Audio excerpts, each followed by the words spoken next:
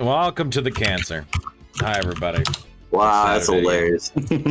God damn. Thanks, Joker, for the raid. I don't even have the text for some reason. I can't see it. Motherfucker said, so what? You just went live. I'm raiding you, bitches. Damn straight. You're cool. Hey, bro. He trying to plunder. He trying to plunder. The pirates wanting your gold. I don't think the pirates you have are looking for treasure. I think the pirates you have are looking for booty. Get the booty. Dude, same fucking brain cell right now.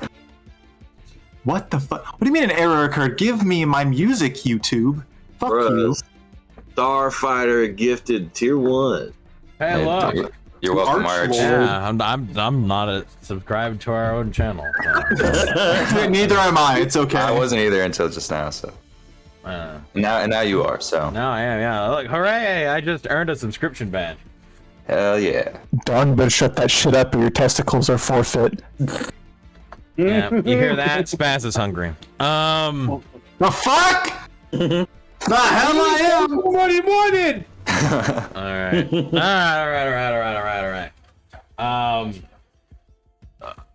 I don't think there's any big news to go over, truthfully. Please be aware, the only thing that at this point we can honestly guarantee seems to be the Saturday D&D sessions, as the Wednesday Wool Gathering has fallen apart to some degree because Spaz can't count. Yeah, I forgot what week it was. Sorry, I'm kind of in the middle of a big work change, so just be aware that next week is the normal schedule for Wednesday Wool Gathering, as hopefully Spaz can remember to get into that. As we move forward, I do believe this Sunday is going to have something from Melody God, maybe. perhaps. And then as we move further beyond that, there will more than likely be more of the Cult of the Lamb stuff on Melody's side during the remainder sections of the weekdays. My workload has grown exponentially, so it is unlikely that I will be available to provide any further entertainment during the week. That will be left up to Mel and anyone else, like Spaz, if they so chose. Beyond that, there are really no updates. The DM has gathered more weapons, and we'll see how effective they are in the coming sessions. I guess with that, that's everything, unless I missed anything. Side note for Joker, fuck you. My ass is great. That's it.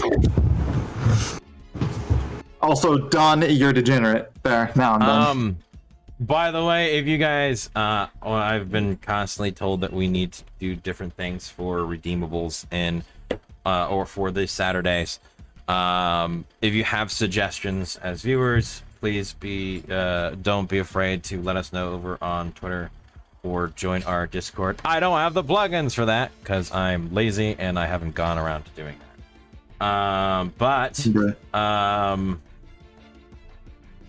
I think you can find our Discord on here already in the About section below. You think? Or you know? I am pointing at it physically, even though you can't see my hands, but below. But it's down there. I can see it's right on the top. Our public Discord. You know, click that, get the invite, show up there. I don't think anybody truthfully uses it, but that's also where our automatic pings go to for when we go live, if you are unaware. Beyond that, I guess we can move to getting the recap going. So, yay. There is perhaps an issue with Roll20. What issue? I can't see shit. No, I'm fine. Sounds like a personal problem. Yeah. Well, I hope you wouldn't see shit, because that would mean that there's crap on your screen. I think it's just a matter of little bitch energy is what it is. You son of a bitch. I mean, it's not wrong.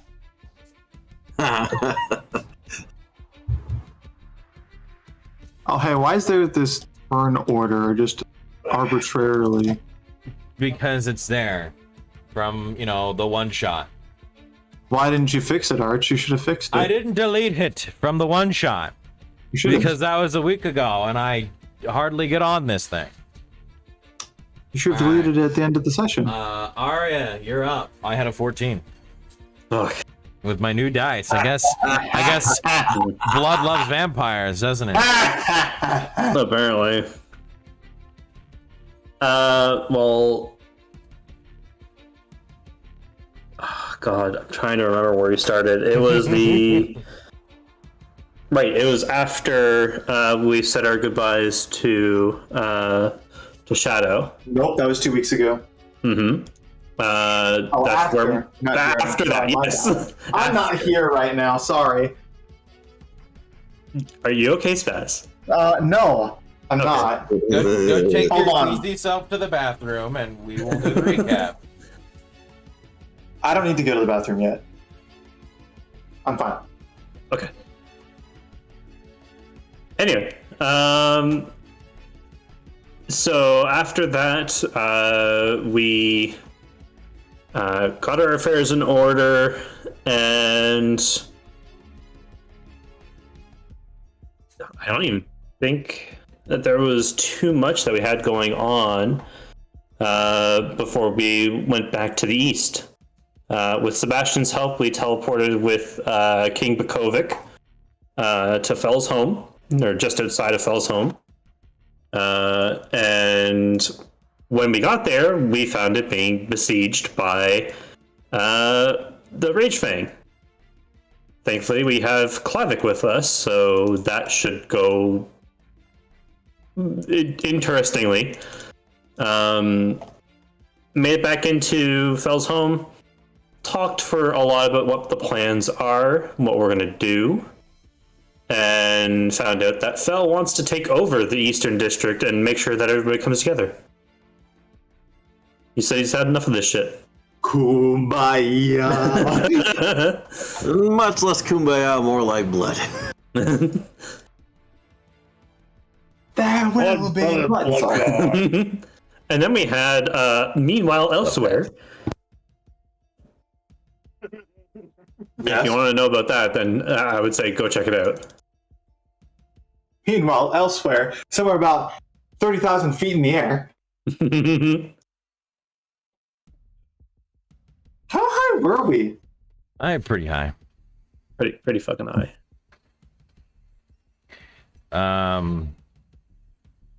So yeah, that's see. where we are. That's the end of it. All right, you guys feel comfortable with that? Super best friends. The halls of super best friends. Oh, now it decides to kill me. Great, awesome. BRB. Okay. Some point, Joker, you want to try this? Stroke spear. I'm sure he can find a few voice characters he needs. Yeah. I love how for Lucy it started off as I was gonna have you be an NPC, and now it's a player. So yeah. Let's see here. Yeah. You guys did appear into the we actually pulled the map over to it. Wherever that map decided to go. There it is. You guys found yourself in Kinkumo, right? The home of the Wolf Clan. Yes. More specifically, home of Fellwolf Starstrider. As you guys did enter in, return there via teleportation just outside the city itself. You proceeded to the town, encountered a small group of Snake Clan members towards the southern gate, as to the north was a majority of your forces, or the forces of the town itself. As was stated before, there was a group of besieging Rage Fang positioned at the mouth, or the mouth to this valley, the northern section between the mountain paths.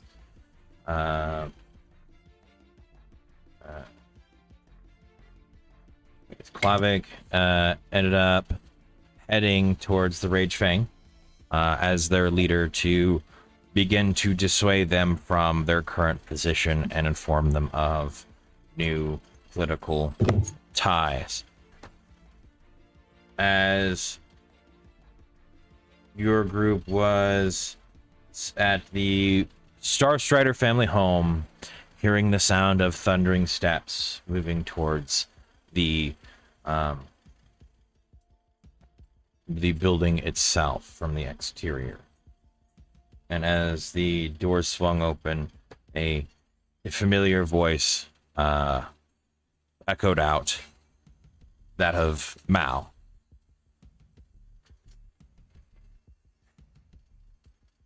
Standing there, Mao's armor itself hasn't truthfully changed from the whited matte colors, though you do see what was a wooden piece of boarding over his chest. It's now made of metal, with the same kind of matted white paint strung across it over the shinier sections that you could see was more than likely repurposed armor of Altair, or Altair's army itself. His body mostly covered in dried blood. The helmet somewhat broke, his mask somewhat broken near the bottom, and the large ponytail off the top of his head somewhat matted at the ends. The only thing on with Mao at this point that seems normal is his still clean Kanabo.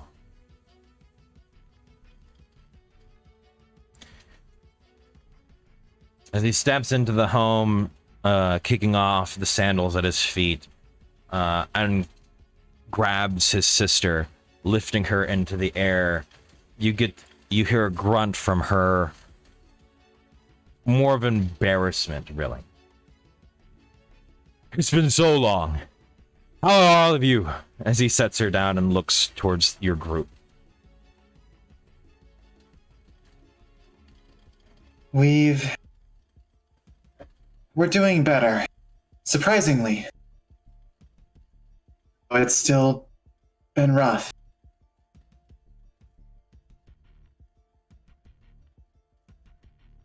There's some good news for once. There's a little bit of that. I think it's better if you hear it from the head of the wolf, as Lori kind of takes a step away to let Fallon Oh, just throw me under the bus, make me do the dialogue. Okay. Yeah, because this is your face, dude. Okay.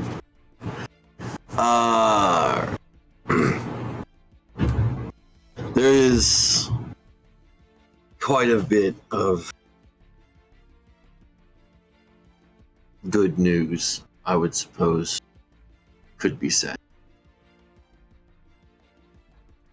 There will be a change of a few policies moving forward. Nothing, I believe, will be too problematic. I know our people are quite resilient. However, do we have any individuals of our forces on the front towards the Rage Fang? We were mostly, or your people were mostly playing defense. And that's basically what I would have gathered. Only retaliating. So, nobody's out there actively.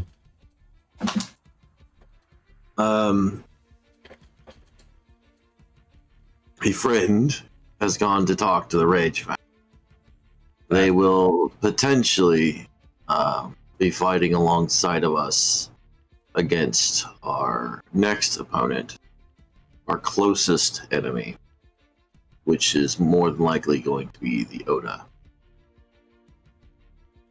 So that was what the leader of the Rage Fang was doing here? Yes. It was due to his actions in the West that a few of our members here are not currently in tiny charred little bits. Sounds like a story to hear at the end of the war, huh? I believe you'll get quite a bit of enjoyment. I've got some good stories too, I could tell you. As for the Alliance, the order has been given from the Western Alliance for Altair, which is the country who has invaded us, to cease hostile action and withdraw. Now I have individuals here to make sure this happens. One of which you've probably seen meandering around the town. Gentleman in black armor. I didn't see one on the way here, no. He probably didn't get around that side yet. Anyway, let's just say that he is of the same mind as we are. And in the West, he is the dominant force.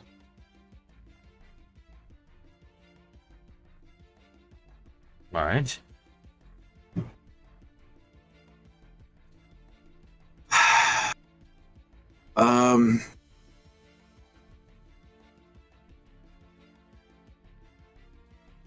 We have,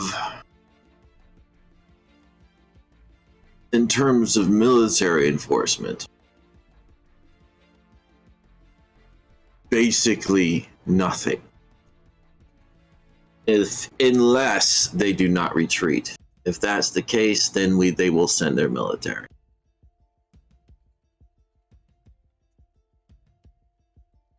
So we are waiting. Does not stop us from our end goal. The forces will withdraw or they will be annihilated. That's effectively the ultimatum. The king of that country is absolutely terrified right now of the forces against him if he does not withdraw. So you can be assured that these forces will be retreating. That does not stop us or our other opponent, as you and the Shogun have made implicitly clear to me. That will be our next target.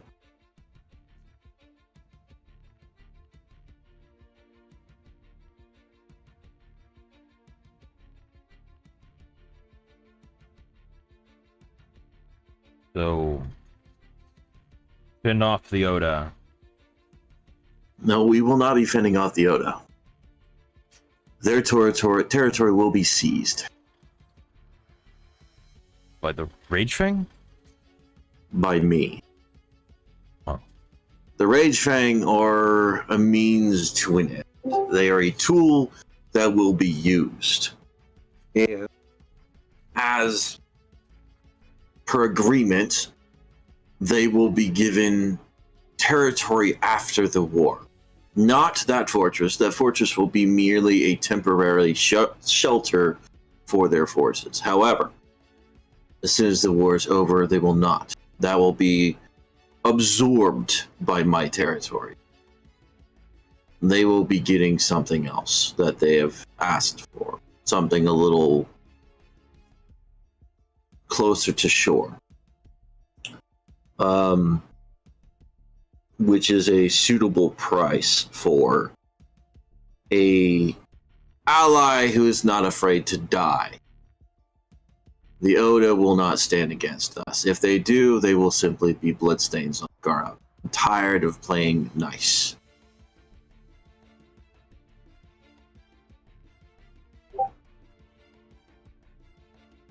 Would you like me to catch you up on anything that's changed here since you've been gone?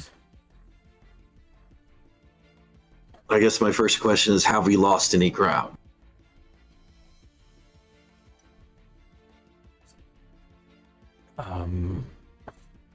You have maps? Okay. No, I was asking, do you have maps?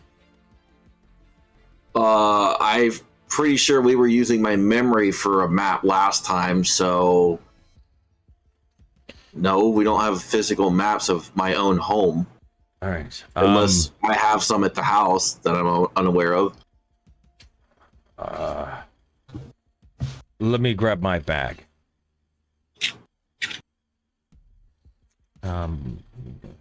Yes.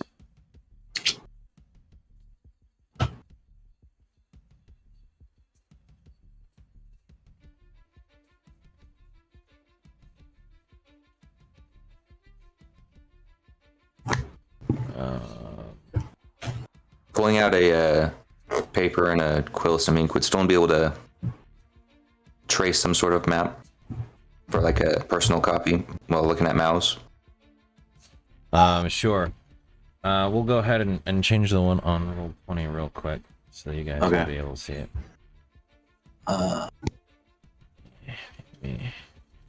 Let's go ahead. Go here. While we're doing that, I'll go ahead and start some dialogue with. I'm assuming all of my family members are here at this point, since this is a reunion. I think it was Bear is still at the gate, and so is your other brother. Dark Fox and Warbear. I will look for a servant nearby. As soon as I can flag one down, I'm going to send them to retrieve Warbear for me. I'm not going to begin this war in earnest without him knowing what the ending is going to be for him. Okay.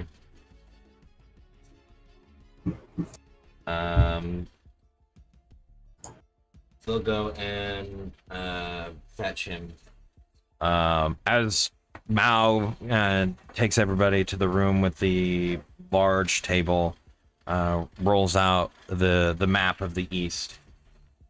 There are rough sketches across it. It's not as detailed as one you see before you. But there will be one thing. There'll be a couple of things you see on there. This.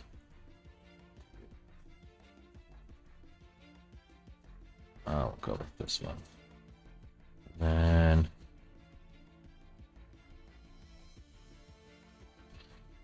be this.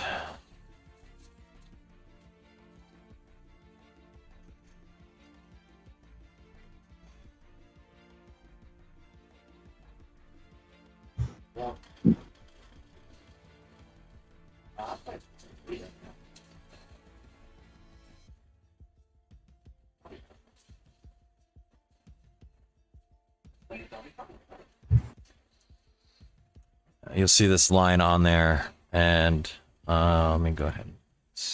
Well,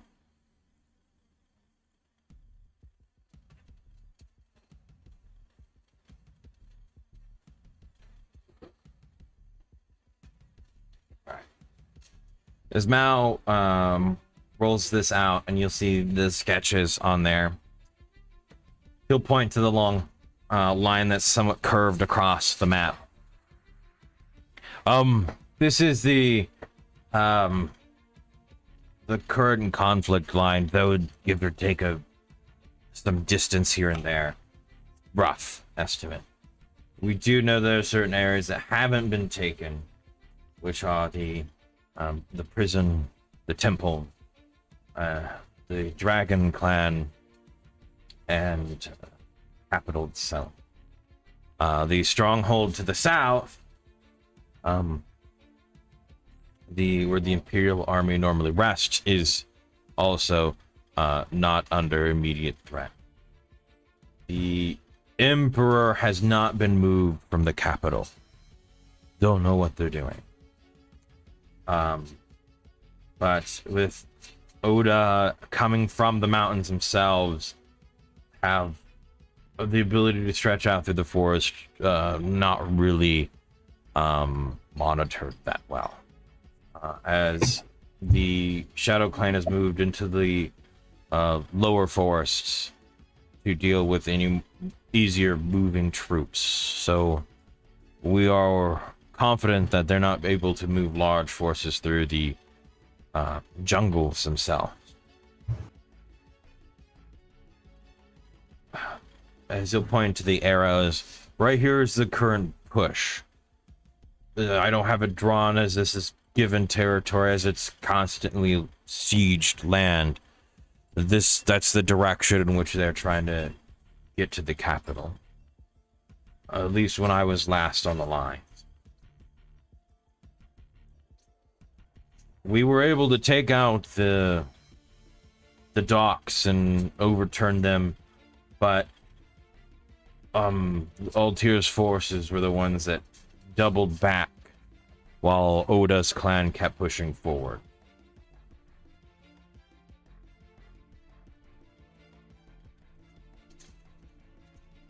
As it sits right now, the northern villages are lost in regards to under anyone's actual control. So as we've thought, the immediate threat would be the Oda clan.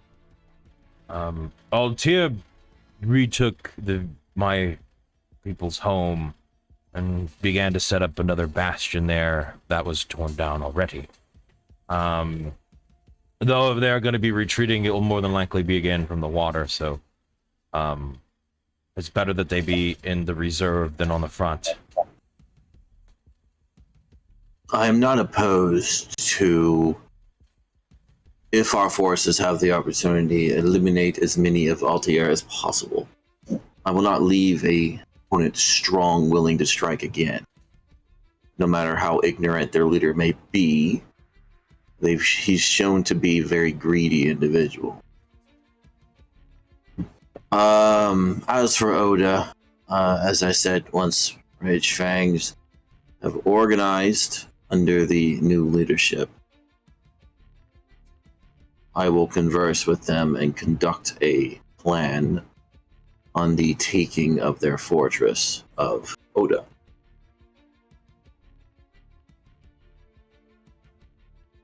That should eliminate any pressure from the west.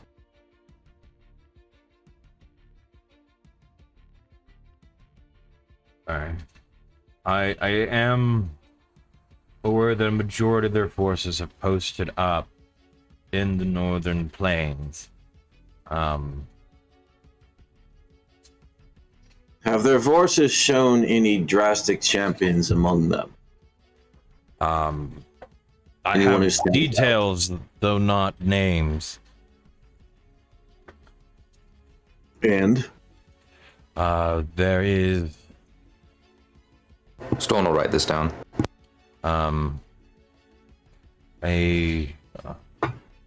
well, similar to your clan's style, though, wields two blades, a full orc,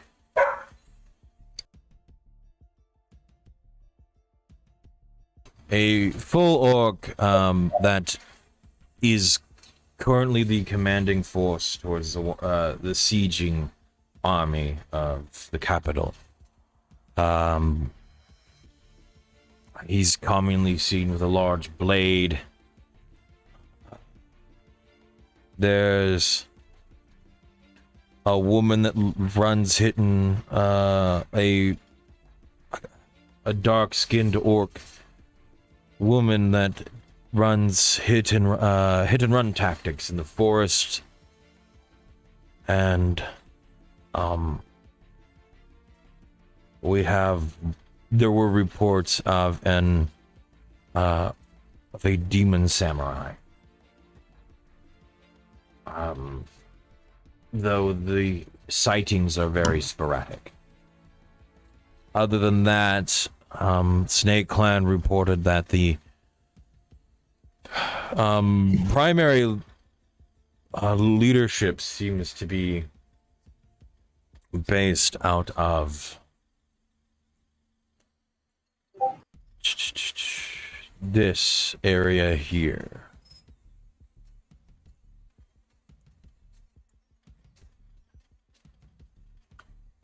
Stone will circle that on his map.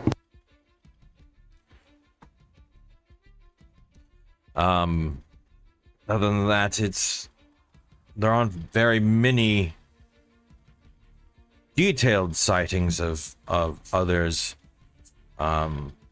The handheld cannons are the objects that are mostly dealing the damage to our defending forces.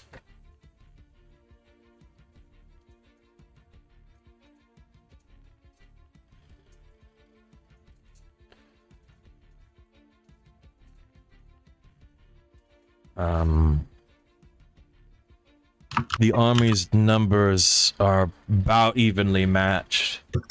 I believe it's their weaponry that keeps them close to the skill in which the soldiers that are fighting them are.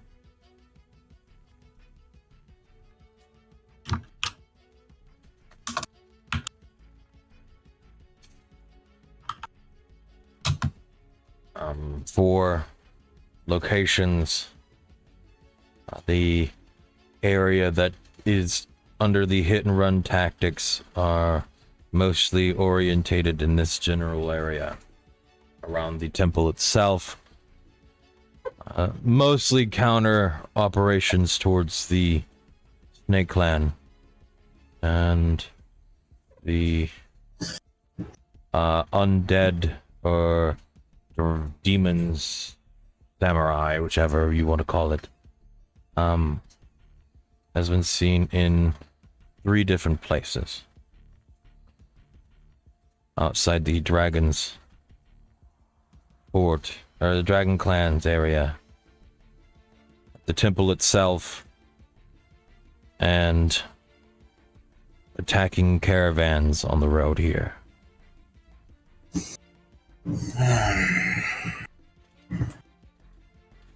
So I have a plan. However, this demon samurai will be a thorn in my side. I will have to remove it. And you said no descriptions have been given of this demon samurai? Aside from that? The smell of rot lingers in the air when anybody stumbles across random areas of dead. That along with them moving in an extremely odd manner if viewed from afar, but nothing on how the individual themselves fights. Have the Snake Clan, if they're willing to take an order for once, tail this individual so we may actually have dependable information that's constantly fed to us.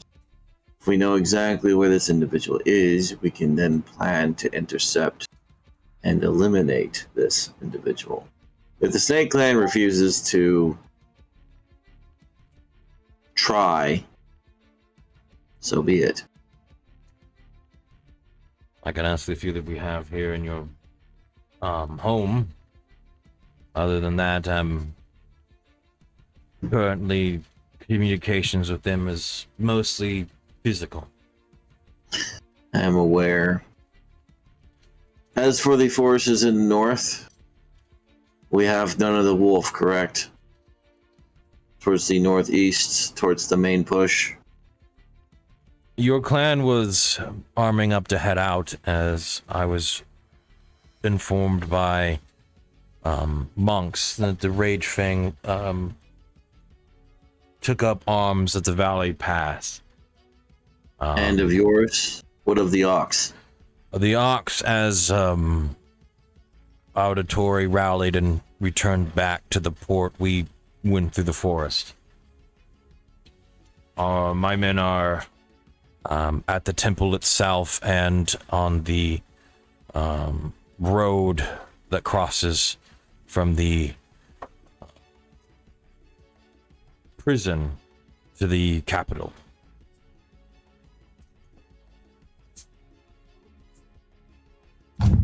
We're not forest fighters, as you could probably surmise, but we're trying to put ourselves in areas where we have the greatest strength, chokeholds, whatnot.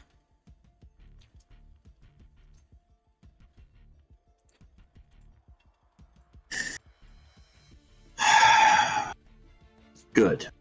Then everything's going exactly the way I need it to.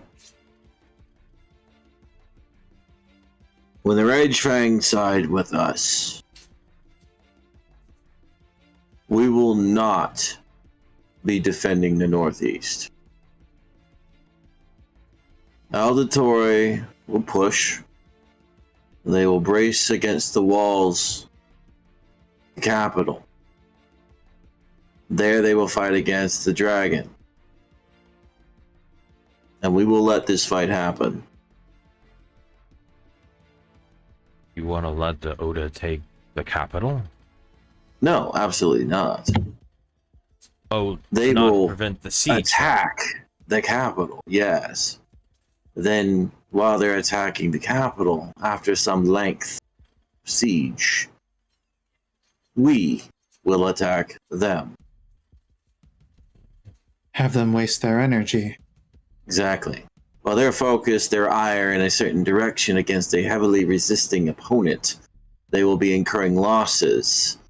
They will be using their supplies. At that point, victory will be within their grasp. And it is only in those moments when a person lets down their guard that victory can be snatched so easily.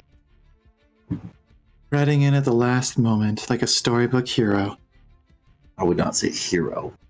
There are no heroes in war. Every person has a story. I'm not ignorant to this fact. I do not claim to be a hero. I just wish for this farce and bloodshed to end more. If I have to cut down people to do it, I will. There's a difference. So you're wanting to isolate the Oda into the north and the plains, forcing them to lay siege to the capital? We will take their fortress, their hold of the south. And in doing so, we now have access to Water's Edge. There they will no longer have the ability to surround us. So there we found their forces will be congregated in the north, pressing eastward, as would seem to be their main push. My goal is to make them think they've won.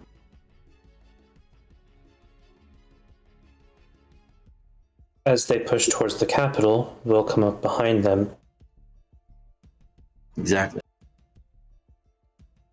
The most terrifying thing when their archers and footmen are facing castle wall, operating siege machinery, supply tents set up, ready to endure a long siege.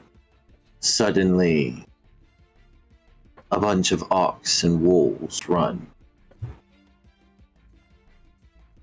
I look forward to seeing that terror. The strike will, of course, not eliminate their forces. It will, however, deal a terrible blow. Well, if the rest of the Ox are half as good as Mao, then we might be able to take on the whole force. Just be aware this information is roughly a month old. As I'm so aware, roughly which is why I 30 need the days. Snake Clan to work with me instead of remaining in their old ways. If they so truly wish to help the Shogun, then they need to aid me. Well, we do have 2 of their number who are at least willing to listen to what you say. Yes. Much as I distaste one of them. You can always dislike anybody, but everybody has a use. So we have 4 main targets that we need to deal with then. We have the temple. 2 that we need to immediately be aware of. Number 1, we take the Oda Fortress.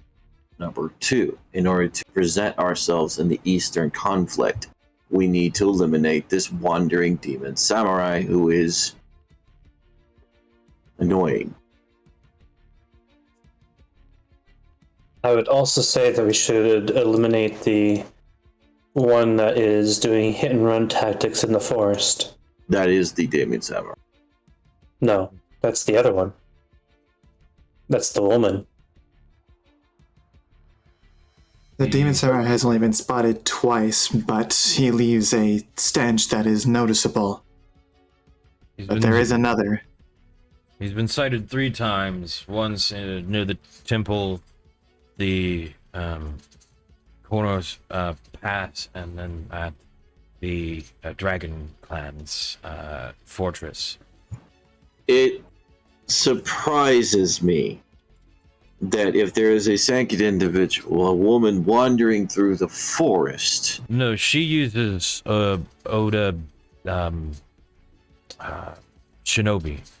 That's what the small group there, not a singular person. If she hasn't been taken down yet, then she's certainly giving the snake a hell of a fight.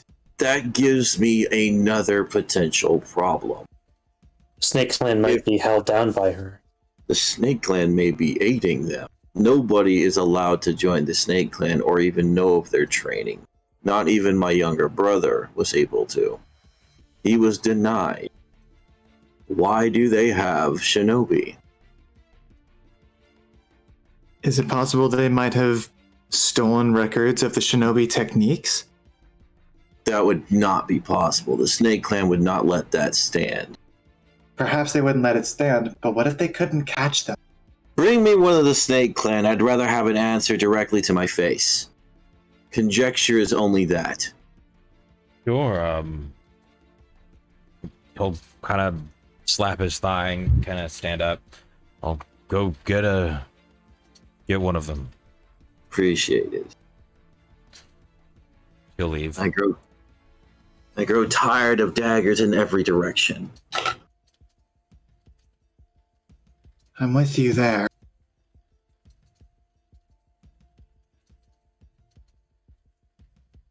Where is my brother? Which one? As you say that, the door will open. You'll see Warbear. Ah, Yeah. there you. Brother, how are you?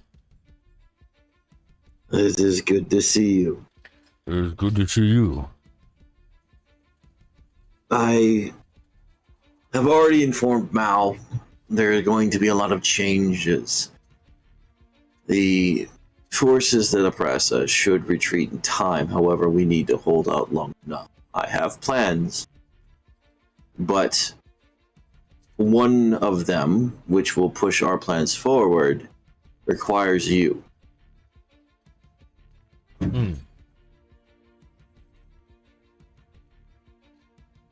I am making an alliance.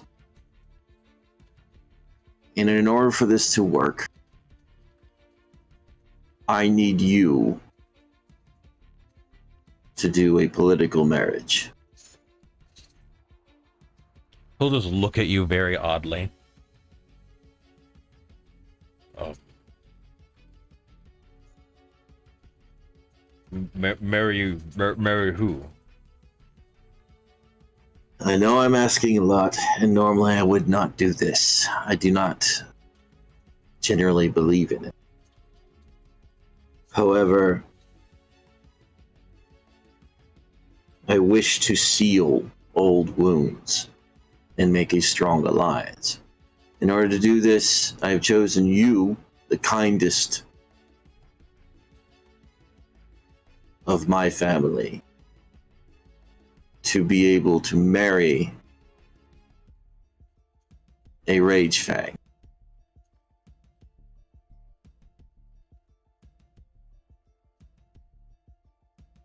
They will choose their delegate for this.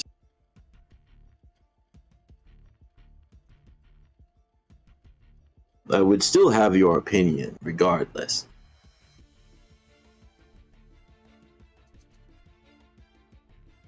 If what you ask of me, I will do it. This is a very big decision.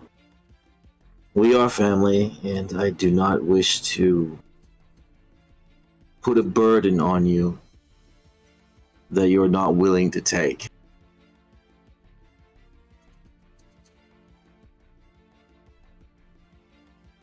If I, Warbear, am unable to carry a burden which my brother and clan chief believe I'm able to bear,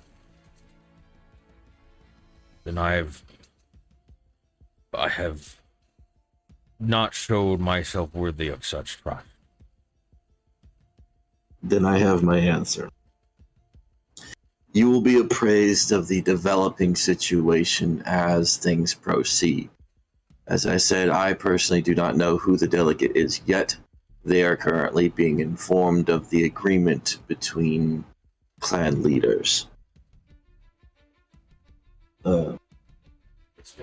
As of the front, I would say be prepared to move. We will be striking the Oda first. Then we will head east.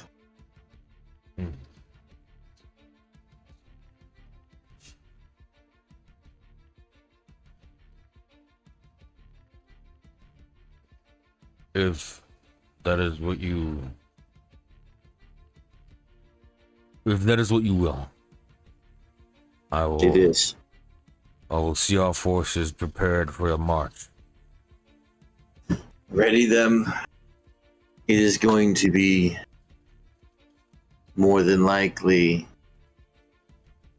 non-stop fighting for a time.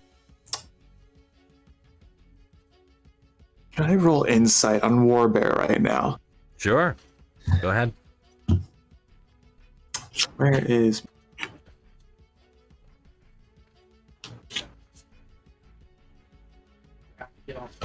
Uh,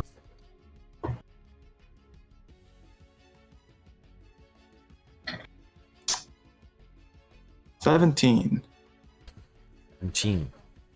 I'm basically trying to gauge like how he truly feels about what Fella's asking of him versus what he's actually saying.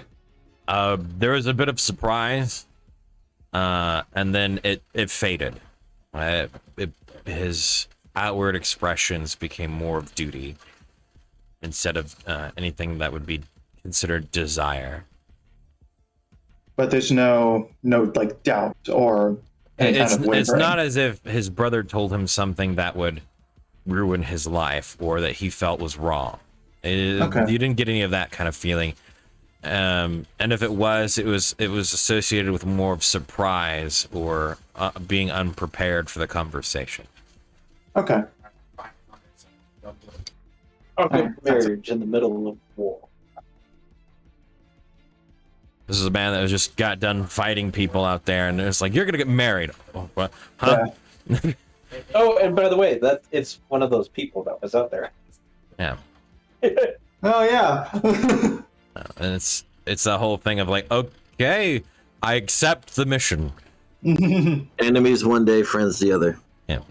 It just took him a moment to swallow up everything and press it down and go forward in it. Alrighty, that's it from me.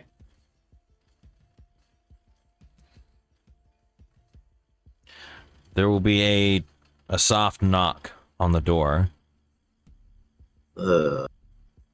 Enter. As the door is opened, you'll see the blacksmith, the sword maker. Ah. Let's see here. I gotta bring up my notes. Trying to see if I remember this guy's name. Marche. Huh? Marche. I think that's what it Marche. is. Give me one. Yep, it is Marche. It is Marche. Yeah, I got it there. Okay, yeah. Running through Wolf. I got it. All right. Marche. It has been many months. I have finally returned. Before I left, I had given you a task. Make me a blade worthy of a clan leader. He will hold. You'll see in his hand a sword case that you can't see inside of it yet, but a long tanned sword case. I finish it.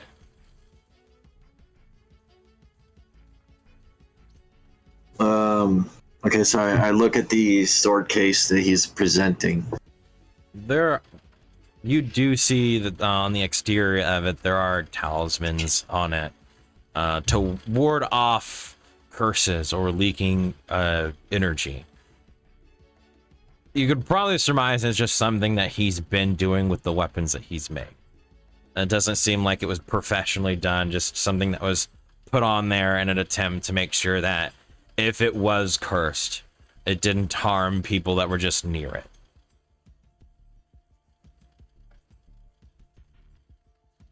It is time.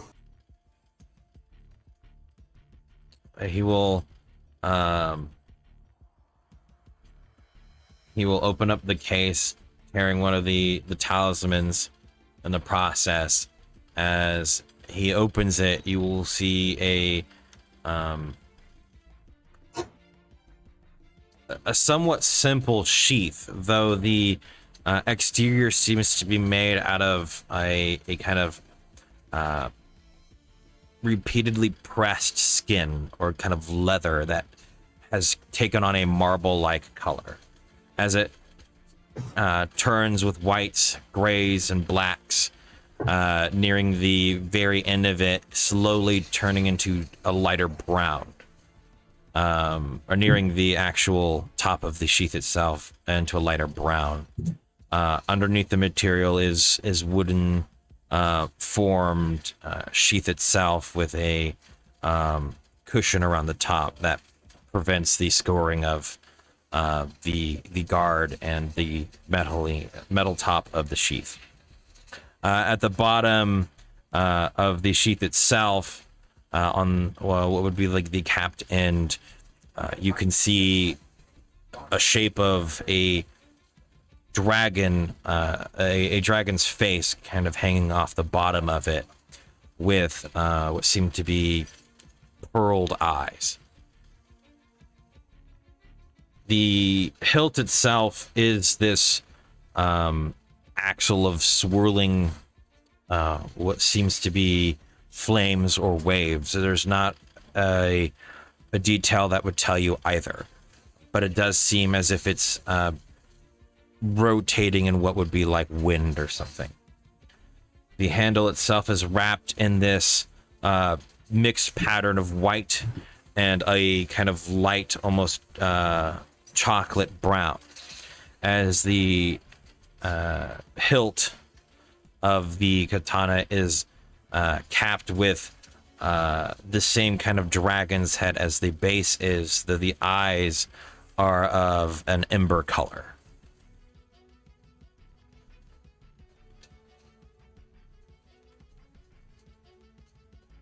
I see he just kind of presents it to you, still sheathed. Yeah. He reaches out, takes the katana gingerly by the sheath, inspecting it closely. And flips it over, in his hands, inspecting all sides of it. In terms of quality, generally for katanas, what is the comparison he's looking at? The craft, the visual craft on the exterior is comparable to the one that you wield, being your Hoshikiri. As the simplicity of the sheath doesn't tell you really anything other than that a lot more time was able to be done or applied to the sheath to not have to cover in anything like fur or metal flakes or writing. It had a time to actually coat and wax the leather to a point to where it gave it this marble sheen. Okay. So it would be probably like what one would consider like a master crafts kind of thing, but not like the pluses and whatnot. Yeah. So he positions the katana for a frontal draw. As he grips his hand on the handle of the katana and slowly draws the blade in front of him, looking at it as he slowly unsheaths it. As you unsheath the blade, there is no resistance to the sheath at all, as it's still freshly lacquered on the inside to prevent any kind of rusting. As the blade comes out, the edge seems to be gone. As you could see what seems to be rolled waves of the thicker spine or back of the katana itself. As you pull it out completely and turn it slightly in the light, you can see off-colored shimmers where the edge of the blade would be.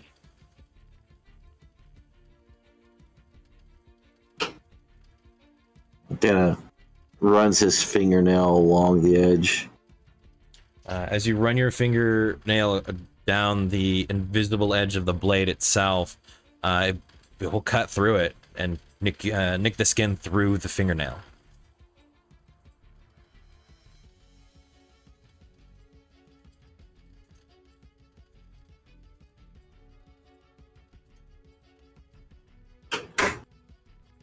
He will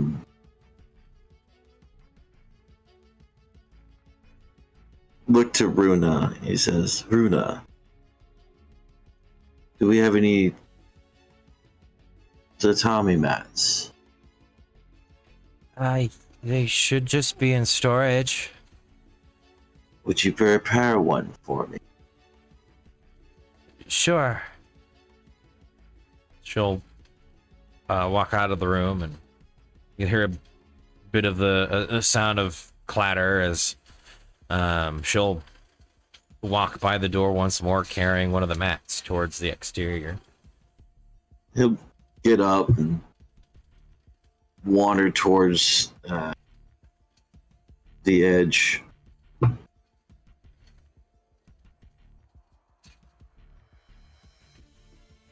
The target put in place. Yeah, she will have put up a series of angled mats. As he puts the katana back and sheaths it, he places it within the sash of his, goes into a lightning flash stance. He will focus in the stance, identifying each of the targets that she put up, as he will lunge forward and attack each of them. Alright, roll me a D100. A D100, okay. Mm-hmm. Is this all in like visible? Like, is everyone able to Yeah, see? technically sure. you're all there, yeah. Okay. He's just testing the blade. That's all I'm doing. I was saying if like we moved rooms or anything. 89, I think that is. Yeah, 89. 89. Nice. So average pog. I couldn't see they sank it dice. I was like, either it's an 8 or a 9. It has the line down there, so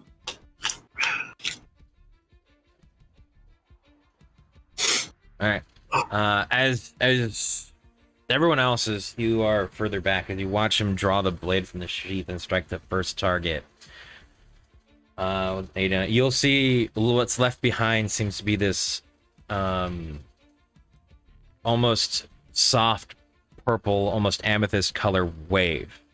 As he strikes the first one and goes for the second one, you'll watch as the color deepens as the second strike hits.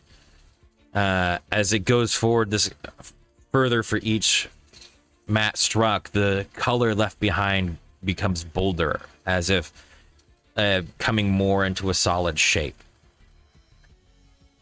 Beowulf, as you strike the last one and you go to sheath the blade, as you turn the blade, you'll watch as this line behind you fires off in a wave and strikes the wall in front of you.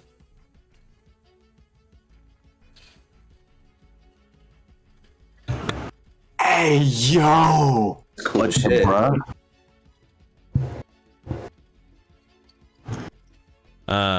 You'll hear a soft humming from the blade itself as the once invisible edge of the blade is this deep purple color as it fades back into a clear color and then almost invisible to the eye.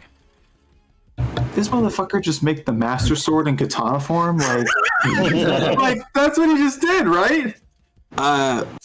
Beowulf, looks at the damage to his wall. In terms of the damage from the one blast, what's the comparison? The wall's made out of stone, correct? So the outer wall is stone. It's not this crushing force, or like the stone itself isn't cracked. There is a cut through it, as if somebody actually attempted to cut through the stone itself. This is 10 feet from you. Okay. So he looks at the damage. He inspects the blade again just to make sure there is no deviation in straightness or anything like that. It's perfectly solid. Okay. And he'll hold it for a moment and then do a resheathing flourish. Places the katana back completely in its sheath and next to Hoshikiri for the moment. That will definitely change. As he walks back in, takes a seat back at the head. He takes a moment to gather his thoughts.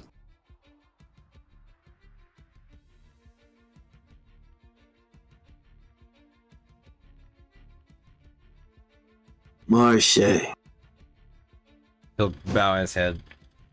Yes. you were outcast from those who took you before, correct?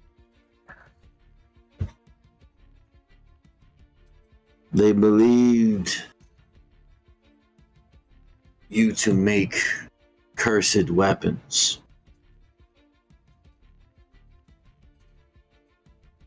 Yeah.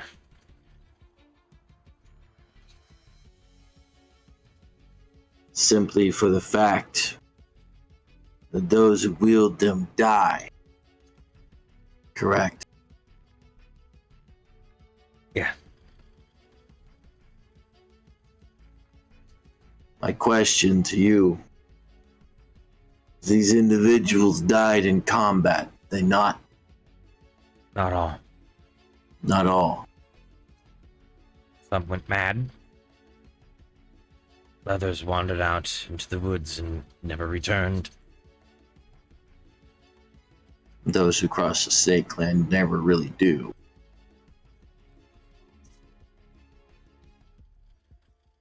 In terms of going mad, I have met very wide variety of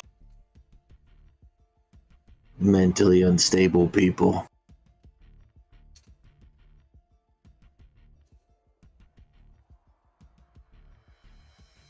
Is there generally a process, time,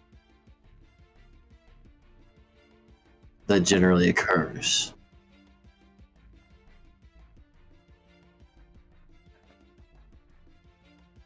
I don't know what started it, but they would be dead after 2 seasons. I do not wish to speak ill of the dead. That is not who I am. However, what I can speak of is tangible evidence.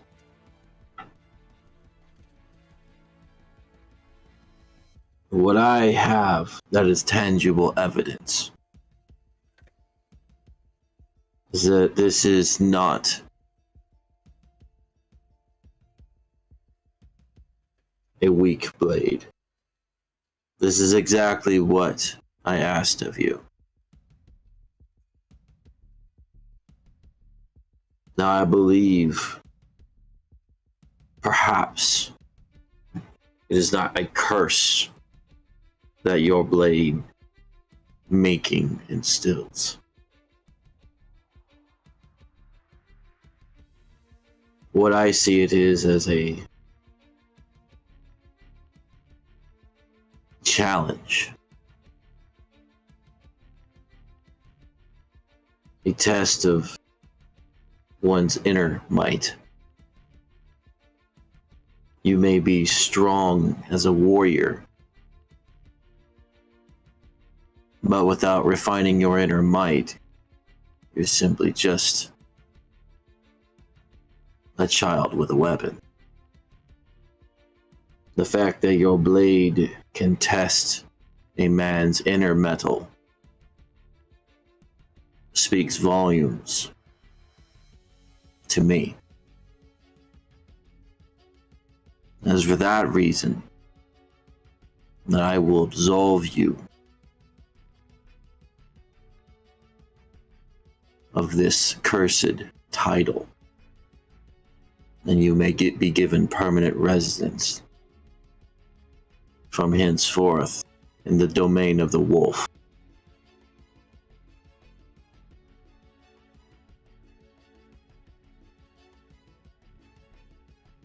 In addition to this edict, I will see to it that you are paid for your endeavors, as I am not misunderstanding the time and effort that you placed into this, as it is blatantly obvious to me.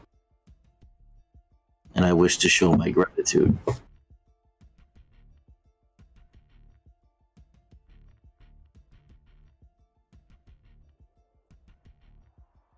Now, what I do need you to understand is that this is a time of war.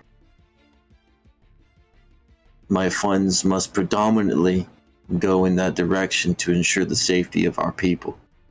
However, as he kind of looks over to Wolf, he's like, if you'd be so kind to pay the man a modest sum from what we have earned. Of course.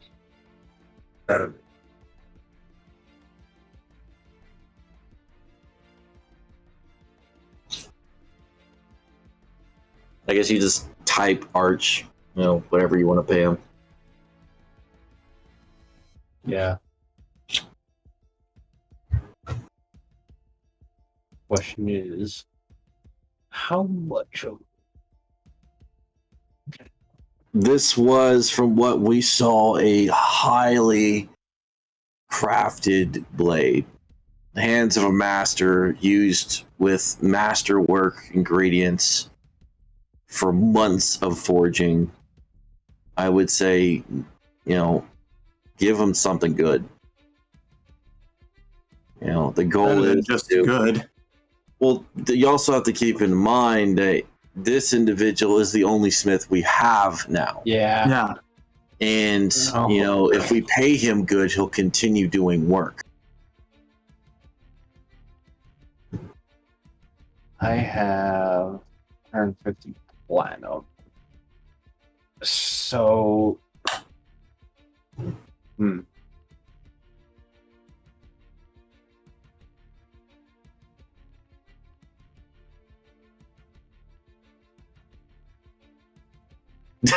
I just looked at what Dontage put in the chat. He's been going off. Yeah, Dude, I'm ignoring the him. anime. Hey, Wolf. Yeah. Go ahead, since I don't have the magic wallet for it. Okay. Take the 60 platinum, 45 gold, 8 silver, 7 copper that I would have put into my wallet. Take that, give it to him, Okay. because I don't have the room for it.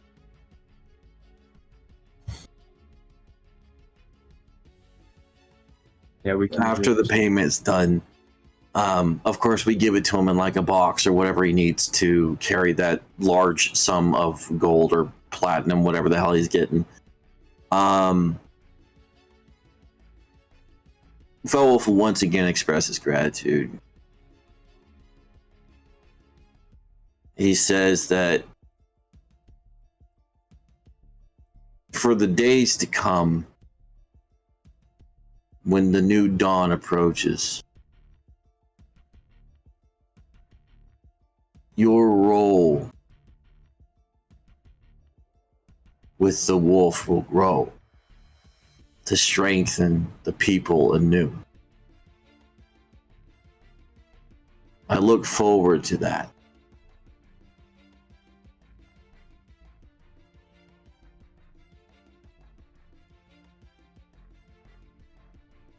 He'll bow further. Just gives a curt nod and dismisses Marche. I'll go ahead and do this for you. Are you putting it in Discord? No. Or, there you go. oh, hey. Hold on, who's playing Smash Bros in the background? I hear that target practice. I hear that shit. Nobody's playing Smash Bros. I hear something in the background. Did everybody see this or just me? Everybody should see it. Yeah. Mm-hmm. Let's see. Oh. Wondrous. Cutting Fang, weapon, katana, +2. Very rare, requires attunement. Wondrous. Fine steel runs the length of this katana paired with an invisible metal that makes up the edge. This is a shard that makes this possible. The shard was the remnants of the sword of the platinum katana's blade, now reforged into the work of Marche, the cursed swordsmith. It says Fang Lash. For each strike this blade connects on, adds 1 radiant damage to the Fang Lash. Max buildup is 10 radiant damage. Range 20 feet. Can be done per proficiency modifier. Recharged on a short rest. So I guess something that I feel like would be good to clarify right off the bat. So those waves that it sends out, it's in the direction one is attacking. So like if someone is like diagonal of you and then in front of you, when you attack them, the diagonal person's wave will go past them in that direction, in that diagonal direction, and then the one in front of you will go straight in that front direction, right? It will be so essentially how it'll work in combat is he'll be able to use an action to unleash this. That was just cinematic. Oh, okay. So he can do a build-up of it, so as it strikes, it just kind of leaves this glow behind as it builds up. And judging from the color of the blade itself, or the edge of the blade, he'll be able to know essentially story-wise or reality-wise, and it is how much damage it does. The darker or the deeper the purple, the more radiant damage it will do, but the max is 10. And then he can send this wave with an action as part of an attack action 20 feet ahead. So he can strike an enemy that's in the air or strike another target that is just beyond his reach from like the stance that he just used. Okay.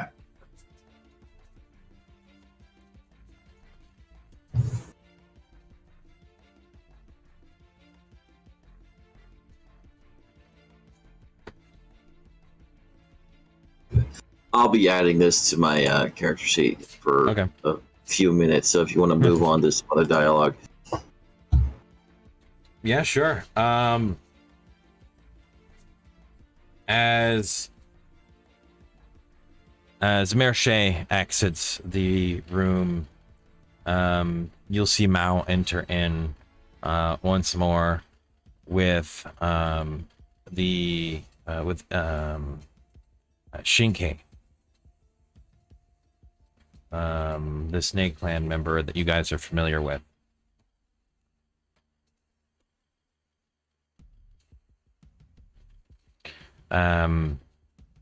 He walks in and she's kind of standing there looking at everybody. Hi. Hello. Hi. Good to see you again.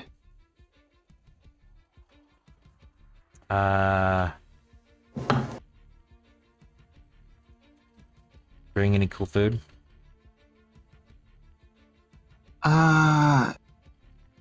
No, sorry. Maybe. Gonna look at, like, kind of side eye stolen. You'll also do that too. Just kind of stare at him. What'd you bring? Jelly. Do you have any bread? I can give you a slice. Or some jelly on the slice, I guess. I don't have any bread. Here.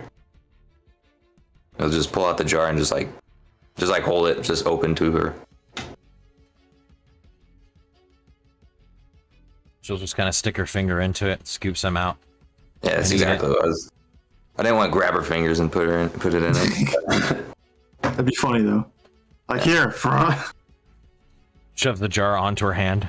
yeah. Yeah, no, put it back up. She'll kind of smile to herself, just like that. All right.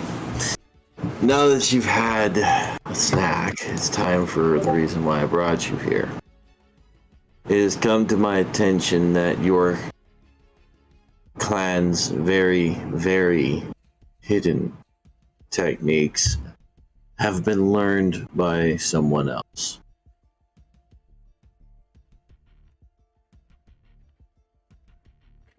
Yeah.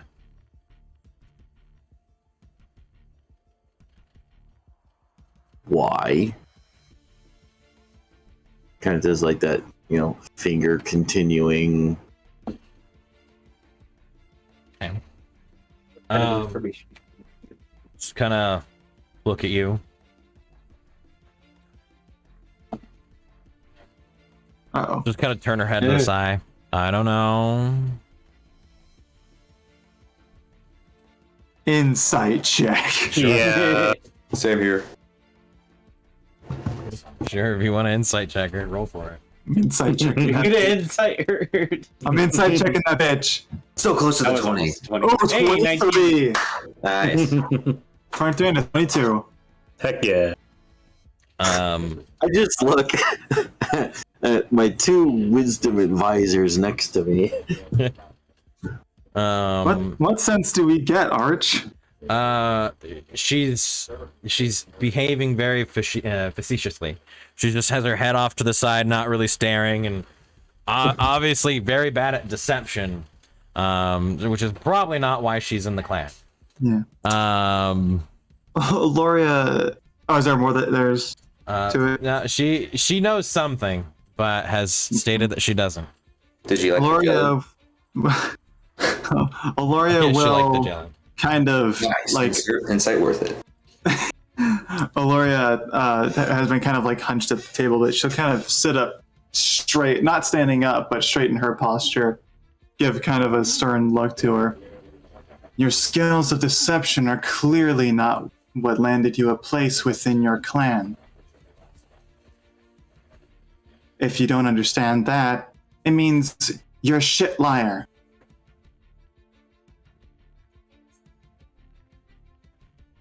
I'm perfectly good at lying. Then tell me why I don't believe you. Because you don't? She's on to us. Gloria will stand up No. He kind of just grabs your arm. He says, so this is what is going to happen. We don't have the opportunity to play games. Snake Clan has remained neutral, kept to themselves, denied all others the ways that they train. I generally don't have a problem with this until my enemies have this information. So, as he kind of just facetiously says, well, if you would like to keep this information from me, technically, if you're supplying the information to my opponent, that makes you, and he kind of does like, invisible math, my opponent. Roll a persuasion check. Oh boy.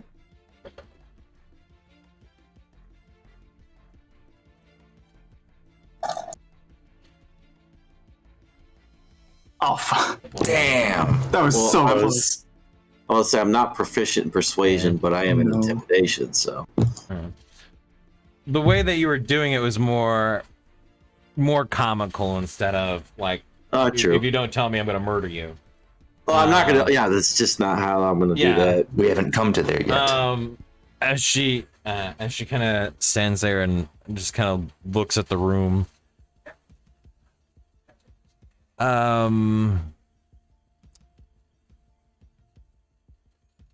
Are the Snake Clan my enemy or not?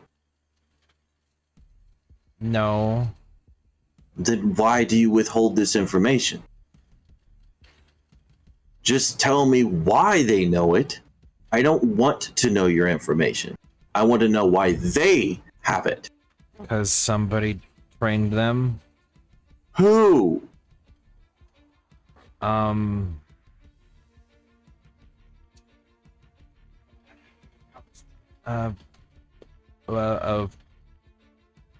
man from Oasis. He's blind. That's all we know. A blind man from Oasis trained these people in the ways of the shinobi. I don't know if all the details. That's all I heard. I guess he used to be part of the East or the Snake Clan. Is he an ancient member or what? Maybe, or he was taught by somebody else. Okay, so we'll approach this from a different scenario. Once, I appreciate you coming clean. First, number two, how would we go about taking care of these enemy shinobi that should not have your information? You would know their tactics more than I would. They're not the greatest at stealth, which is why they attack in groups instead of in singulars.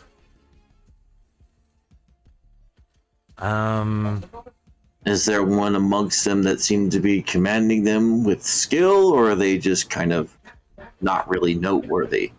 There's a female half-orc that Okay. commands them. Is she noteworthy? Somewhat. She doesn't fight like a shinobi, but she's better at them than stealth. Okay, so how about this? Do you think you and some of the shinobi would be able to take care of those enemy ones while I deal with this samurai? If we divert the group here and maybe pack tactic it or group fight, we can thin out the shinobi in the forest. Right now, from my understanding, is the clan head only has 5 people in the forest for that. Where the hell are the rest of your people? Dead, remember? No, they're in the mountains to the north. I'm assuming they're getting ready for some other operation. Are they going to be useful in this war or not? Just tell me Yes. that. Okay. Thank you. Are they going to be useful to me and not my opponent? Let me rephrase that question. I think you, depending on what you're doing. She kind of gives like the fist through the air kind of thing. Getting the invaders off of our soil. They're supposed to attack the auditory troops if they go back inland.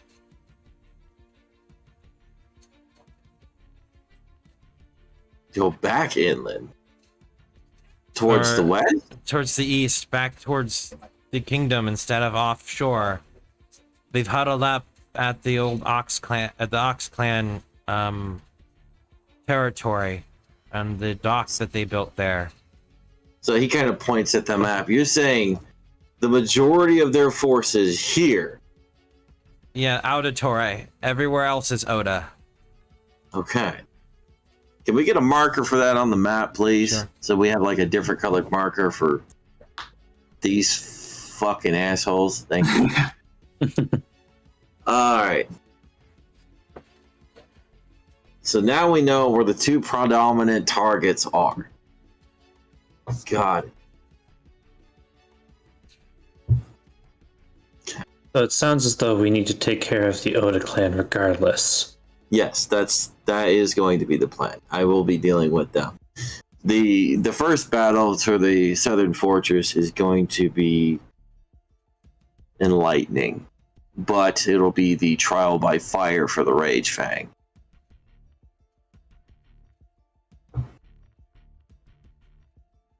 So the Rage Fang aren't a problem anymore? Let's just say that we have a mutual understanding of a true opponent, and we have come to an agreement, and hopefully moving forward through actions that I have taken, they will not necessarily be a problem anymore. Okay. What I would like, knowing individuals of your skill, I would like a small number team to go and investigate the fortress that we will be invading. He points to it on the map.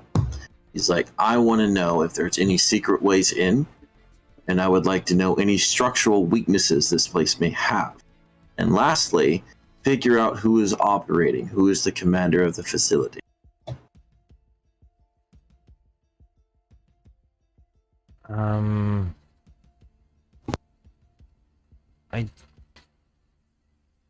I think the commander of that place is Skolny. Is spell that, please? Skolny. No, I meant like S-K-U-L-L. yeah, I was like that wasn't even in character. I just need the S-K. And skull on your knee. Yeah, Skull, Yeah. S-K-U-L-L-K-N-E-E, Skolny. Skull. Oda Have we heard Skolny. this name before? Yes. Yes, that would be Tog Skolny of the Oda clan. Yeah. Oh, yeah.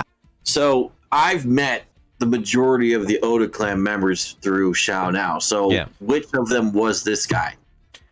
He was the brutish one that wore the skulls all over his armor. He was very much more behavior like a Ox clan member than one that's supposed to be a samurai. Okay.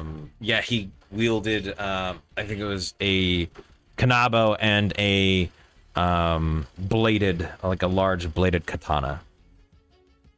Odachi or Not quite. Not quite. Think more cleaver-esque than Okay. actual Odachi. It has the curve and everything. But from the descriptions that you were given, you know that the individual in charge of the siege, from having met the Oda clan, is Mul Zorgulg. I'll spell it These names are ridiculous. Mulzorgulg. These names are fucking amazing. ZORG what? ULG. There you go. Yep. And then the bald samurai that fights like you would more than likely be Oda Go. Go. No, sorry. He's the dual wielder one, right? Yeah. Mhm. Yeah. Okay. And the woman was the same woman that you saw on the water's edge, which is Oda Orimi. Orimi.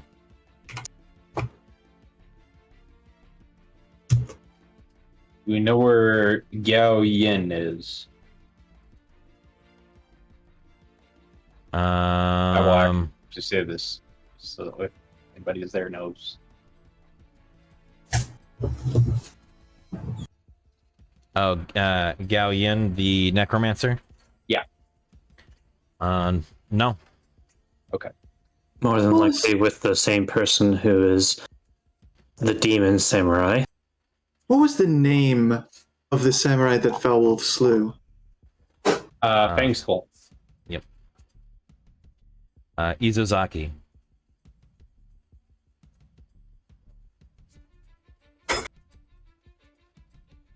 And all reports of this demon samurai say that he leaves a stench wherever he goes. Yeah, and he you moves would know in that just as, unnatural ways. yeah, you would know that as Nobahide.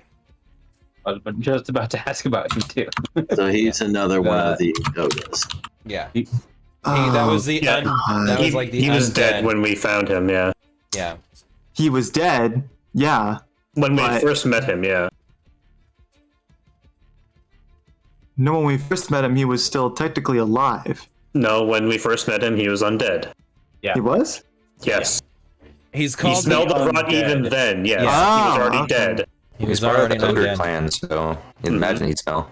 And it was the necromancer that brought him back to life. Yeah, he probably put him back to life again. Fuck! And we don't know if Fang Skull Usuzaki Is alive or not. survived, right? No, we don't know. Don't know if he was brought back to life. No reports of him yet. Well, no You sooner do enough. have multiple reports of rotting samurai. Mhm. Yeah. So we know that's Oda. Then he was the Fang Skull was the more traditional samurai of the bunch. The traditional samurai would have been Starbane and Hitarashi. Oh, Rashi. Yeah, those two fought with single blades and in traditional garb. All the other ones had some sort of weird other aspect about them. Izuzaki was the one that murdered everybody, all the people, or the Anubai in the desert. Yeah. And Wasn't was he the dual wielder? He had multiple blades, yes, but during that fight, I don't think he used two blades. But he had two blades. He normally used two blades simultaneously, and this one that we've been told also uses two blades simultaneously. That's Oda Go though. Oda right? Go, yeah. Yeah, he's the dedicated. Yeah, Izozaki was one that always wore a mask and a helmet. Oda Go never wears a helmet. He always shows his Okay. face. And he was known as just a bald orc that fights like a samurai. Okay. Yeah. Trying to suss out my options here.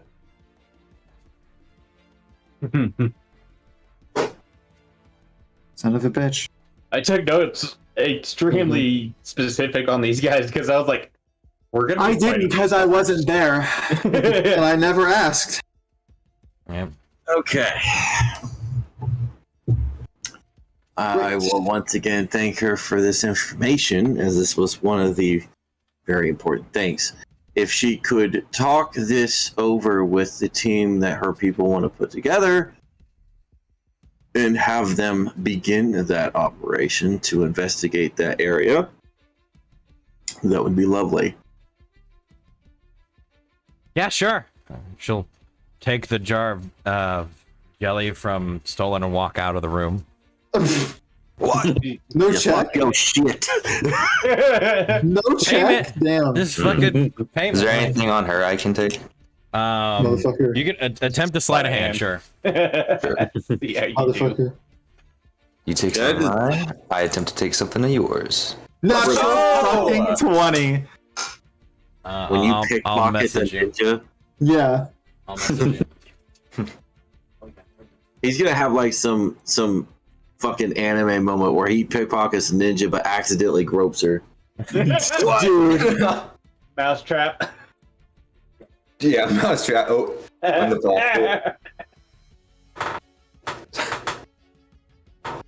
Oh boy. All right. Well, while that happens, she's out of the picture, so I kind of look around to the rest of my friends. He's like, "You guys have had a lot of information dropped upon you. Now that you know my plans, do any of you have concerns?" Laura will kind of look towards Shinka as she walks out the door. Kind of looks back. Are we sure we can trust her to organize a group to deal with this Oda shinobi? You hear Don't the get me distinct sound wrong. of a lid of a jar getting popped off as she's walking in the hallway.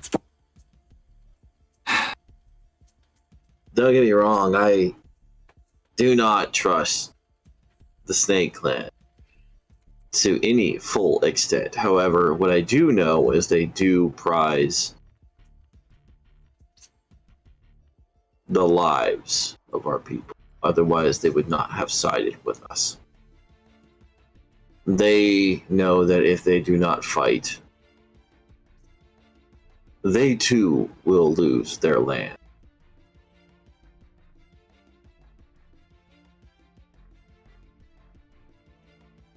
It would be So- helpful if Shadow were still here. That would Shadow be- has his own problems, and we can't ask him to fight my war. I didn't even want to ask you all to fight my. Well, But here we are. well, for what it's worth, I'm making it mine now too.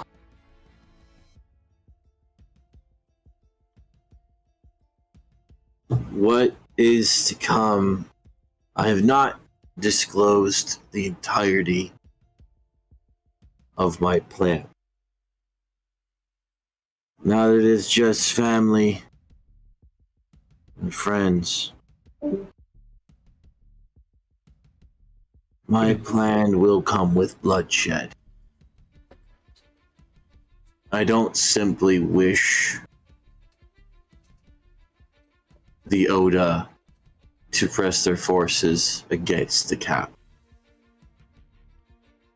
I wish for as many casualties as possible on both sides.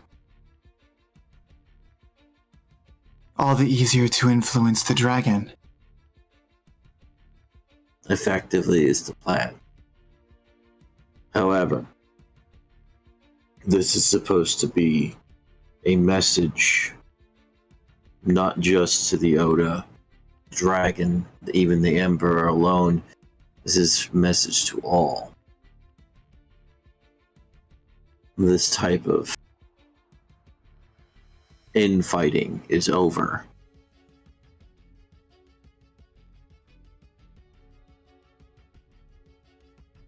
Rage Fang, I will honor that deal. I do not go back on my word. However, the exact agreement has been on very loose terms between me and Klavik. The Emperor will indeed be rotated in. However, I'm going to implicitly make sure that over all causes, the wolf remains with the right of judgment. As it has been the wolf who have played a pivotal role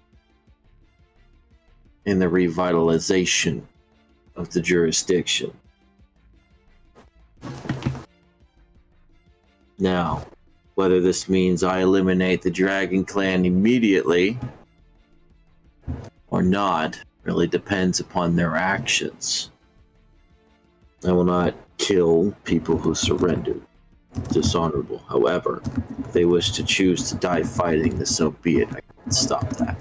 As I said, we are past the point of trying to save everyone. That's not possible. The Shogun and the Emperor will be both brought to judgment. This judgment will be mine alone.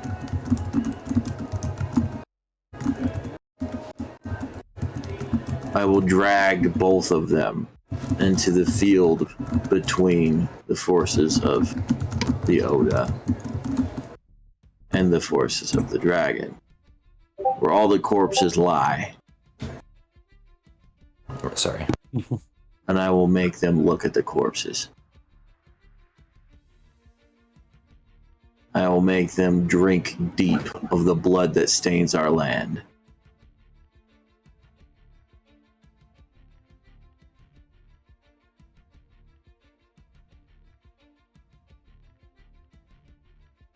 This mistake will not be made again.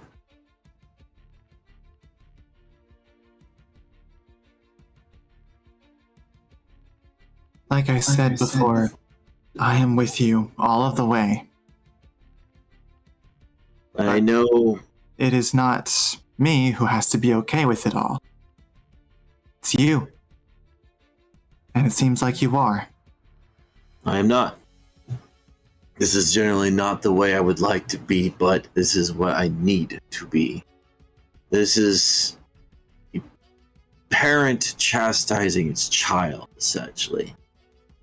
I may be new as a clan leader, however, I am not blind. I knew not why these clan leaders before me chose to keep their secrets, and they have not deigned to reveal these secrets to me so I can act with what tangible evidence I have. And what I have are individuals not acting according to their station.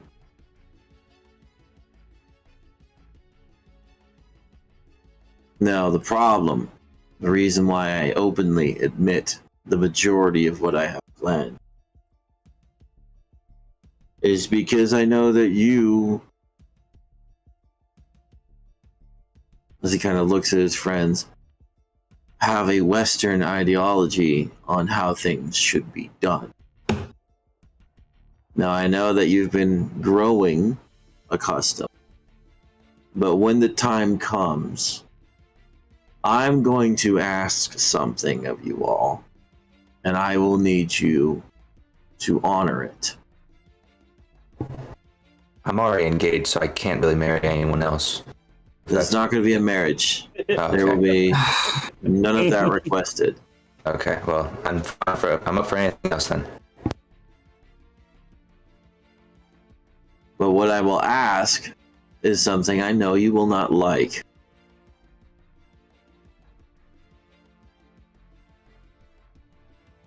But in order for this plan to work, I need to see it done.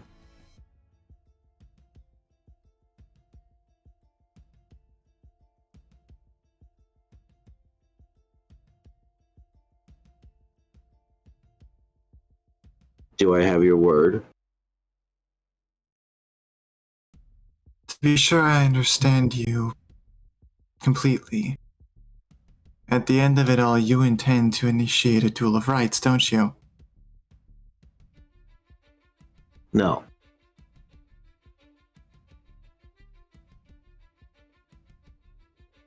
I will not tell you what I have planned. As I said, it's something that I need to do. I'm not going to tell you what it is, because you should have faith in me. All I need you to do is agree that when the time comes, you do not interfere.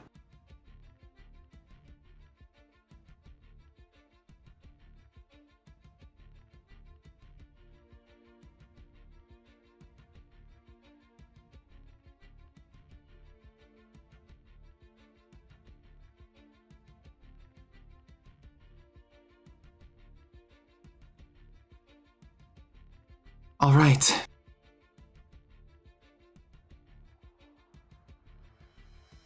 I'll trust you. The rest of you?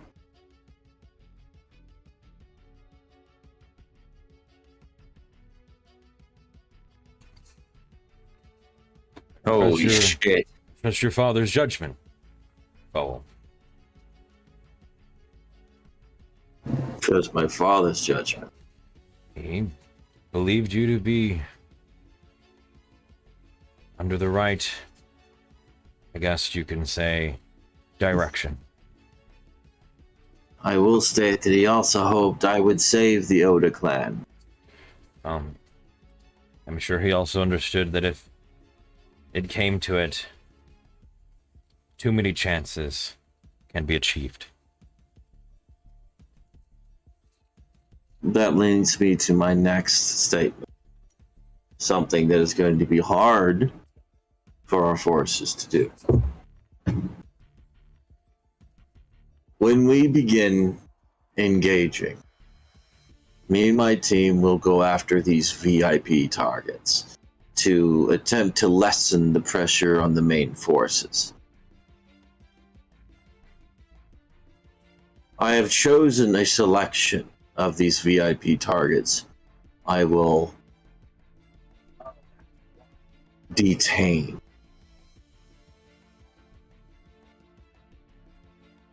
Until a judgment of Wolf can be passed.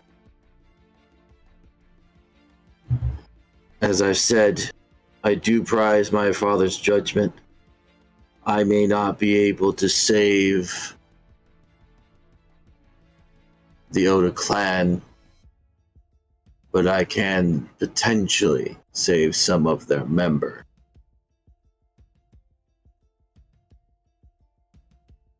My father may have given them multiple chances, but I am not. Once I detain these specific VIPs, that chance will be had.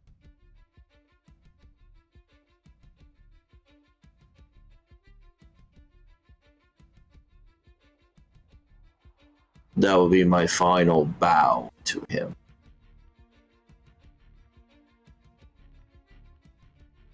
As for Altier's forces, murder as many of them as you wish. I do not care.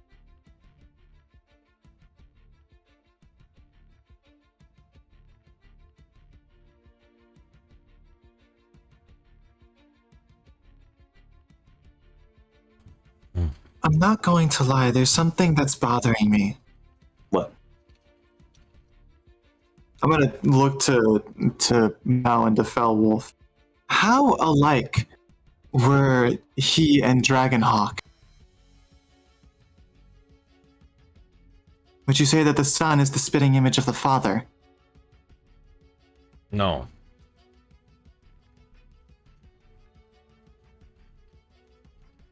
For age, maybe. Though his father bore more scars. I would also say his father probably had more faith in people than he should have.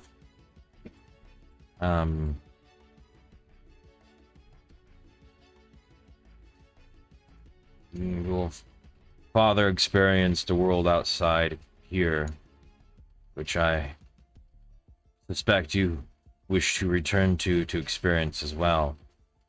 Though I think the difference between your father and his ancestors was the fact that they sat on extreme ends. His father believed anyone had the opportunity, no matter how many chances, to become better. Though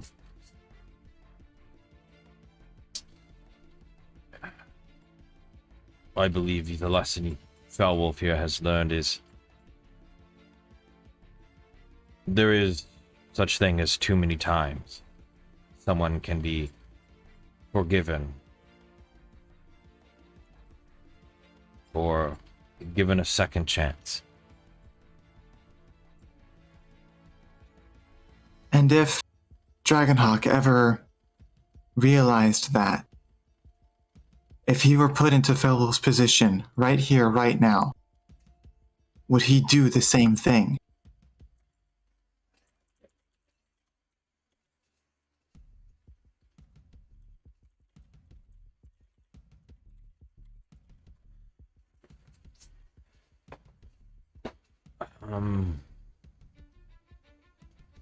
I suspect if Dragonhawk were here, he would have marched to the stronghold before deciding anything. To speak with those he thought would change, to give them another chance, but beyond that, I'm not certain what else he would do, or if he would truthfully have changed his ways unless things became extremely dire.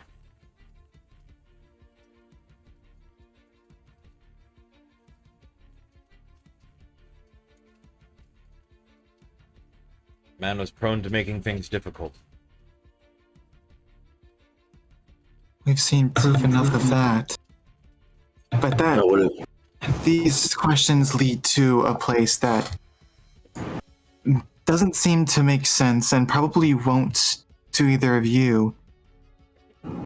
But if Dragonhawk realized the kind of person that he was, realized that what Fel is attempting to do is not within his power, do you think that maybe, just maybe, that he orchestrated a large portion of this, at least the Oda, to be a force to initiate what we're trying to do, what Felwolf is trying to do? He seemed to have enough foresight to think that in the small chance that it happened, Felwolf would visit a very specific blacksmith in the city of Lightwater, which we did. Do you think he put this into motion as well? I'm not entirely sure.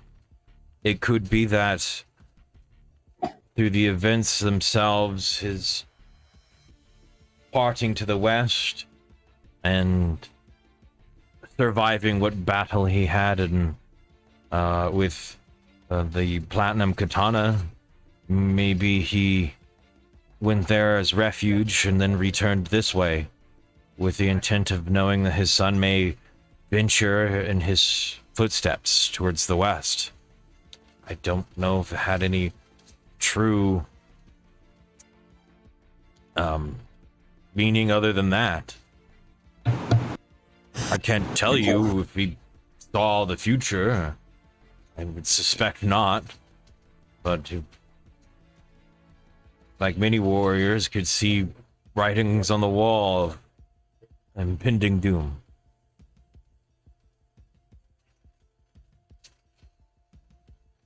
Felwolf, what do you think? Am I just crazy?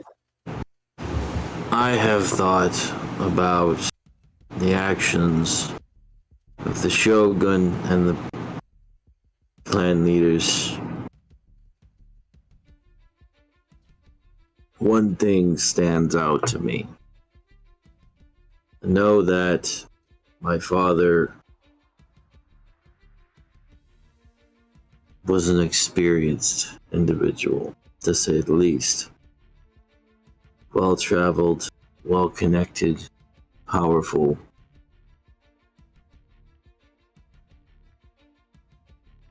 but his actions revealed to me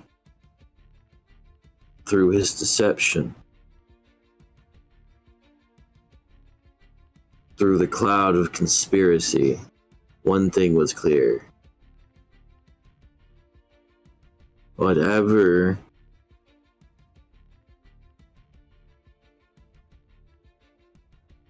Shogun and Dragonhawk were silent. Dragonhawk feared something. Feared something enough to keep a secret from his inheritor. Keep it secret from his family, friends, and other clan leaders. A secret that I suspect only the Shogun herself knows. And for whatever reason, has deigned to keep secrets sacred. As if that would not have already put us in our current predicament. So you'll see Stolen starting to approach you, pulling out a parcel out of his coat pocket. I think we know what the secret is now. And I'll hand you a letter. Is what Shark Girl had. Holy shit!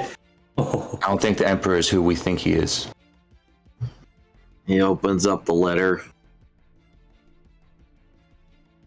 I'll read it. Do you have private text for me, or? I just sent it. Okay. Oh, fuck. And I gave you everything that's in the parcel. Right.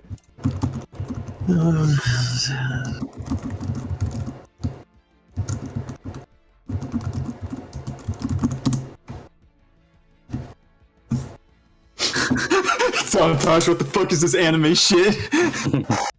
Listen, man, Stolen, when he Hold on. he hits hard. Hold on.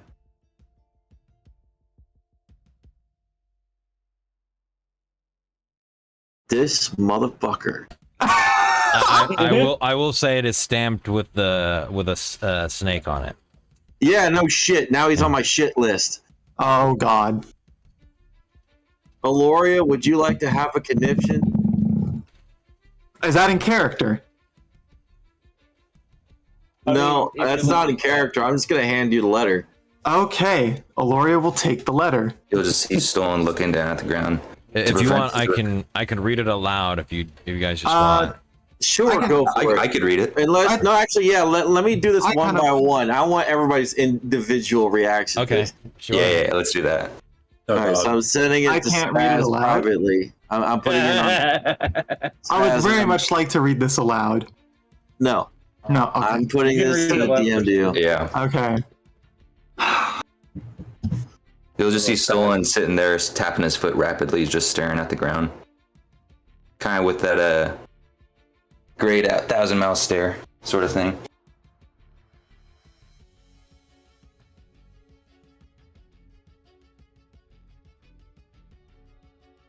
Clearly, like, his emote is basically what he's doing. Seen some shit.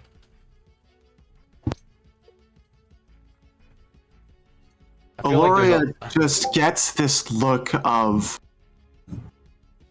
like, how the fuck do I even describe it? I will do this. How about this? Irony I just eyes. look at Aloria after she's done reading it. I was like, this is why I don't trust the Snake Clan. No, Aloria's face will turn from like a shocked, wide-eyed look to a scowl as you begin to see the flames begin to build up in her irises. And he kind of just holds you like, don't burn down my house, please. I will stay Stolen that when you received the parcel, it was still sealed. Nobody had opened it. Yeah, I would have. Stolen opened it up. He took the parcel from her, put it in his pocket, kept it there for a second while everyone was talking, then took it out. I will read it out for the rest of the team as well as the Twitch channel. As soon as we're out of commercial, that is. Yup. I don't Who see the the fuck commercials cares anymore. about Harry Styles? Who the fuck cares about Lil Nas? It's a Marines. Crayon's ready. It's crayons. Get your crayons. It's your crayons. You gotta get God them damn it. barbecued up. All right, we're back. All right, so the letter states. All right, we're back. All right, so What's the letter states task team. What I will require of you is true dedication. Simply as your orders dictated.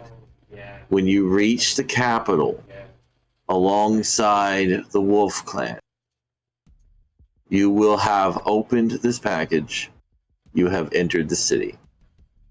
If a Wolf Starstrider does not seek to kill the Emperor, you must then use this poison to kill Starstrider.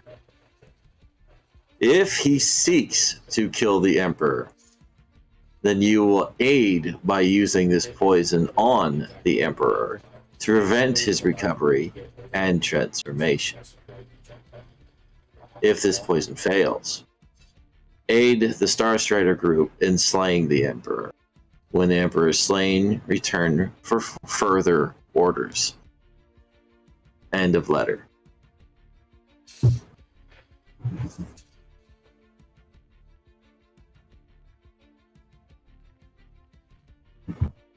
His hands are just balled into fists and her knuckles are Was white. this sealed when you got it?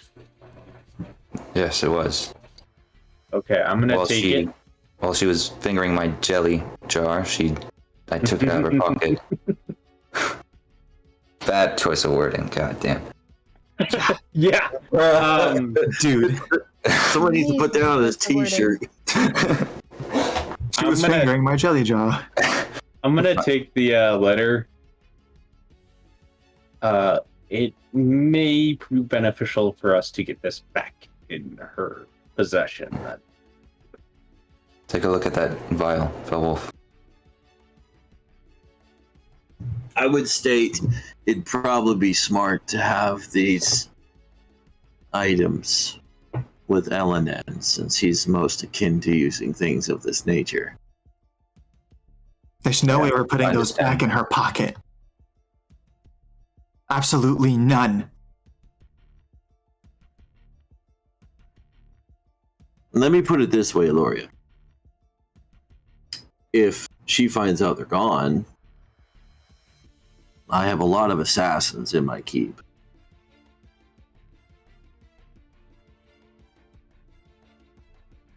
Tactically, it would be a very bad decision. I don't mind if it enhances the threat on my life later. However, my family is immediately in danger if we do not. So we're supposed to just act like we don't know anything?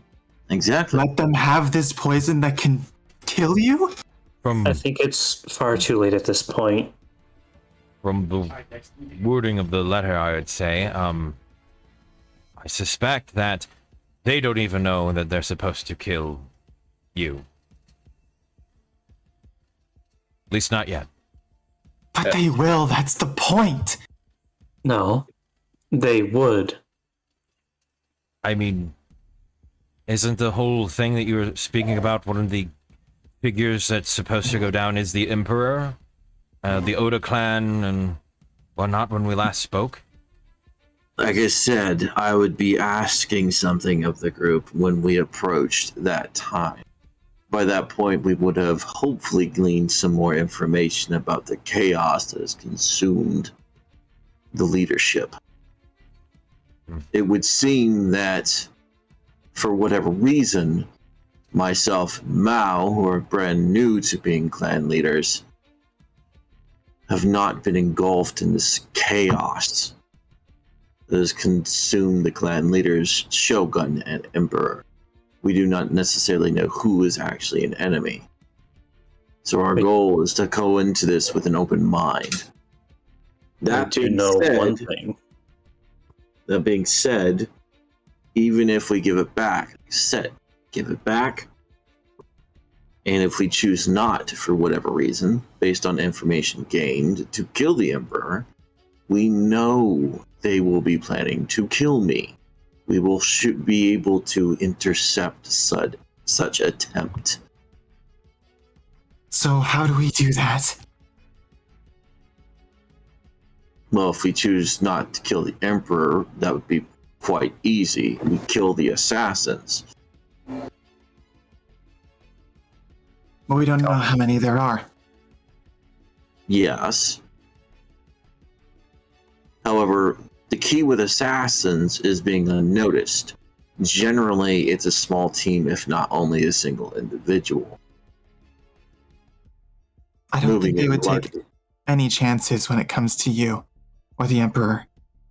Well, Their once forces again, are already pretty dwindling to begin with. And if all of the Snake Clan is hidden away, except for a select few members, they're the ones taking the least amount of damage in this conflict. I'm well aware of the threats. I'm well aware the position the Snake Clan is attempting to maintain. At the same point, there's a unique way of dealing with assassins. These individuals rely on subterfuge and stealth. They may have unique skills when dealing with striking from trees and shadows. However, they're now dealing with an opponent, if I become an opponent, who will burn their forest down to leave them with scorched ground to stand upon with nowhere to hide. They will be stuck in their mountains, where I will rain volleys down upon them until they forfeit.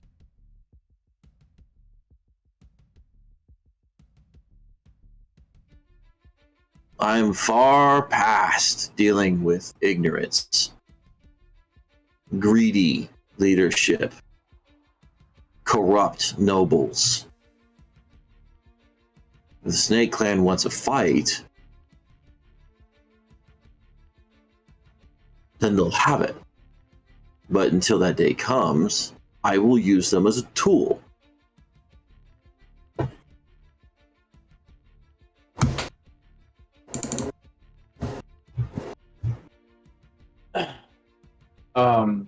I'm going to attempt to reseal the letter. I'm assuming we have the tools around to You have a seal the letter. forger's I kit? can. Do not have it. I mean, I can always provide him with one. I'm sure Yeah. Foxboy has one. I assume we have the materials to sign letters from the Wolf Clan, right? Yeah, you have the stamp, paper, string. Yeah. All that stuff. Okay. But this one was marked by the Snake Clan. Yes. I don't need that. The seal is already on the wax. Question for you, Wolf. Yes. Theoretically, if we changed the information in the letter, It would be noticeable. it would be noticeable. Imagine it's not the only letter. Okay. Because it said to the team unless she was the leader of the team. But I imagine there's probably more letters. The only one. We would have to essentially. This is also for out of character stuff. What you would have to do with a sealed letter when it has a seal on it, you would have to take the seal off because we don't have that seal. Then we'd have to reheat it and get it on there and make sure it doesn't look like it's been reheated, which is kind of difficult to do. It depends on the type of wax. Average wax, not going to be an issue at all. Essentially, it'll just blob up. You smush it on there, it's done. You just have to be very careful to not break the seal that is already on there. Oh, this is such a bad idea. I mean, in technicality, this is one thing that anybody that understands how these things work would be able to do. It's just the way D&D is set up, you would need a forger's kit and proficiency with it in order to do it. That's the thing. It's not even just the resealing, the proper resealing of the parcel. That's the issue. It's the getting it back in the pocket without them realizing. Just have fucking stolen groper again. Either that, or I I'm can't. sure I could give her something. Like food, I mean, to trade or distract her with. Distraction is the main part of pickpocketing. I could be quite distracting, I imagine. Indeed. Congratulations, you've just volunteered. So I'm gonna go over to where the Fell's tools to sign these are. I'm gonna attempt to reseal this. I'm assuming you want like a performance check. Sure, give me a performance check with disadvantage. You don't have the proper tools. And all I need is a thing to hit it up, and then As you stated, as it works, you would need a forger's kit to yeah. alter documents effectively. Oh, this is bad. 10. It goes back on it is a bit distorted, but it seals up without burning any of the paper or singeing anything. It's just the stamp itself is slightly distorted. Is the seal distorted, or is it just the wax that's distorted? The shape of the snake in the wax is slightly distorted. Okay. That can be dealt with, or that could be ignored essentially.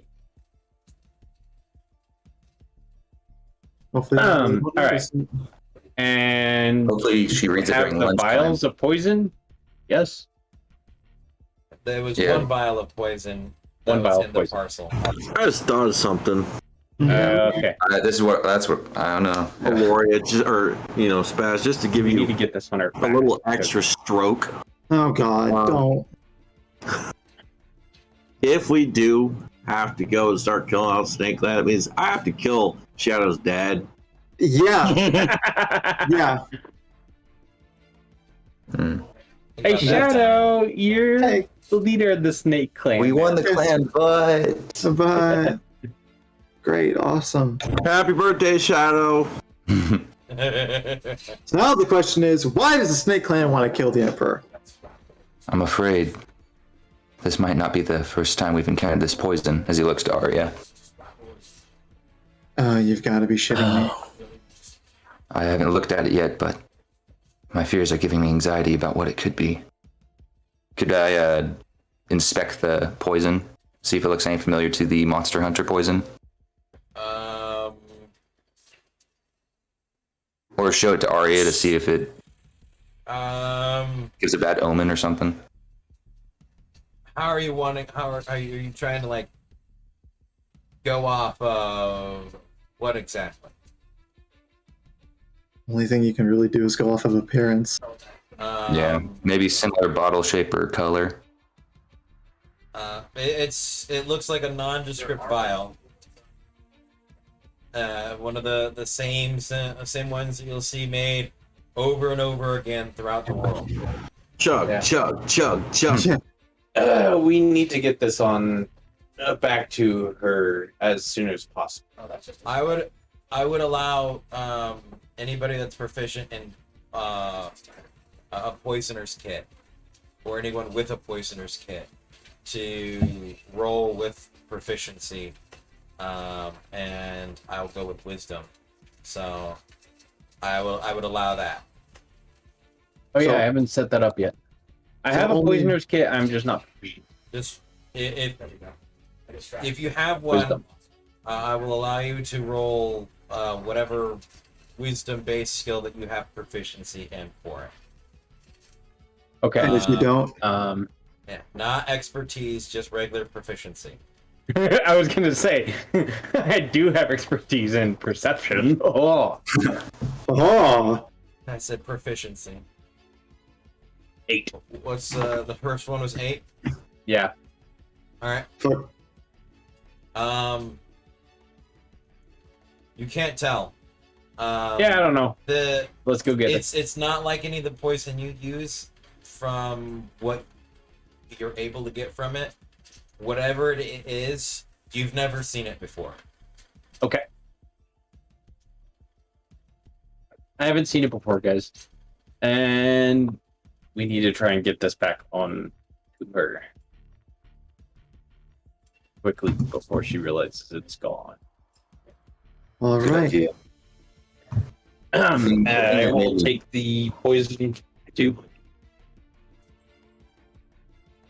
And alongside in the parcel, there was a key and a smoke bomb. And then that poison vial. Okay. That's what else was there, so. I will state that the key looks like the threading or the teething on the key itself seems very intricate. Okay. The thing from the letter that made me think about that poison was Stolen. We do need to hurry up. sorry, I'm just stressing over essentially- that letter. Yes. You distract her. I will attempt to slip it back into her pocket. Which pocket was it in? Or did she have it on her? Would I roll like a history check? See if I remember. It was the back left as she was going out the door. Okay. It was in one of her like an open pouch on the back. Okay. Yes.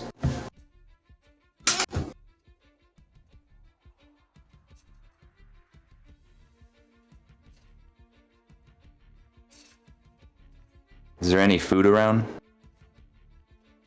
In the room you're in? No. Is there a scent I can follow? Give me a perception check. Gotcha.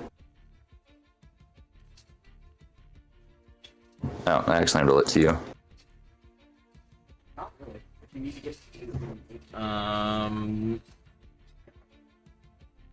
Yeah, you'll smell food.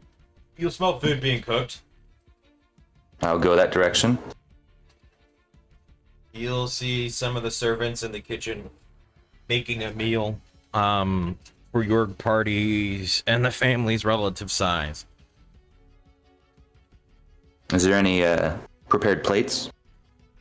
Nothing that's prepared. There is some food that's already cooked, just not on plate. That's not plated out or on dishes. Is there any sort of meats or? There'd be like poultry that's been lightly fried in some sort of dark oil-like substance. There's the there's some noodles that are being finished up, drained, and put into a bucket. There's broth, rice, vegetables, things like that. All right. Stolen's gonna. Is there any bowls nearby? He can like a big bowl. Yeah, you would see what looks to be a large soup bowl. Okay. Stolen's gonna get that soup bowl. He's gonna put some noodles in it. He's gonna get some broth in there, and then he's going to take out his armor polish and take a little dollop and put that in there and mix it all up nice and. What the fuck? Okay. And then he'll throw some vegetables and just mix it up all nicely. That way, once we put the letter in, she'll get away right away to go use the restroom. And then she won't even be thinking about the letter, even if she did think it was lost or something. Okay. Is that how that works? I don't think so. Polish is like poisonous, No, dude. he's saying that because he was told that not to eat the armor polish by a specific dwarf, Civ. Oh, It it'll would give cause you some- indigestion. That's right. Maybe some bathroom troubles. Yeah. Oh, That'd be a good way to send her smart. away. Yeah. I think So he's been holding on to armor polish. Hasn't polished his armor, but now he's gonna attempt to give somebody diarrhea. yeah. Oh, dude. Oh, Stolen, you fucking genius. Mm-hmm. All right, and then he's gonna go back to the other room with this nice, delicious-looking bowl of soup and noodles. All right, are you ready, Elemen? Yeah. Let's do it. Mao just kind of like hovers over your shoulder as you exit the room, just kind of staring at the food, but it doesn't follow. This is for our guests. Don't worry, we'll be right back. We'll exit the home. If I recall correctly, in Felwolf's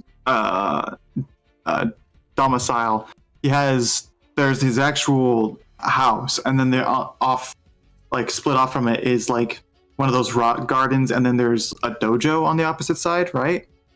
Am I remembering that correctly, or am I making that up? I believe so. Are you speaking about? Go ahead and switch you guys back. Because this is his house up here. Yeah, that is the house. So why am I thinking there's a dojo connected to it? This is a shrine, and the back behind his house is a training area, and a small little open kind of building training area. This is the primary, I believe it's the main open dojo kind of place. What, this building? Yeah. That's a shrine, I thought. Or is No, it- the shrine is the smaller building. Oh, that's the shrine. Wait, so that's what I planted my flower under. Right? Or did I plant it under this building? You planted confused now. planted it under this building Okay. because this building is lifted up so that if the building itself is damaged, it can be repaired both from underneath and above. Okay. Sorry, I don't know why, but I got into my head that I planted the flower underneath a shrine. So that's why I thought this was a shrine. Okay, but in any case, Aloria is going to so as Ellen and Stolen leave, Aloria is going to get up, begin to walk around the table and whisper in Felwolf's ear. Meet me in your training area. There's something I'd like to speak to you about.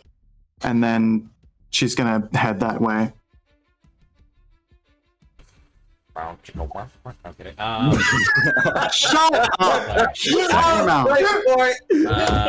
Shut your mouth! He's over here. Hey, let me whisper in the air. No, we'll snap out of the building to Stolen and Elenan as you're heading towards the gate here. You'll see the small little camp there as they were making food. You'll see most of the food itself is gone, but the fire is still going, as there are a couple others still eating, as I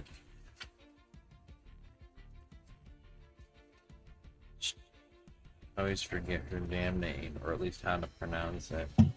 Excuse me. Shinki is kind of put towards the outside of the camp, and she's just staring longingly towards the the food that's left for others to eat, as she's scraping the inside her finger inside the jar as you kind of hear the of it being clean.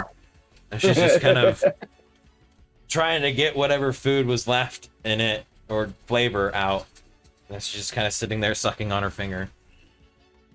So, walk in that direction. I'm gonna whisper to Ellen in. All right. So I'm gonna distract her with a story. Okay. I'm gonna give her the bowl, and when she's distracted, and I'm talking to her. Put it in her pocket. Yep. Okay. I won't give a signal. I'll just start talking to her. Yep. You know. Okay. I will walk up after you start. All right, let's do this. Stone will pass you the soup bowl, crack his knuckles, take the soup bowl back. It's showtime. And he'll start walking the direction to... I like just the visual of that statement right there. It's like hands you something, Yeah. cracks his knuckles, takes it back. All right, let's go. Yeah. What? Why? Gonna distract a shark lady. All right, He's gotta psych himself up. for sure. You said her name was Shiki or Shini? It's Shinki. Shinki, okay. Gotcha. He'll start approaching her with a big old bowl in his hands, and he'll speak in Aquan, because he remembers he spoke to her in Aquan last time that they met. Or, I think the first time they met. Yeah, the first and last time. Oh, hey, Shinki. I'm glad you haven't left yet. I decided to get some food for you before the go. You look a little hungry when you're heading out. And he'll stand a good, few feet away. If is she sitting down, right? Yeah, she's kind of sitting down. One leg far out in front, the other one kind of tucked underneath the thighs. She's sitting on a log essentially. Mm. And her back's not against the wall. No, she's just sitting there next to the path. Was staring at the small camp with food. She just kind of looks towards you. Like, you want some? He'll be standing a good few feet away. Yeah. He'll take a step forward and kind of putting the bowl out, showing mixing up the chopsticks, showing what he's got cooking. You know. She'll take it. Well, he's standing a few feet away from her. Oh, you're trying to get her to stand up? Is that essentially the plan? Yep.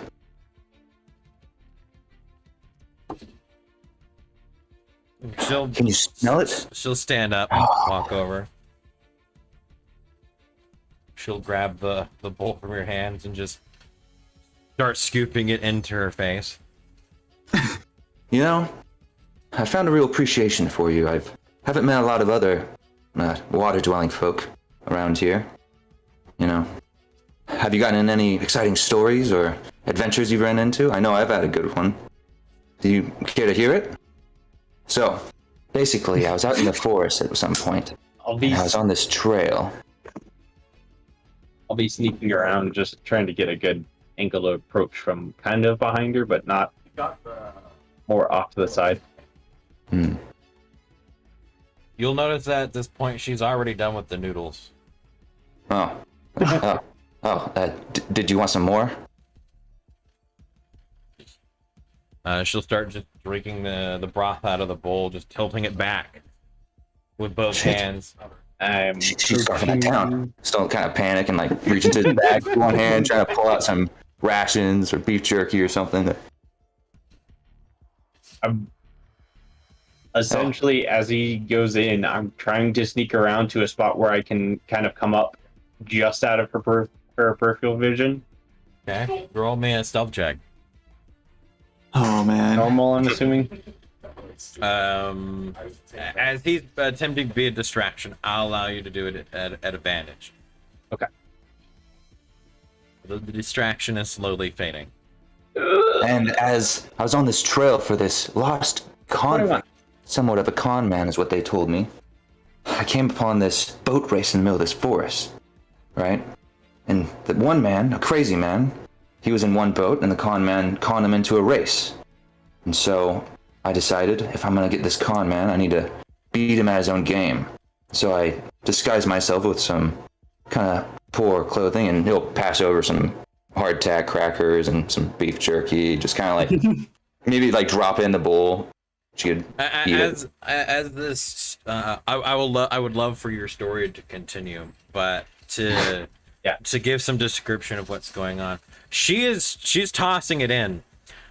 At this point, you begin to realize there's a reason why she's been able to consume food extremely fast. She's not chewing. Yeah. She's just swallowing the food. And as she does, you notice that the muscles in her neck flex and open as you can see the weight of the object drop through her throat into her stomach. Oh shit!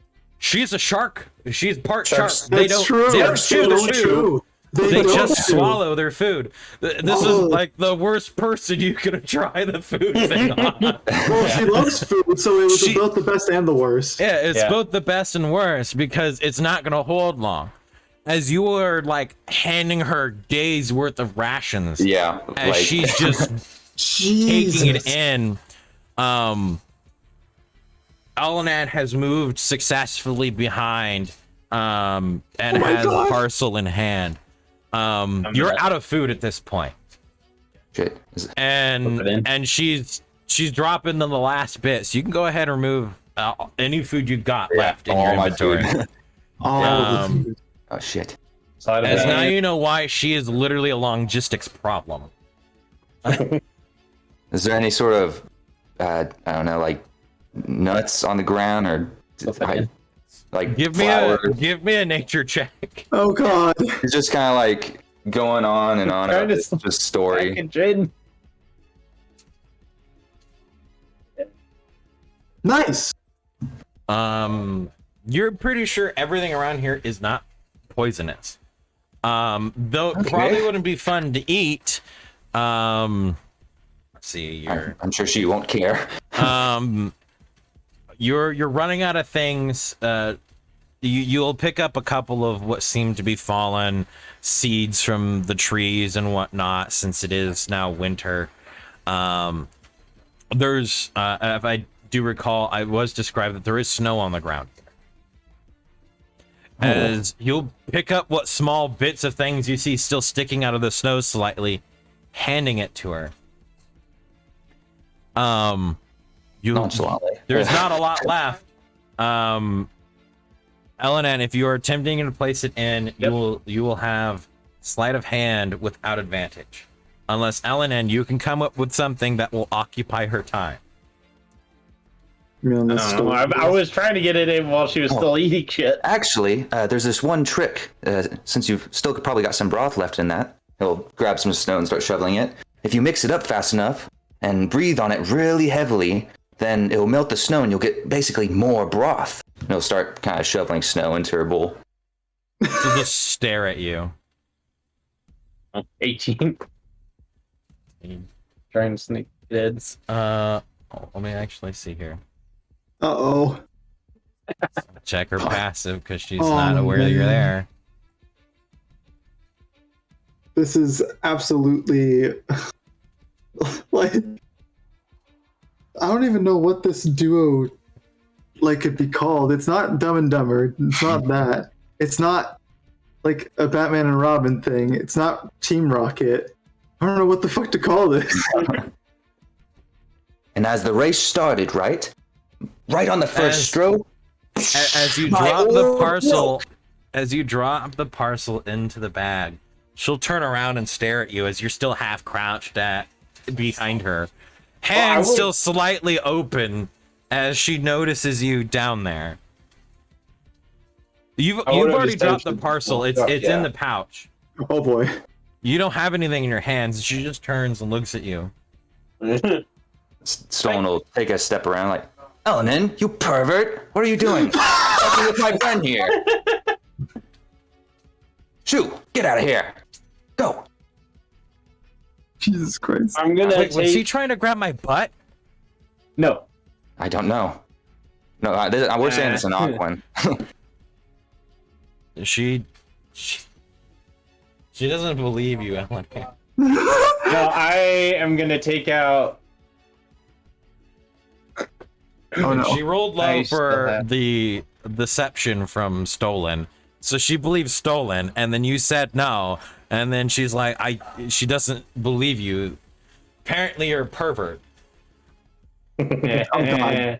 Elenin, just get out of here. Go talk to your brother. It's not the first time he's done this, sadly, so sorry about that. Anyway, and on the first row, the ore was shattered. And I have the frightening tale. I know this is crazy to sound, but it's true. The crazy man in the other boat pulled out a cannon in the middle of the forest. I don't know how he even dragged it there. And he shot it at me, destroying my boat. I decided the game's over, so I jumped in the imaginary water and just walked over to his ship and pushed him in. As the madman started to think he was drowning, I went to the con man and what is your deal? And I took him in, got about 700 gold, and then I lost it in a game of dice. Did you have any good stories? But Alanan, I'm assuming that you're attempting to move away right now, right? Yep. Fine. From both of your positions, especially Stolen, you'll both hear this. Uh-oh. Her just Oh, look no. at you and just burp right in your face.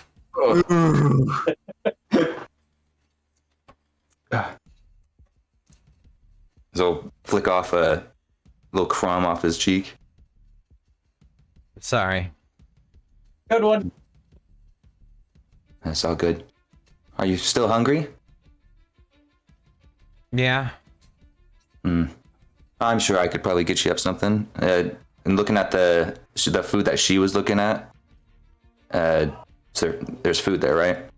It was essentially like a rice soup. They were going for volume because they knew who they were feeding. I see. Yeah, I'll take the bowl back from her dumping out the snow, and we'll go and scoop up a whole bowl full and just bring it back to her. She'll down it again. I have other stories if you want to hear. I should watch the gate. That's what we're here for. Oh, I'm sorry. I was distracted. I completely forgot I'm a bit forgetful sometimes, and, well... She'll That put, is her, related to hand, another she'll put her story. hand on your shoulder. I am too. This is such a great bonding moment. What were you saying? Oh my god. Well, God made two of them.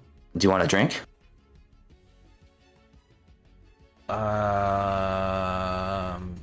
It's early in the morning.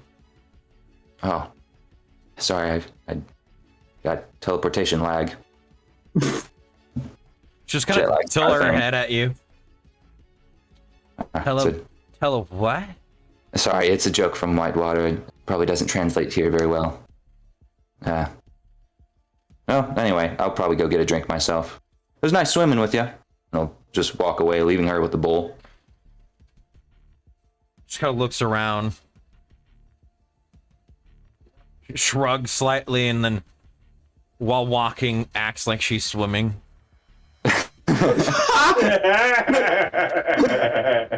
Hell yeah. You can hear her get yelled at by one of the other Snake Clan members. She just stops and she just kind of looks down and walks towards the log.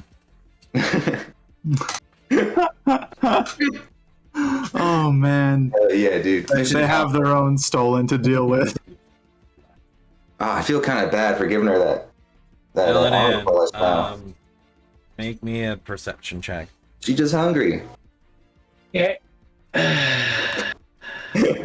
Perception check. 18. One less than my practice it. Nice. You won't make it back into the inn. Or back into the building. Okay. Oh no. I think you guys forgot about somebody else. Yeah. Mm-hmm. But Stolen, you'll make it back. He'll walk in with two thumbs up, and he's like, "Where's Eleanor? I need to give him a high five." Is there anyone in the room? Yeah. Oh, Mal just kind of looks at. Mal Minus just kinda looks at you Aloria. like, what? Well, he's not here. Maybe he's.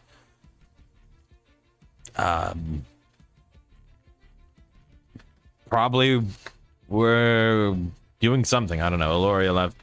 How'd it go? it went well. He was heading. I told him to go back this way. He should have been here by now. Always need to watch out for the quiet ones.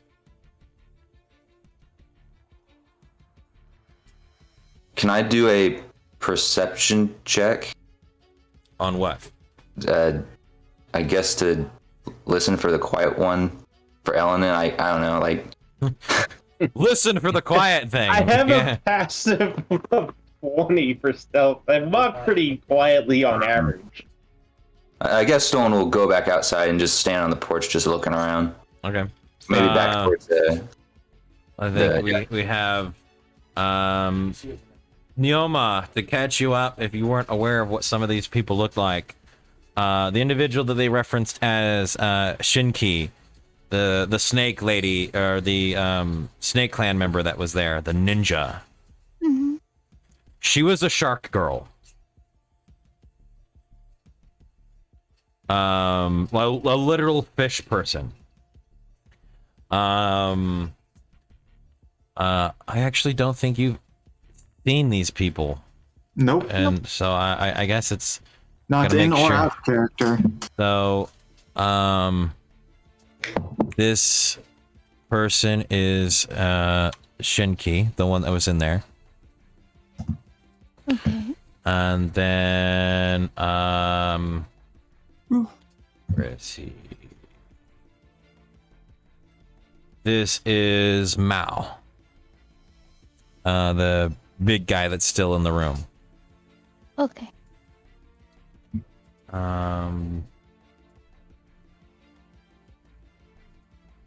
Other than that, we can go over the appearances of everyone else. But I think who's still in the room is Mao's sister. Bruna ended up leaving to go help cook. War Bear is still in there. Sato.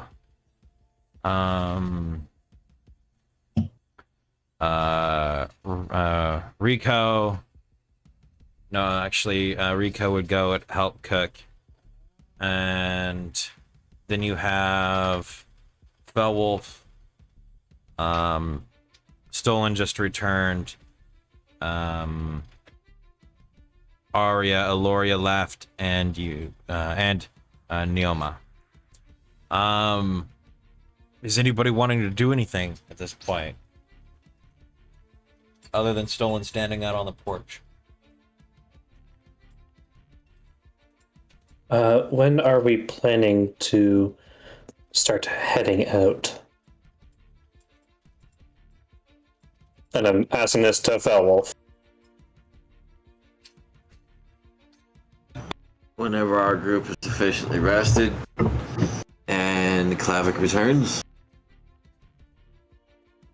I'd rather not leave with a hostile army on my doorstep. Understandable. If I need to cut my way through them, then I'll cut my way through them, but I'd rather have word back from him to see if they will even agree to our terms. Okay. That may take till the evening, I'd say. What time of day is it right now? It's the morning. It's a bit too early to drink, I guess. You gotta remember, you guys left as it was getting close to the afternoon from Whitewater. Because you had just finished breakfast. Mm. Teleported here,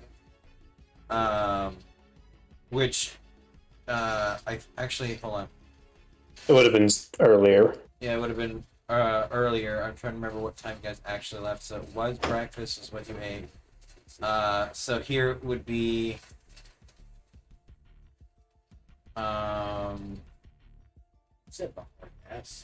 essentially the next day.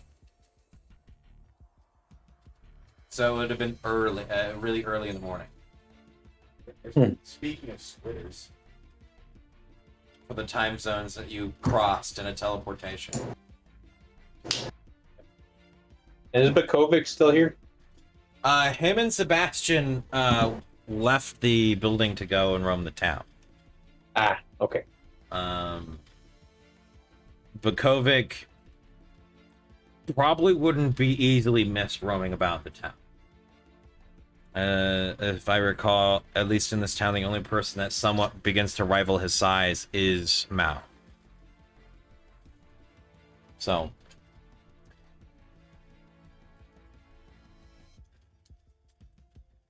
And I will say that while you were out there, you saw both Bakovic and Sebastian kind of walking through the streets, or through the paths.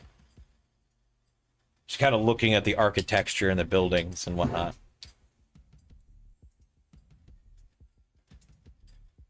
Yeah. Okay. Right. If people are stunned in that room for some reason, we'll go ahead and head to what's going on with Elenan. Yep. I guess I was forgotten. As you were heading back, as you rounded the shrine, you found yourself suddenly enwrapped in darkness. You were restrained in this darkness as you try to pull yourself out. You were unable to until a few minutes later. You were blinded by light as whatever darkness this was pulled away from your face. Your body still restrained, standing in front of you, upside down, or right side up from your angle.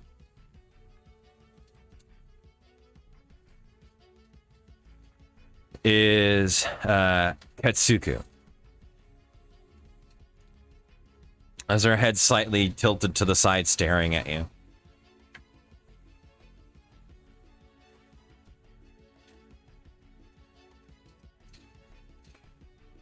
What were you doing? Returning something.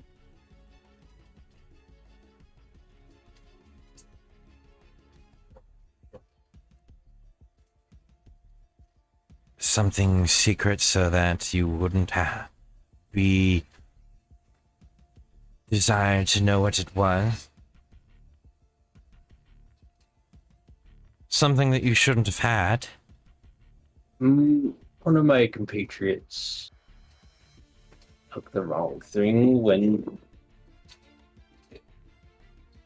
he was just making sure it got back to his proper place.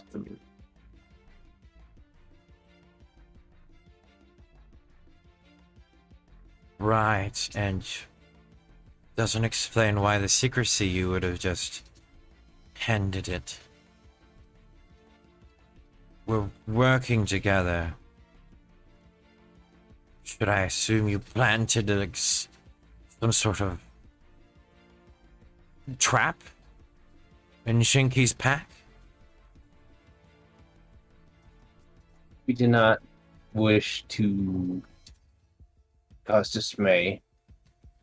But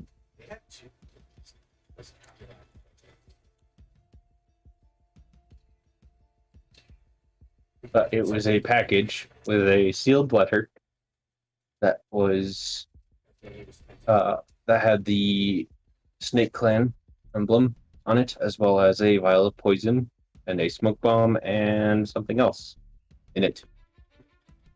I assumed it would be better to not have anything noticed so that way no questions were brought up. But no, there's no sabotage here. She'll reach into her pouch on the side and pull out a similar parcel. Just like that.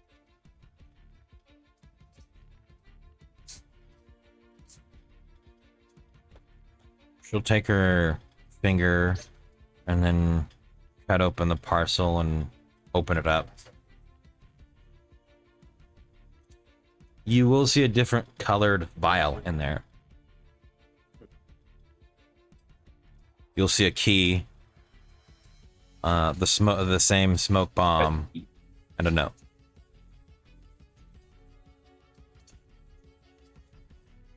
She'll open the note,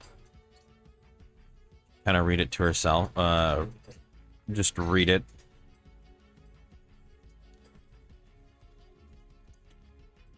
Fold it up, and then sink it into her mouth and just swallow it. Oh,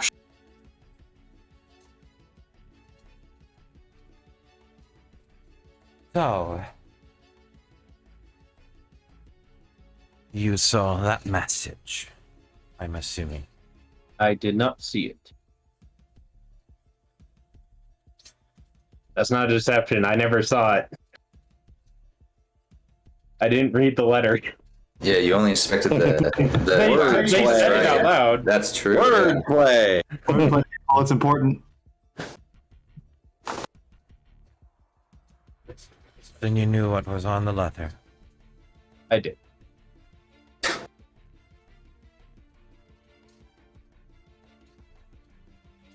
She just kind of taps your cheek slightly, as you'll watch as you slightly sway with her hand. You begin to realize you are in just a cocoon, or you've been wrapped Yeah. up. I assumed. God damn it. As soon as you said that I was taken away, I was like, yeah, I know what's happening here.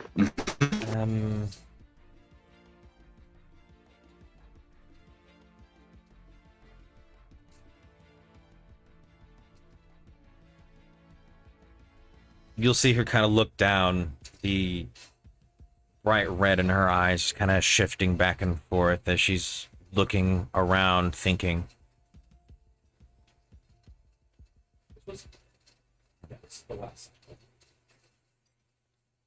If I may.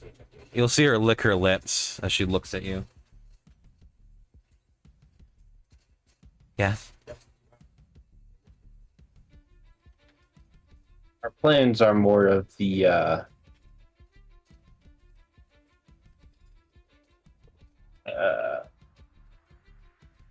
second option in the letter. Before we even knew of its existence.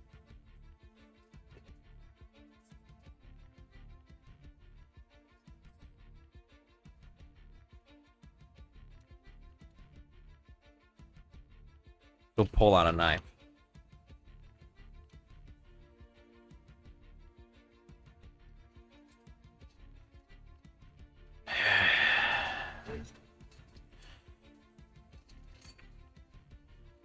She'll run it from your feet down as she'll cut you out of the webbing.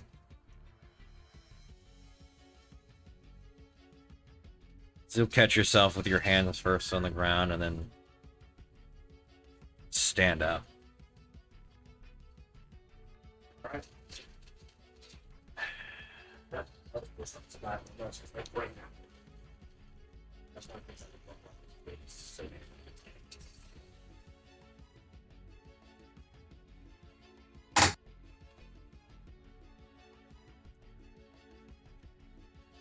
I will talk to your friend, brother.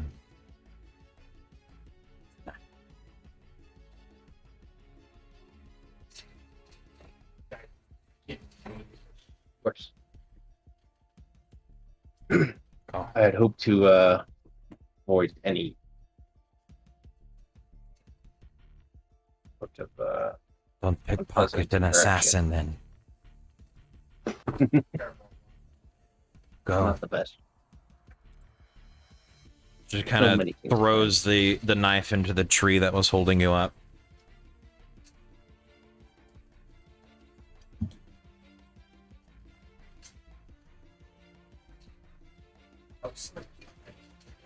You walk away? Yeah. Just walk away like nothing happened.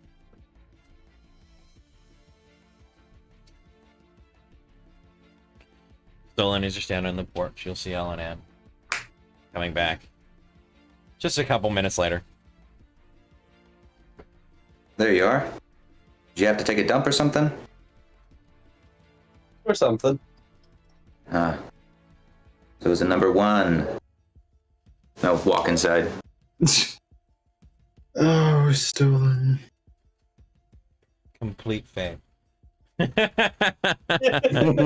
What an Could have been a absolute paladin. what an absolute melt. What every woman dreams of. All right. Salty and smooth. Jesus Christ. Wow. All right. Ellen and you'll return to the room. Mao at this point's kind of excused himself to go to do something, as everyone's pretty sure he went towards the kitchen. Yeah. He took his sister with him as well. Looks like they're pre-gaming for a number 2.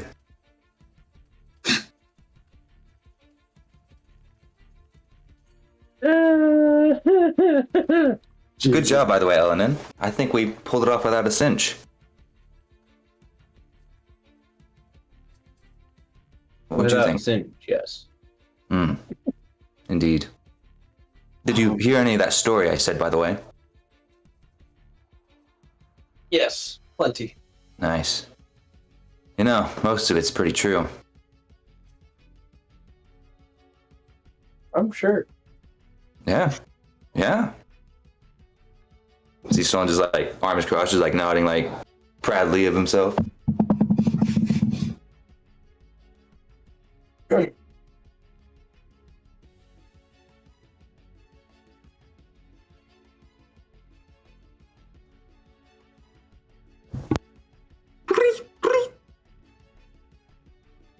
No one? Nothing? Snake.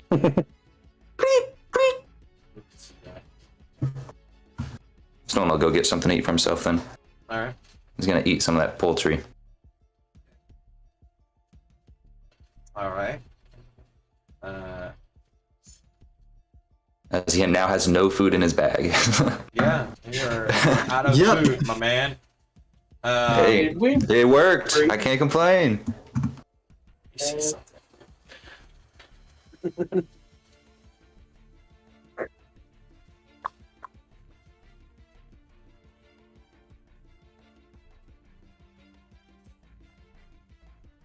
Feeling like there's something being forgotten right now. Oh no! Yeah, I've gave been sitting here for like the past half hour trying to remember what I'm forgetting. I had 10 pieces of that taffy I got in Auditoria that I gave her. Damn it! Damn it! I was saving it. Taffy's Well. probably solid as a rock now. Yeah. Valoria, Yes. as you're out on the out in the kind of open dojo area, you'll see Como walking up towards you. Hello. Homo, wasn't it? Yeah. Valoria, at least when we last met, the more grumpy one. Yeah. Things have, well, gotten different. Doesn't look like it, and she kind of looks around as you've been here alone. Well, for me at the very least. You want to talk? Well, I was hoping to pull Fell aside for something I've been thinking about asking him for a while. I won't mess with you. But we can sit and talk about him. Tell you about how all the fun things that he used to do as a kid.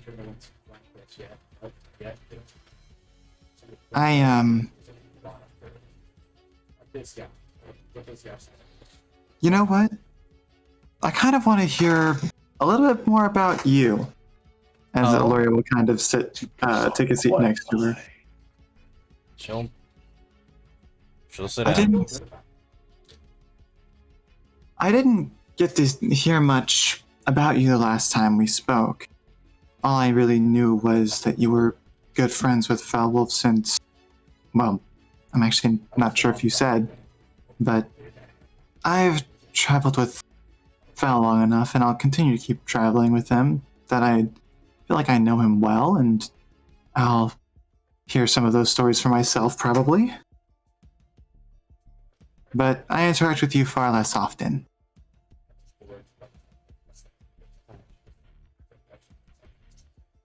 So, I guess, first off, what was it like growing up here? Strange, I guess, compared to the stories I ever heard from my father about where he came from. But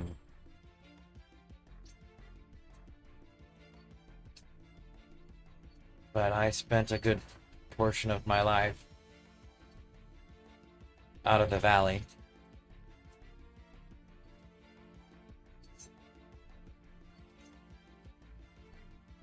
Where did you come from? I was born here. My father was a tiefling, found a elven woman in the desert on his adventures to the east.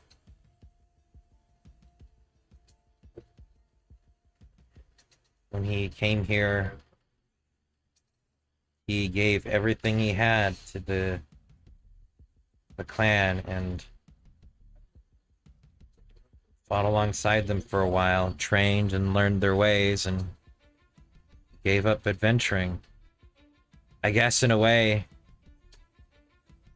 maybe it was his stories may have helped drive Belwolf's father to venture out to the world, to change that pattern, I guess. I wasn't born in the village. I was born in the southern part of the valley. Wasn't until Dragonheart became chief, until my family was brought in as part of the clan.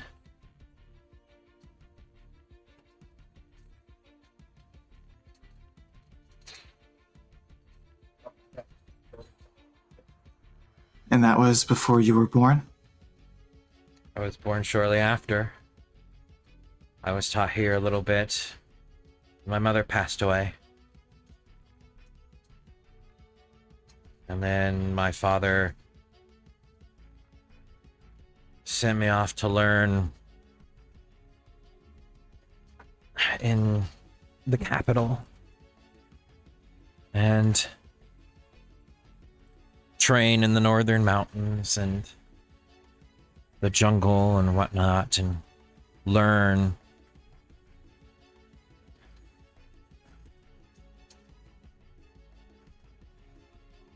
When I came back, I found out that my father had already vanished.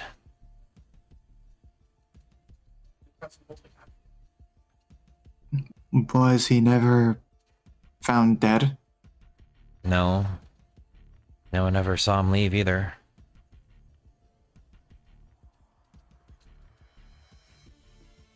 And your mother? She's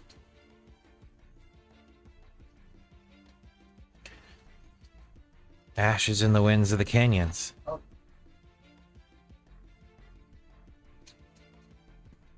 They never figured out where she came from either.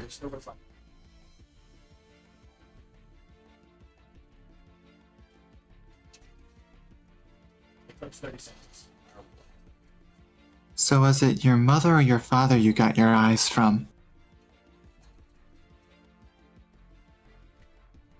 My mother.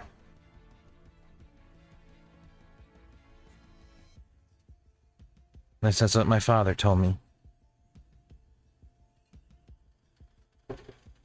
My pale skin I got from him. A white tiefling.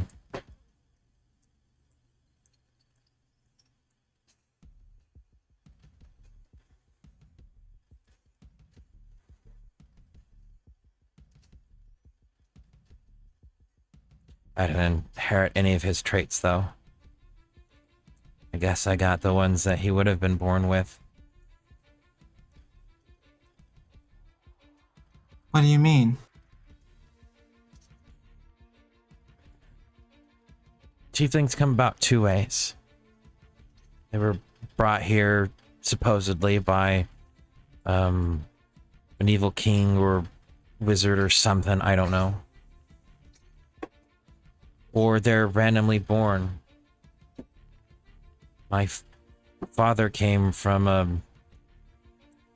family of adventurers in the West. And he was born with horns and a tail. Immediately put him apart from everybody else. So he got strong and left. He heard of beast people from the east. Monstrous men. So he traveled eastward. Hopes to find a feeling of belonging. Found the Wolf Clan, but not allowed to pass the wall. So he lived in a small, him and my mother lived in a small little home in the southern part of the valley where the canyons are.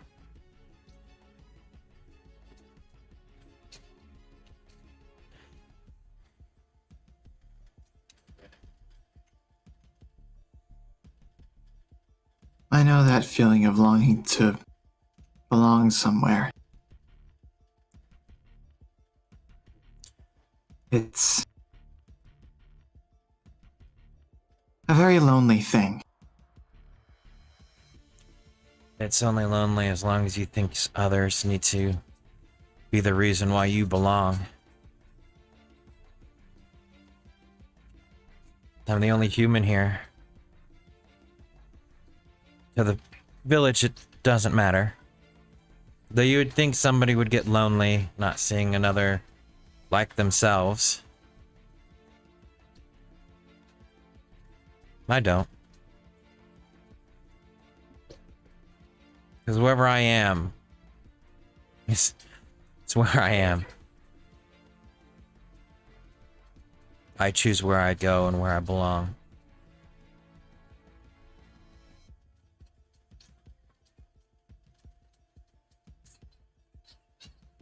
I haven't belonged anywhere for the better part of 6 years now. When last I was here in this place, in traveling the entire country, I didn't understand it. The Wolf Clan especially. The idea of the goodness in everything, of redemption, of regaining lost honor or light. It was an ideology that at the time I had completely written off as foolish, as something that would only bring further pain.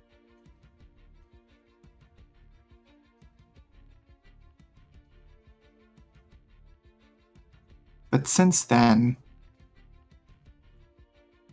Febulov has shown me otherwise. Shown me that his way worked on more than one occasion. He, out of everyone, is the one that I respect the most. And the one who I respected first when we all met in Oasis. Not because I liked him. I hated his guts then. But his conviction, the way he stuck to his ideals, I think I envied him at the time.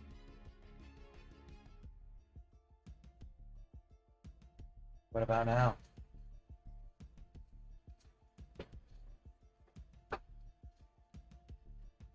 Now, What about now?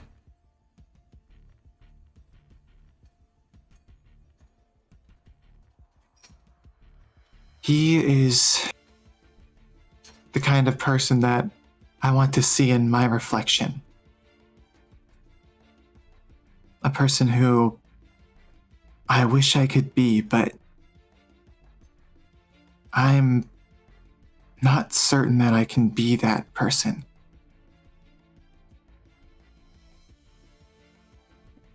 But he, for far longer than I have, has struggled, sometimes lost, but mostly won, against the darkness that flows through his veins. His own rage. I've seen him lose his temper.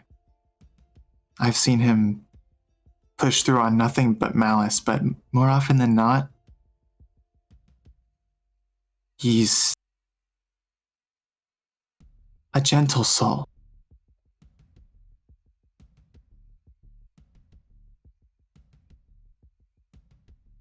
He proved that in Whitewater.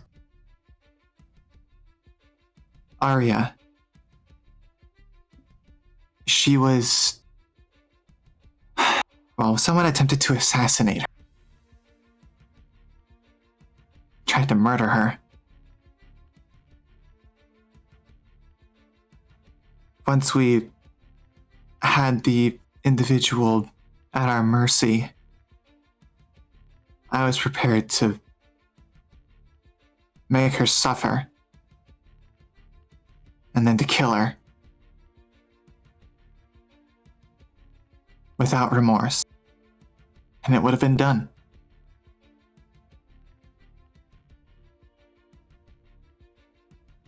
Then he walked in the door. And all of a sudden,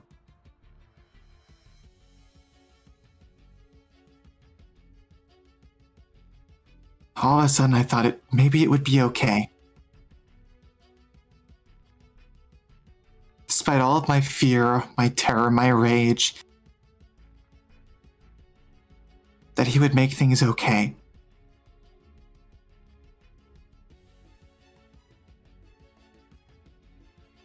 So I trusted him. And I walked away. And the woman that walked out with him, that I had left,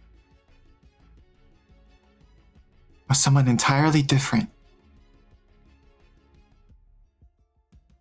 The person who I thought was just a cold-blooded killer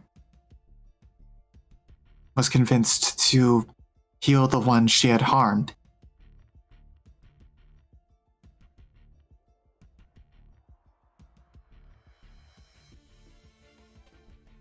I've destroyed a lot of things in the past 6 years. A lot of which, most of which, have been in the time I've spent with the wolves.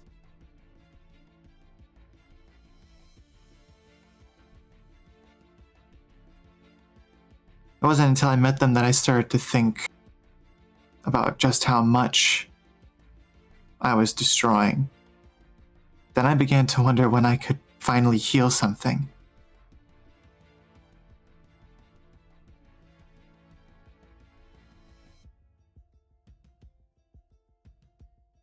When Felwolf lost his father, I thought that would be the chance to try and help him through it.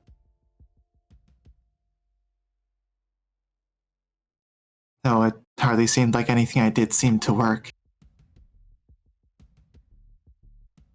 I feel like he is getting through it on his own.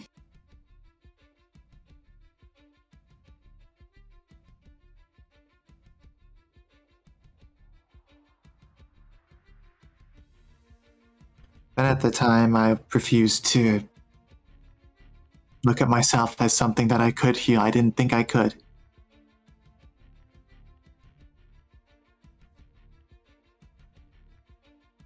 Shadow had to depart from us in Whitewater. He was hauled away on important business that possibly regarded his family.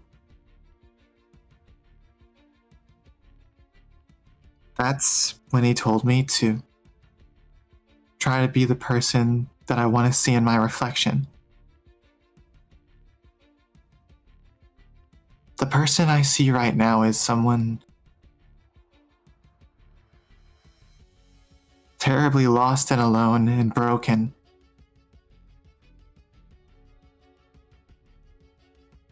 But also is surrounded by people who can guide her somewhere better. Chief among them being Felwolf.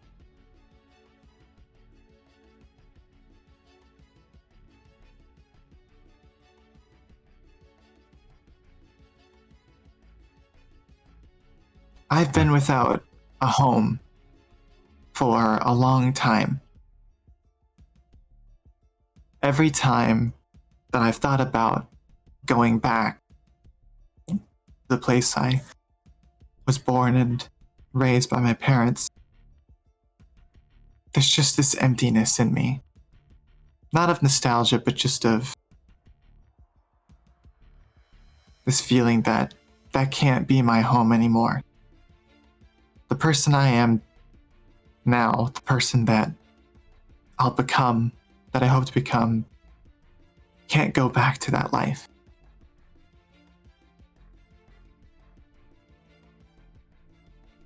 So I decided I would find somewhere new to call home. And Laurie will kind of look up at the sky.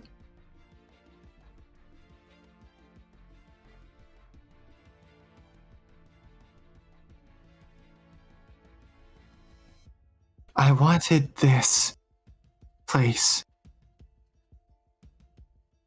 to be my home.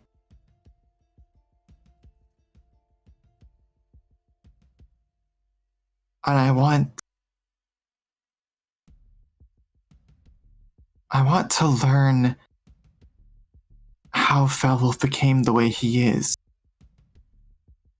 That I might follow in his footsteps, become something better. Oh no, I'm referring to.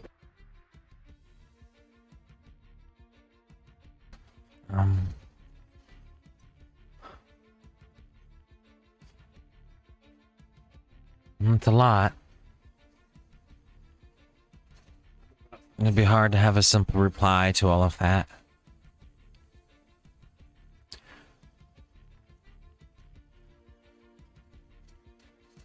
I'm Oh, merely just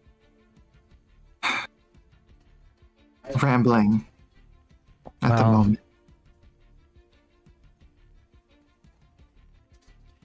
my father was an adventurer, so home was wherever he needed to make it.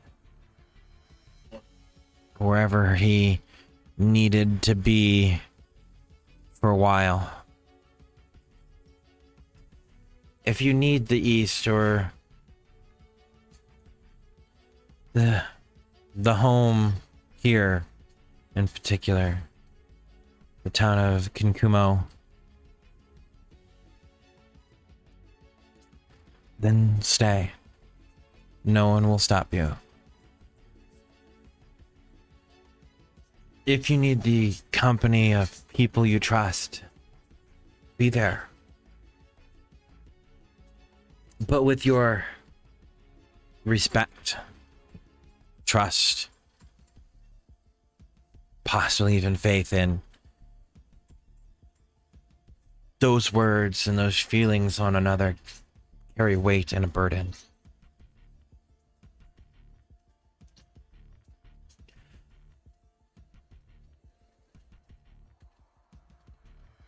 Don't feel like you have to live without somebody like that because you're afraid of them knowing that that burden, that placement of trust is on them.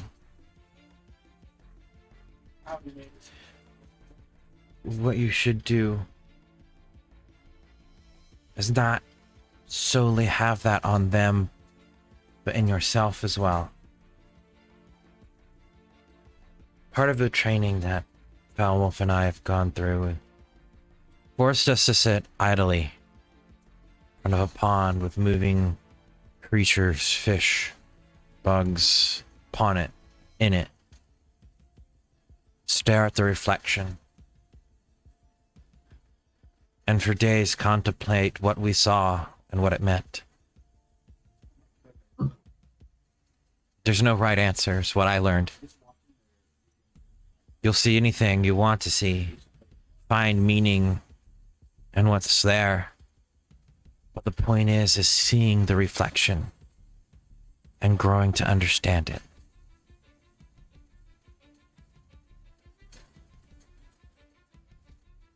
If you don't like what you see when you see your reflection, you're not what needs to change. The way you think about it, the way it means or what it means to you can also change.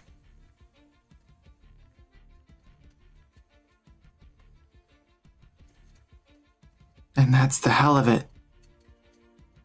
When I first tried to expel all light from me, all possibility of friendship, of joy, of care, of affection, I thought I understood. And you still didn't like what you saw, though.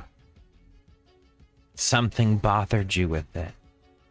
You may have known, but something told you that that was not the right thing to see.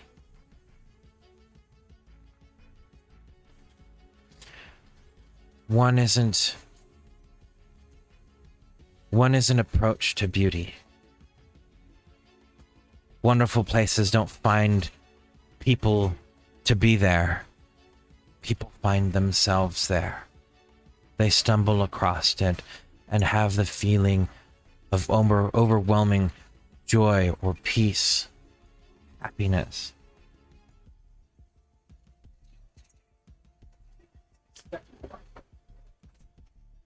What you looked at didn't bring that feeling because you found no peace in it, no beauty in what you became. You know your reflection. You know what it means. That's what we studied. To know. We weren't studied to figure out what was the right one. It was up to us. It's up to you. No one can tell you how to come and learn who you are. Just how to read what you've become.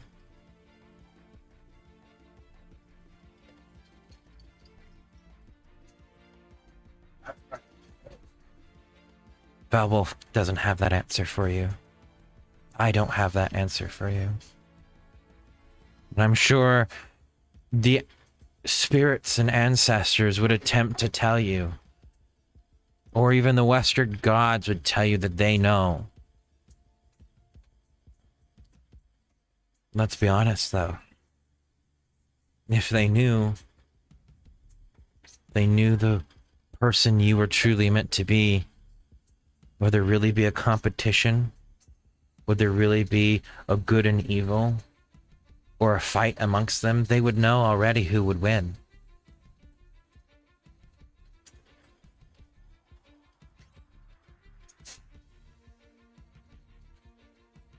You just have to keep looking until the moment you find what you're looking at.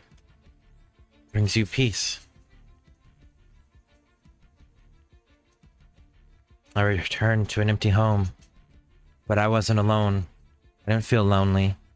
I didn't feel at loss. My father was gone, as I knew someday he would be. Not that he would leave, but came to terms with the knowledge that he may die. And when I returned and he was not here, I had already faced those ideas of him never returning. And moved on, as Foulwolf did, though he had faith his father wouldn't perish so easily, or without a scene.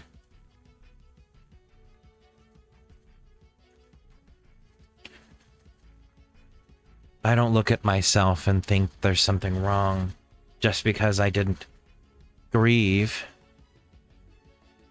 I understood. It's a different form, I guess. Maybe instead of trying to find something that you can understand in yourself, find something in yourself that you're at peace to have in there. Try that first.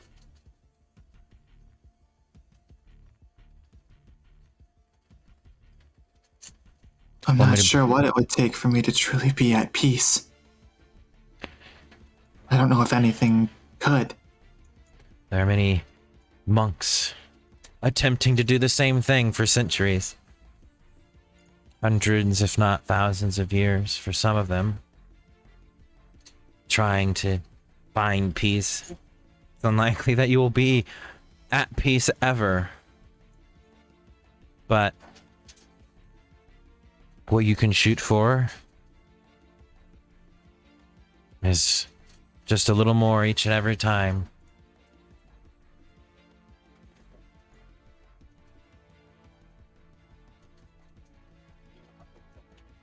I mean, I didn't pick up a sword and know how to swing it unless I swung it a few thousand times. And even when I knew how to swing it, the best way to continue to know how was to swing it a few thousand more.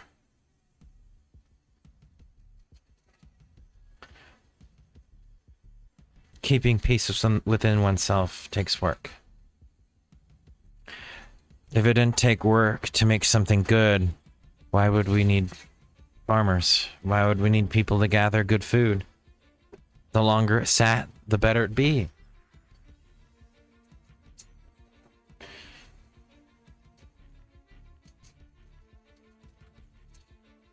Rot sets in when it's beyond the point of being good.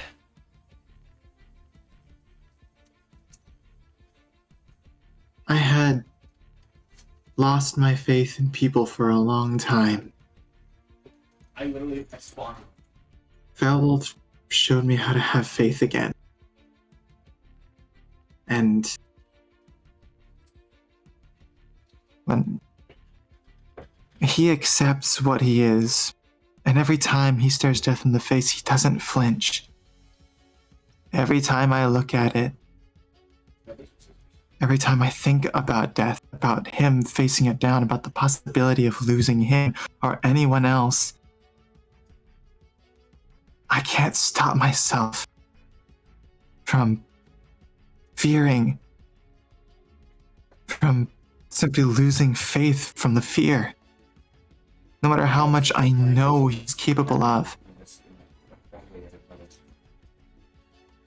Not everyone's meant to be someone that can face death or ignore fear, but not everybody is. Honestly, nobody is immune to it. Eventually, it shakes you little by little until you find that part, till that part of you comes to terms and has peace with end. Foulwolf and many others in the East are put out on their own to face that exact thing, the fear of death. Well, my father said, only the strong did that. Here, if you just want to know how to swing a sword, you're forced. They throw you into the mountains or into the jungles. And you have to survive until you can come back. If you came back before, you were no longer taught. If you never came back, you were written off as dead. And if you did, after a few more years, you go through it again.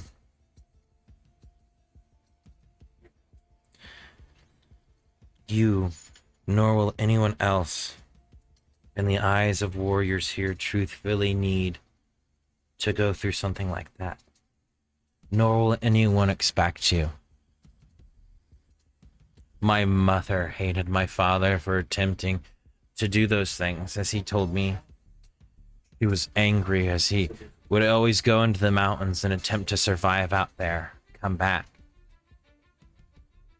trying to have some form of small attempt to mimic what he saw happening in the village. He sought that, the ability to ignore fear.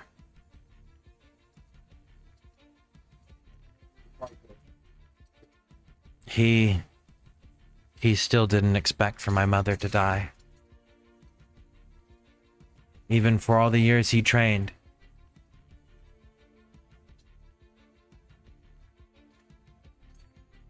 Felwell fights to make sure his family doesn't. Because he's not prepared for it. Who could be? When all you love is taken, samurai aren't taught to have no feelings. We're taught to protect the things we love, which is what gives us strength. Protect our home, our family, the people that need us, that depend on us, the ones that have faith in us. They're why we go out there without the fear of losing them, because we will be what's lost in place of them. Selfish, if you think about it from the other direction. But we accept that too.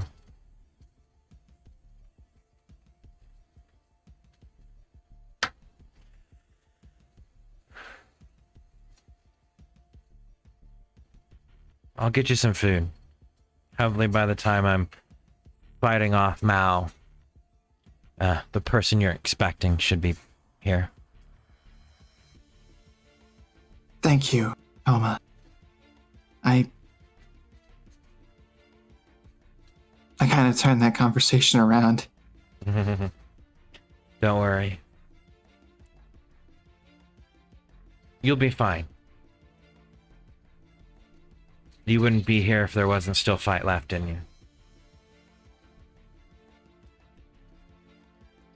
I know. I just want something to fight for again. You named all of them that cause you fear to lose. Do you know how a samurai fights now? Maybe that's your answer. She'll kind of stand up. She'll lightly tap your shoulder with a fist. Just kind of walk away. Laura will stand up and kind of speak a little more loudly as she walks away. One more question. What? Do you fear losing him? Losing Felwolf? I think the village does. Not talking about the village.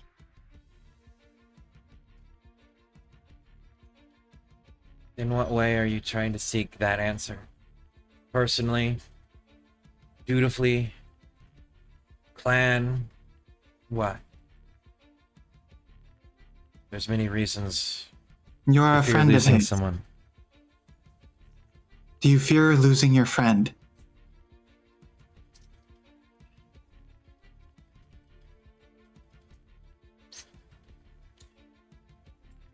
fear losing friends, and for different reasons.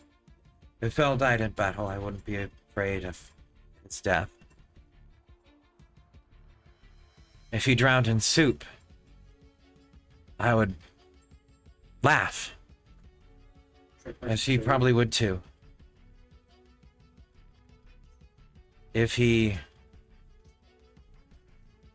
died horrifically and accomplished nothing, it would hurt me, as it would hurt him as well. If I have the feeling as if the way he's going, he's ready for and willing to, I'm not afraid. He chose every other time, every small moment between. That's when I'm really afraid. The moments we're not in control of.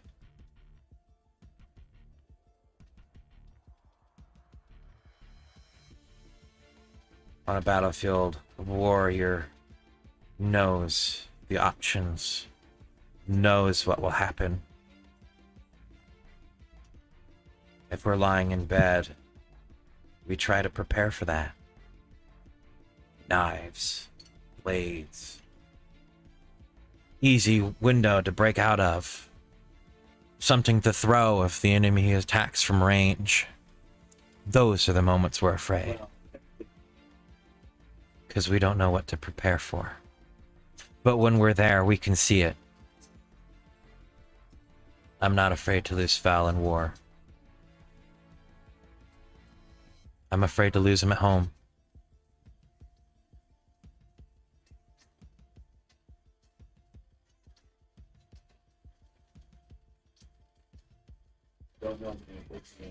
Is that good enough Well, answer? Eloria will just nod. I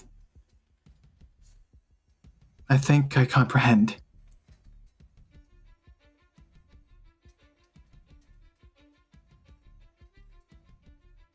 Good. I'll go get you some food.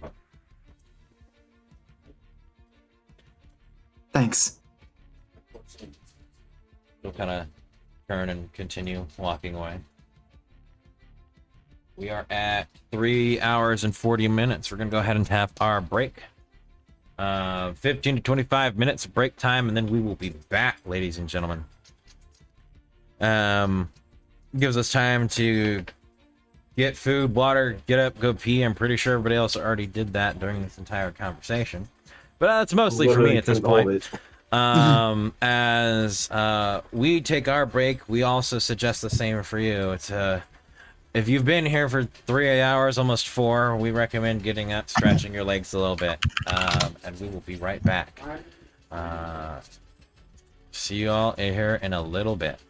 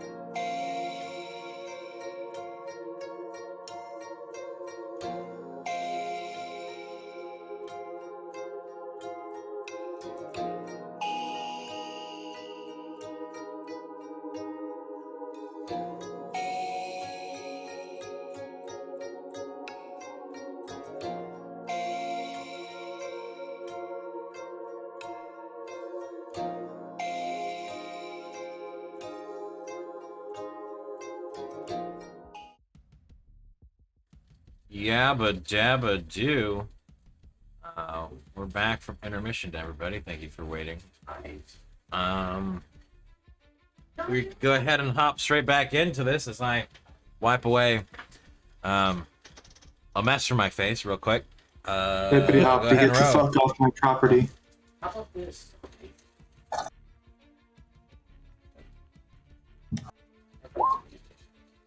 Hey! Nat 1, let's go. I'm getting threes a lot lately. Rolling them triples. Baby, a troll. I want to state one thing, Fel. Wet. The new D20 only rolled Yeah. one single digit so far tonight. I hate that. I love it. I hate you and your blood dice. And it's never been below a 4. So, and that one was an 8, so there we go. Well, that tells me it's Arya again, right? Yep. Oh. Star hasn't rolled. Oh, true. Star disconnected. Oh, yeah. He's gone. We'll wait for that. Okay. Because He rolls it'll be very short otherwise. Basically, if he rolls an 8 or a 7, then he has a chance of getting it. But anything other than that is done. Well, he could roll 9, actually. You'd still And have so- to roll for it. And Yeah. it would go the first person that Companion rolled gets to choose of what number, evens or odds. Yeah. So he has a 3 and 20 chance. Which sadly does not what's the word? Simplify into anything less. Which makes my math brain hurt.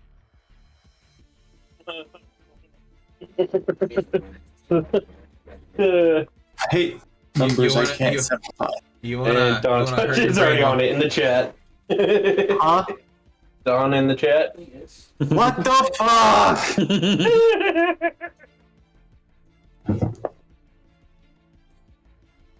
What does that have to do with anything right now? We'll have He's already Lucy going drop at some like Vogue artwork of Aloria so that we No. Oh, hell yes. No. Please Please don't.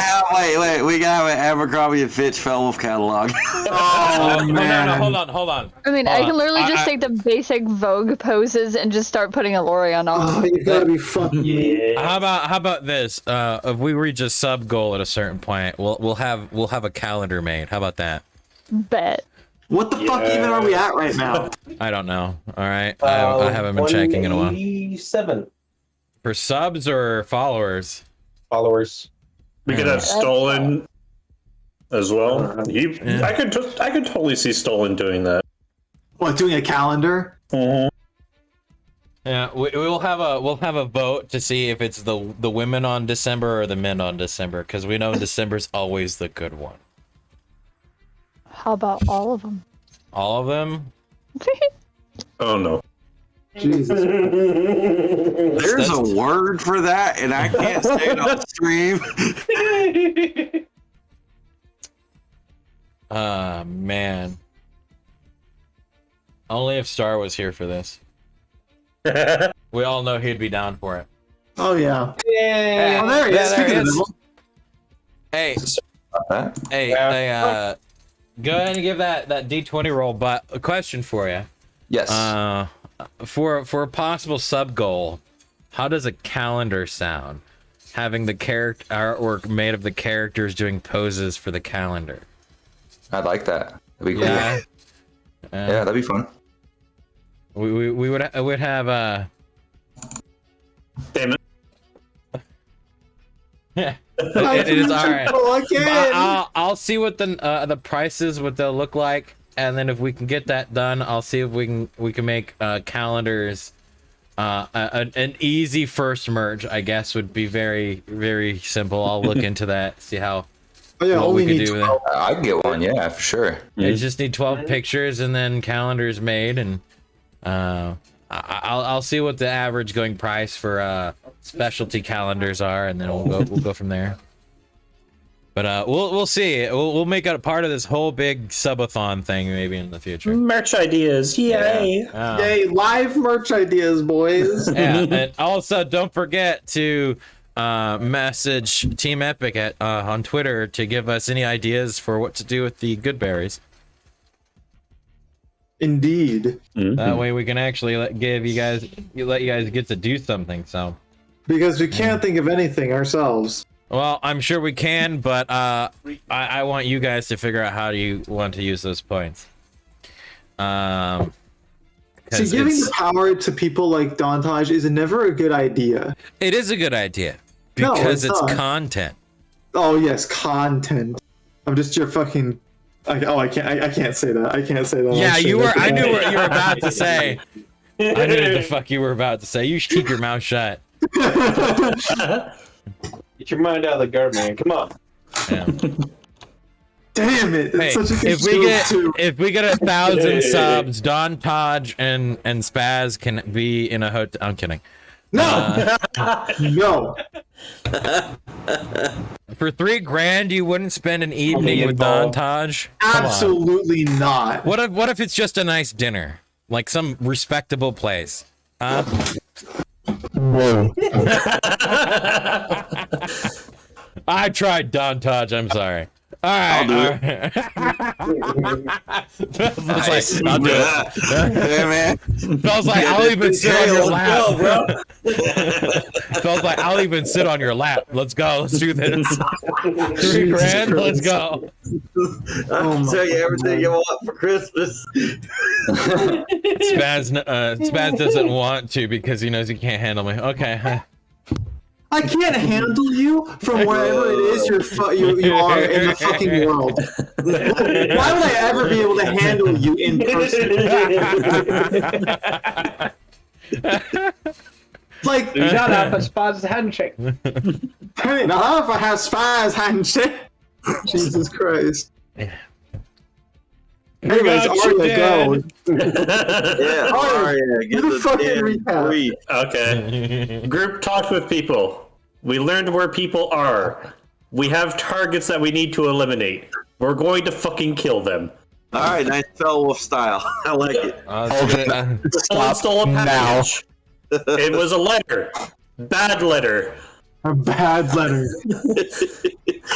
Stolen an Eldin and tried to return package unnoticed. Katsuku noticed. Grabbed Eldin. Interrogation. It went well. That's about it.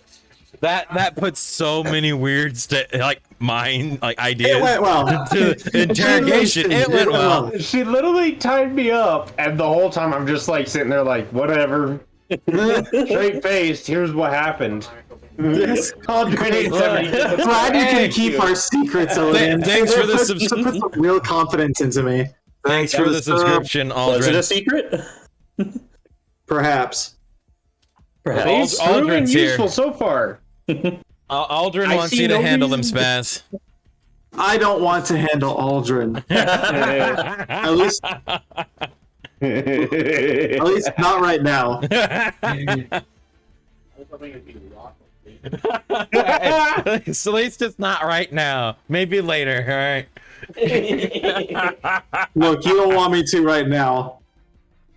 His hands are all clammy as he doesn't feel good in the tummy. No, okay. Wait, you can't. When not the feeling good motherfucker today. gives me literal, like, Arch, you are the only thing in this fucking world that I've ever had give me anxiety attacks. A proper anxiety attack. This campaign, I'm not even kidding. No, I'm not even kidding. This campaign, prepping for it every Saturday night, gives me anxiety attacks. Bro, This is you know what?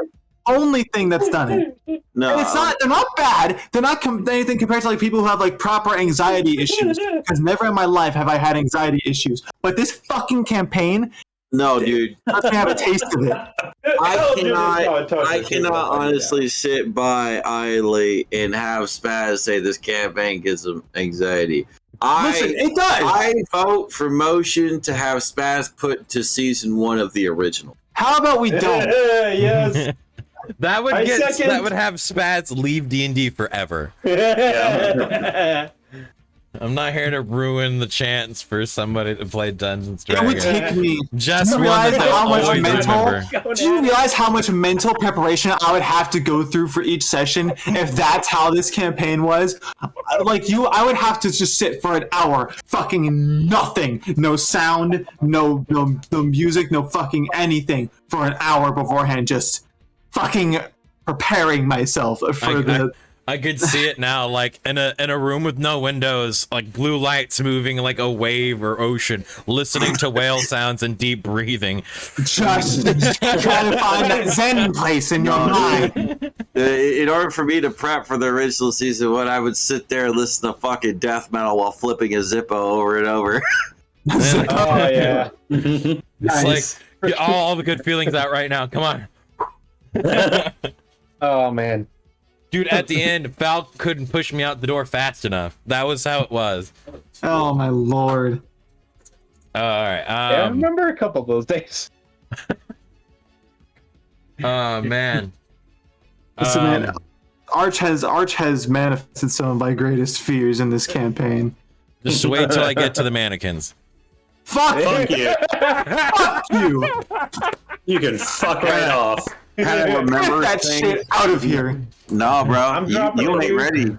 You ain't ready, Don't bro. ask me where I He got it. wasn't ready. All right. Back to the campaign. Get back to the campaign. All Oh right. man. As Coma enters inside, she'll stop out in front of the door where the rest of you are, and slide it open and look in there, just kind of straight towards Foulwolf. Who's probably dealing with other fucking plans at the moment. Yeah, she's just checking to see if you're busy. Which I'm sure you're mostly staring at the map, having idle chatter with Mao, who's still stuffing his face standing there. I would be getting a detailed list of all the different things that have been going on and trying to figure out. The general aspect of it is the Imperial Army left a majority of it left their castle or fort in the southeastern part of the Empire, moved to the open fields and occupied the walls of the capital. The Dragon Clan has attempted to make sure that they could, the Oda clan cannot continue to press through the fields. The Snake Clan seems to be keeping on the operations in the jungle from bearing actual fruit. And the jungle has proven to be a good natural barrier to prevent any large armies moving through that area. So, just the general covering of that whole aspect of most of the war has been pushed out of the jungle and out into the open fields, where it's easier for the Draken clan to pick off large groups and for battles to be waged out in open terrain.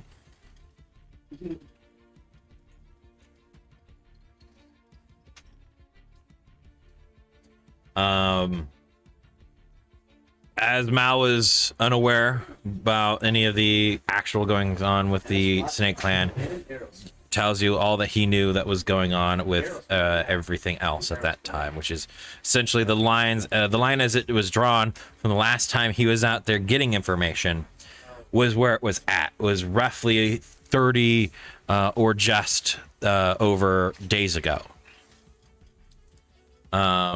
He only got through into Cherry Blossom Pass, into your village by going through the mountains, which is why he's also aware of where the stronghold is. At that point, when he got here, he started to help protect the village because he had hoped you had already returned.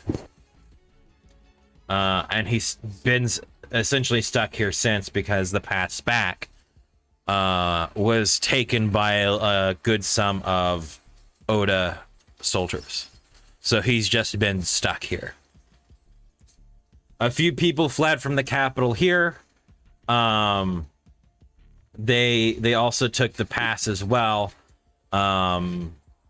avoiding the Rage Fang, and attempted to use this place as some sort of distant safe haven. Which is why there are a couple of new faces, like Ricci that you had seen earlier, or last session at least, where there are some people that are supposed to normally occupy the capital now in your village.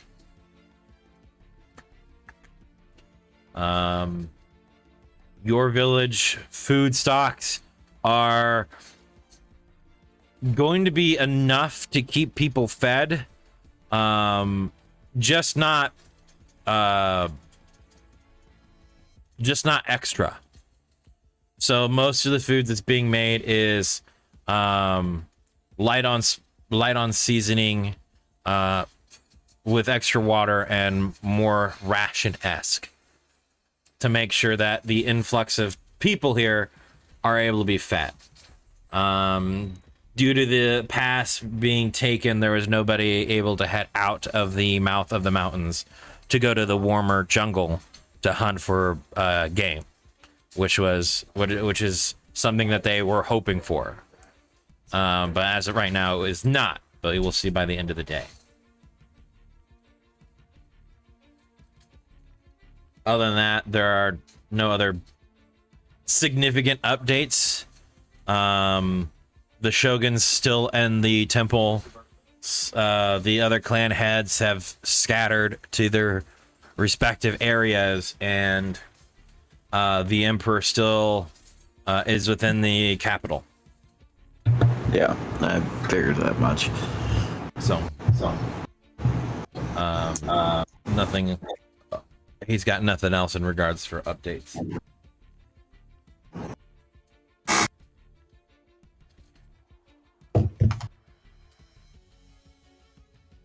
Hey. I guess I'll go outside and see what the fuck Aloria wants. Mostly at this time, I think is what you're waiting on is for Klavik to return, right? Mostly to progress timeline, yeah. Yeah. When he left, he said give him some time because he's not wanting to approach directly from your village. He said he was going to come around. Hey. That way it doesn't look like he was forced into his opinion, that he arrived back to his clan on his own whim.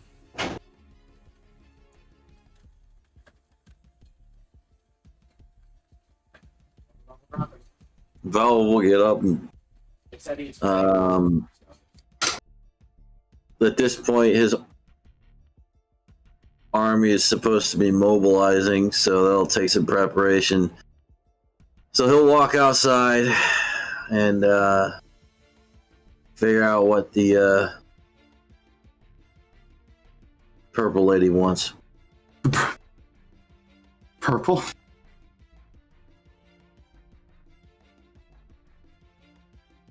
I'm heal. But okay. Kind of a slate color. Yeah. As you walk out, you'll find Aloria in the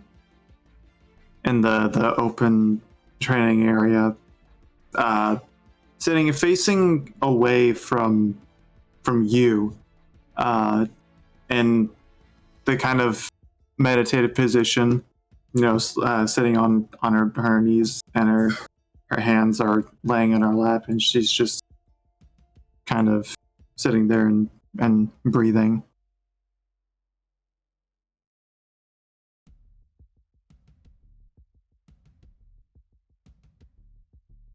She's not paying attention? No, she's not. She's just waiting, basically.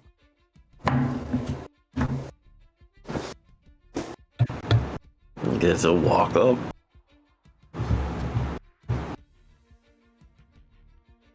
Yes. Larry will kind of straighten up suddenly, and then stand up and turn around. I'm sorry, I know you're probably busy dealing with a lot. There's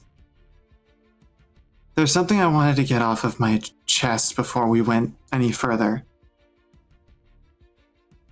And in case you deny me, I wanted it to just be between us.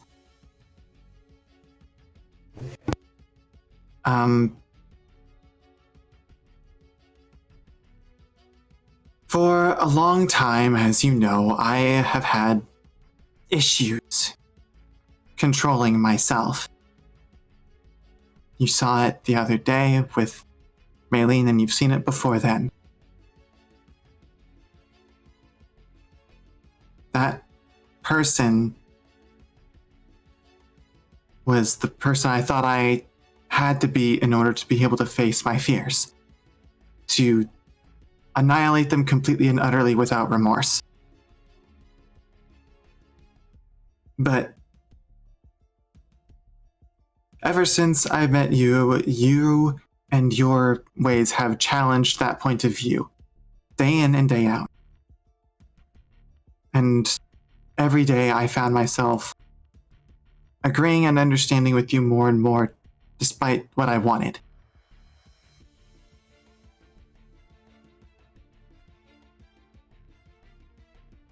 It took a long time for me to admit that you were right. About me. You had faith in someone that I believed was hopeless. You believed in me. And you believed in the person that you thought I could be.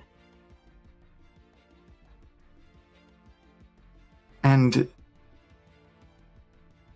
that ideal of healing, of redemption, of having a place to belong, well, it's moved me in a way I didn't think I could be moved before.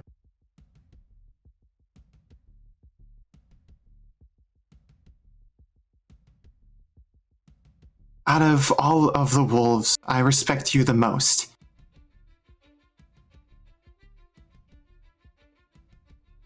I know that you have dealt with what I've been through, and you have a better way of dealing with it than I do.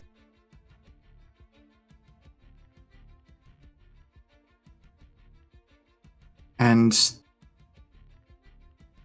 you have a home of people who stand at your sides and at your back.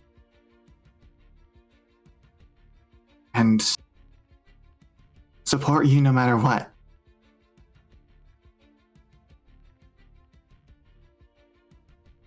Well, that's the key difference.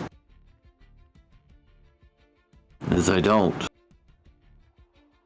do things alone. That's not what the Wolf Clan's about. The reason why we give people second chances. The reason why we attempt to redeem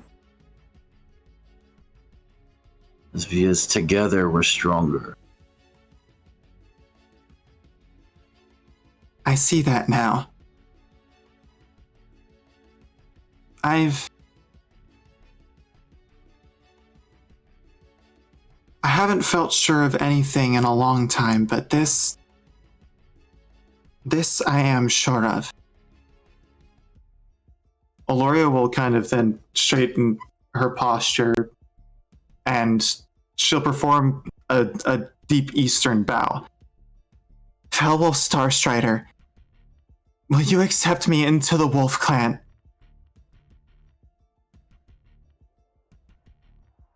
Make me a part of our family, of your home, that I might call it my own.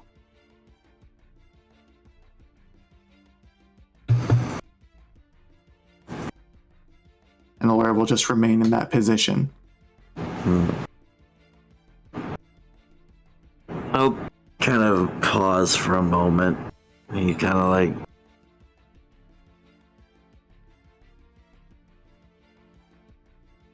What of your people back home? Loria will slowly straighten her posture. My old home.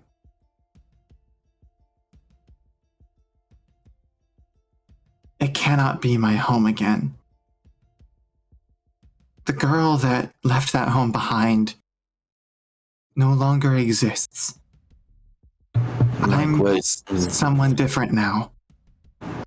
And I think this place is the best place for me.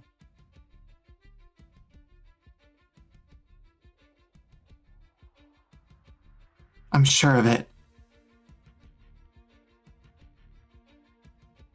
To become part of the Wolf Clan, one does not simply just join. There will be trials given to you since you are not born of the wolves. You will show your dedication.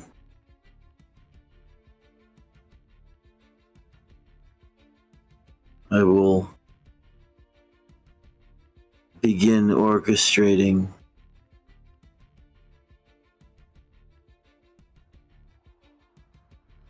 a new training regimen. Granted, do not necessarily align with the way of an Orochi. Your druidic ways would be better served bringing that knowledge into shamanism. So potentially you could train with the monks to become a Ashigaru.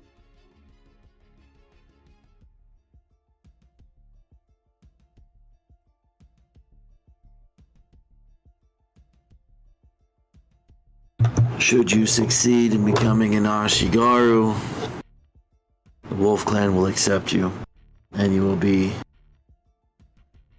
the first Ashigaru of the Wolves.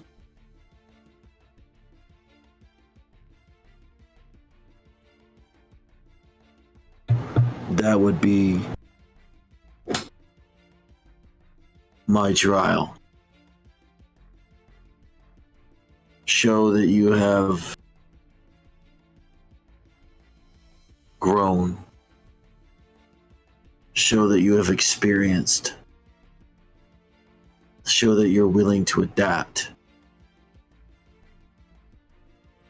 Complete this training, and you will have your place.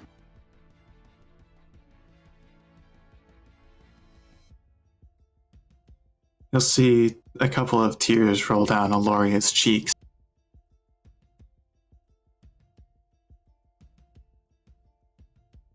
Thank you for at least giving me the opportunity. And she'll give you a small smile.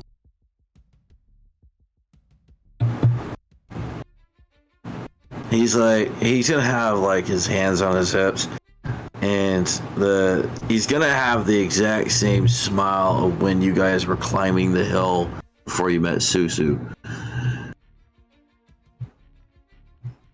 That big, wide grin as he kind of says, Ashigaru are not necessarily easy with training their potentials. However, I figure your fire would be perfect for it.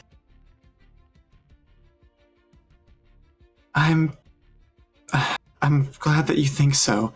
And I wouldn't expect it any other way, considering how I've heard your warriors train. What an Ashigaru would be, I imagine it would be no different, just in their own way. Allow me to present you with a weapon that you will be training into. As I am specialized with a katana, Yashigaru also prefer their own type of weapon. The same weapon I've carried with me this entire adventure thus far. As he reaches out his back and pulls off his naginata and hands it to you.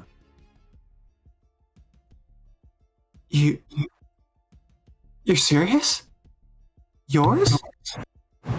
I would not send you into that type of training without at least having the basics.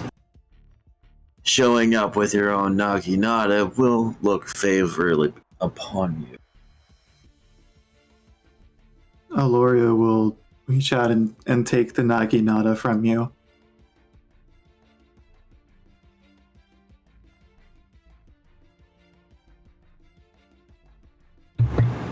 There will be a different type of training than what the Orojis would have gone through. Though at the same time, much of what they will train you will be the same. Reflection, understanding. However, instead of tactics and multiple stances, from what I am aware of my time studying with the monks on my own accord, they are uniquely skilled at using things like sutras. So I would expect to see you studying upon what sutras are and how to use them.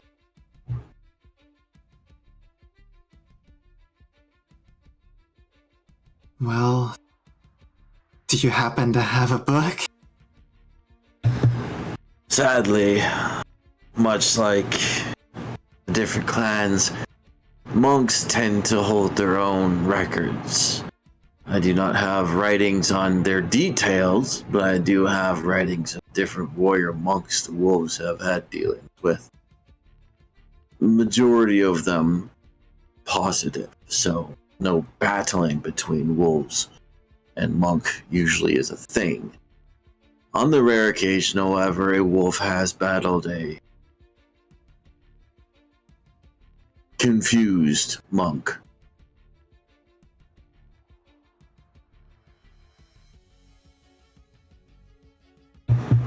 I suspect, however, they will have a unique interest in you, with your ways of druidism being unique even amongst your Western kin.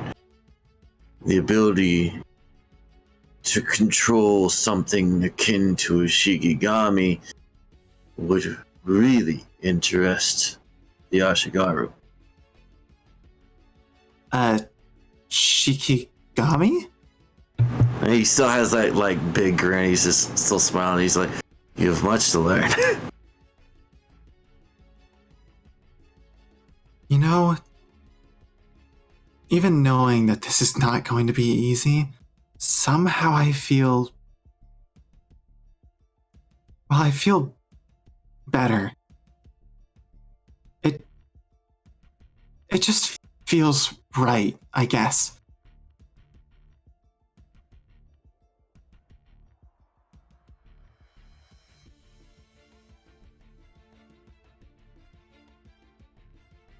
I don't know how to put it.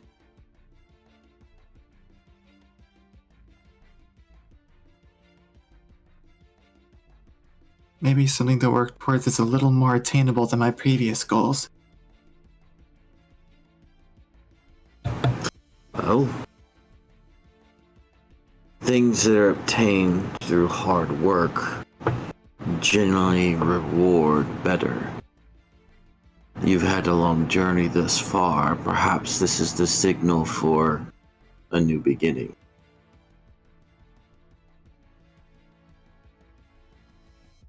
I hope so. Hope. There's a thought. Something in low numbers these days. But yes, hold on to what you can. If hope is amongst your tools to bring you that happiness, then let it guide you.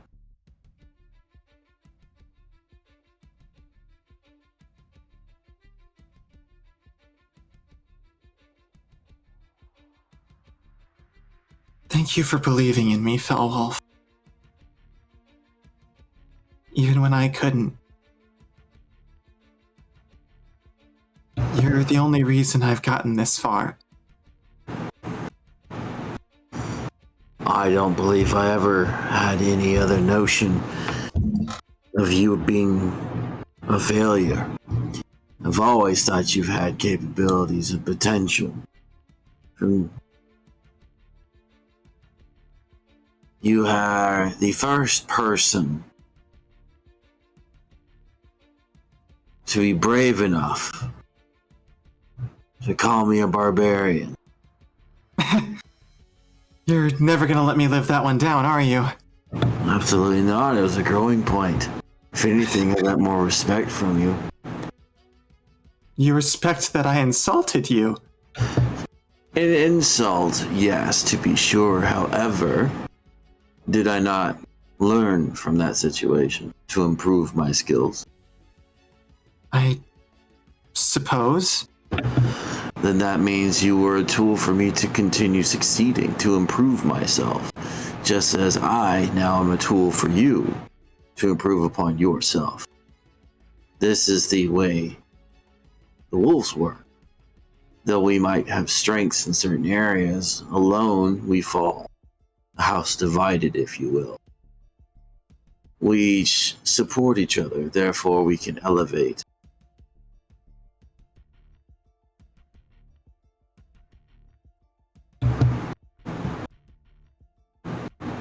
Then I'll continue to support you, to lift you where I can. Even if I'm the only one left to do so.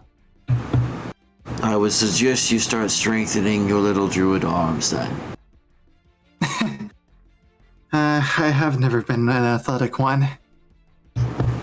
Well, training with the Naginata will be sure to increase you.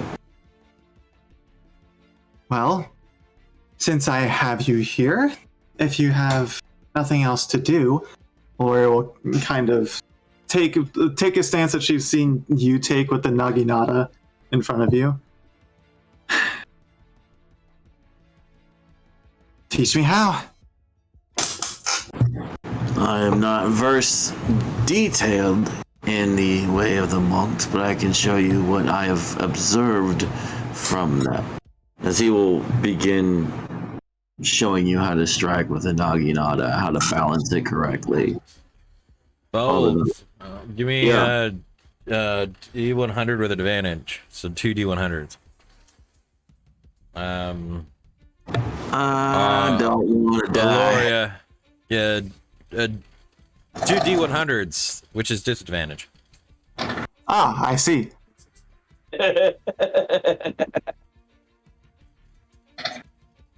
Good. Wait a minute. Oh, that would be 11. We're doing 11. Yeah. You will be floored many times. That's to be expected. Yeah. It is not a joyful experience. However, Felwolf will have a smile almost every single time he throws you to the mat. Yeah, like that. Yeah. Aloria will at the beginning of it get, of course, frustrated as she normally does, but after a bit, can't help but smile and kind of shrug it off. Felwolf, you're slowly beginning to learn why your father enjoyed training you. Uh-huh. Oh, that feeling's great. You begin to understand why a few of those whacks are a bit too hard. Take that, you little shit. All my bruises. Yep. We'll have that go for a period of the day as Coma will bring you guys food periodically. Fowl, for a good majority of the day, no news is brought to you other than by Warbear that the men are ready for march for tomorrow. As by the time he has everyone off the walls, switched out with those that are needed to man them, and everyone rested from the constant barrage of Rage Fang, it will grow to become dark quickly. Arya will be helping out, healing anybody if they need it as well. Most of them just need rest. None of them were truthfully hurt. They were just exhausted. No sign from the Yuns, the Yun merchant, as they more than likely are on the other side of the continent by now.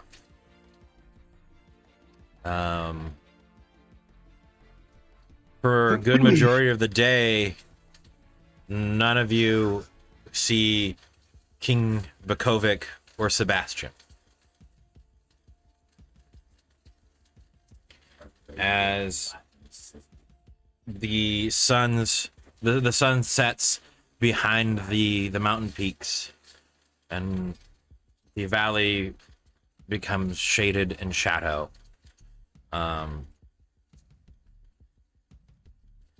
We'll cut towards Arya out in the village, kind of distant from everybody, sitting on Having a secluded spot. Sitting on a bench, essentially, or on a rock that the snow has been brushed away from.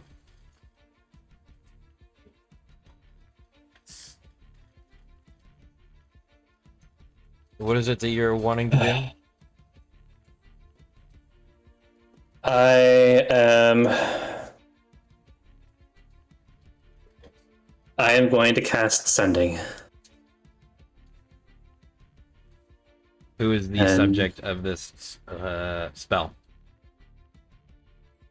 Murray. Fuck. And my dice are happy today. Oh boy. Of course. We'll go through. Okay. Murray. It's me, Arya.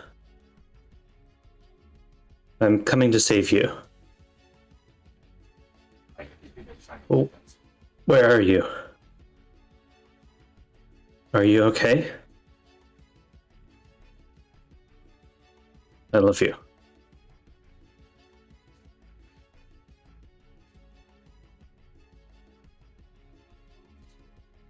Bit of a pause.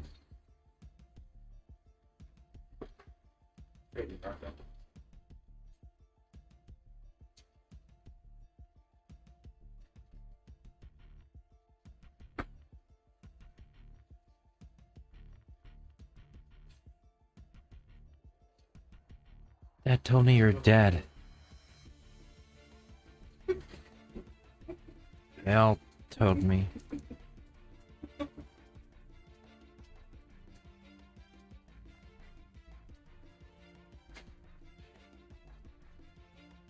No one ever found you, I guess.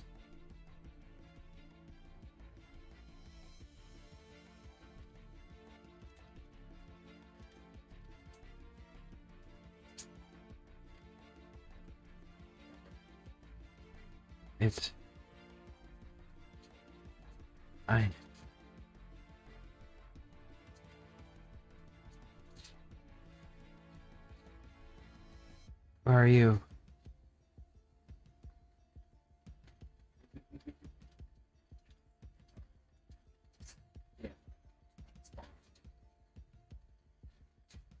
That'll be it.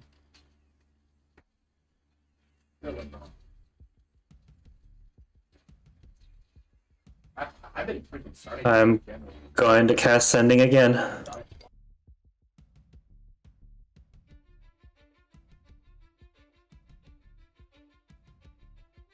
And same target. I'll go through.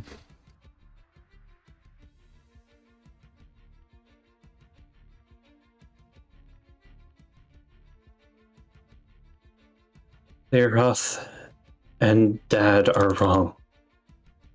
They're lying to you about a lot of things. They want to hurt people.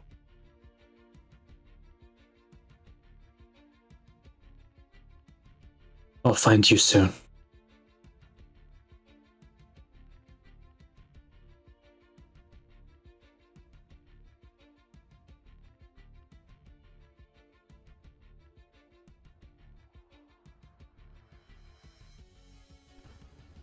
Is that all you're sending? Yep. Okay.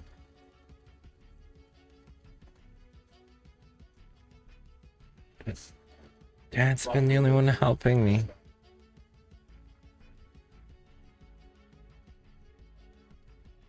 The others.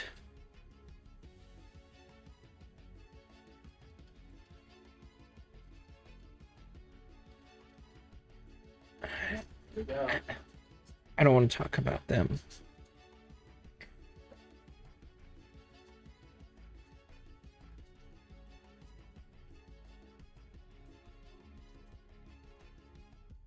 Dad's been worried about me since I told him I saw you.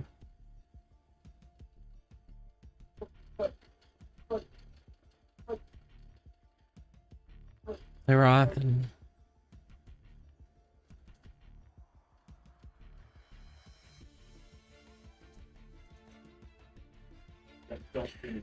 There's not many left.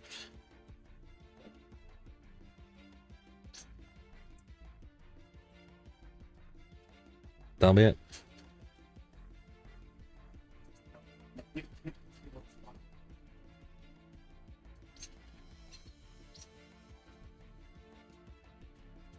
Oh boy.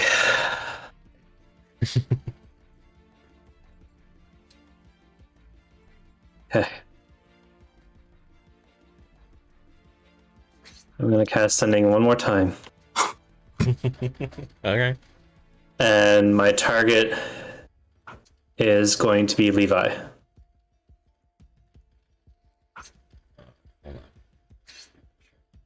Yeah, that's spot that. That's spot that.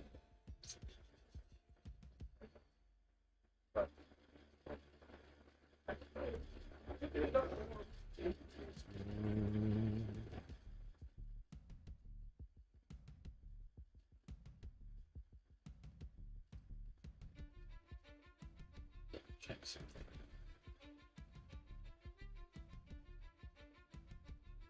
I said something with the perspective, didn't I?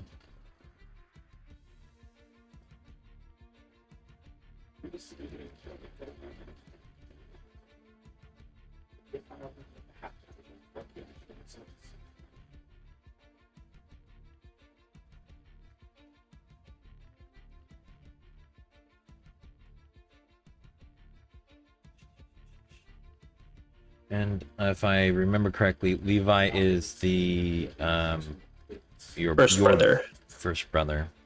Yep.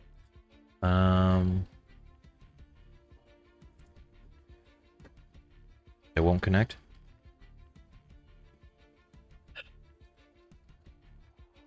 As you cast a spell, it is not as if you were blocked. It was as if there's no receiver.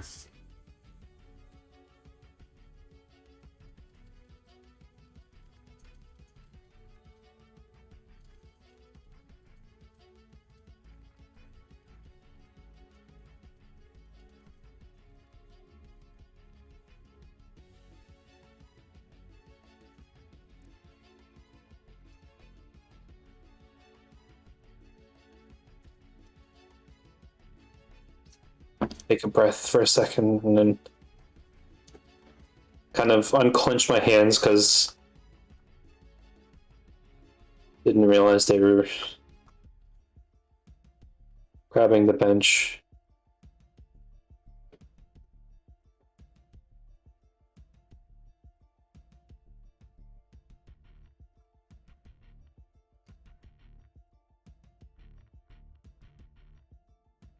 And I'm gonna punch the bench. Before Alright. standing up.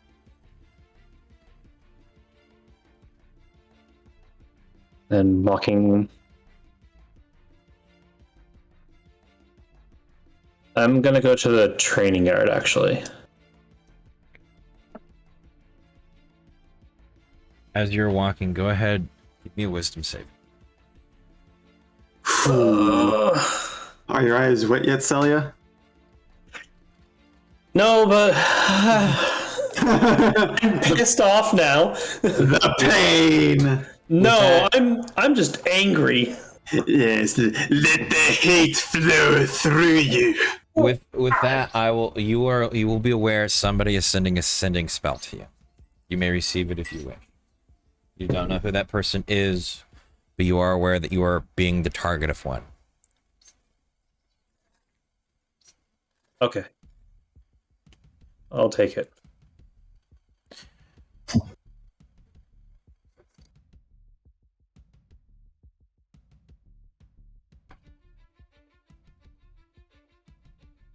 Oh, sweet Arya. I saw your sister smiling. It's been long since I've seen that face.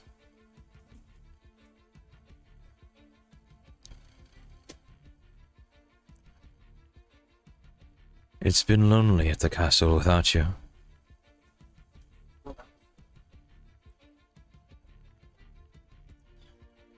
We can talk if you'd like.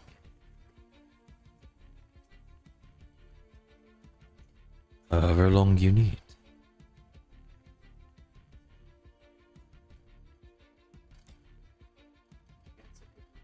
It's all your choice.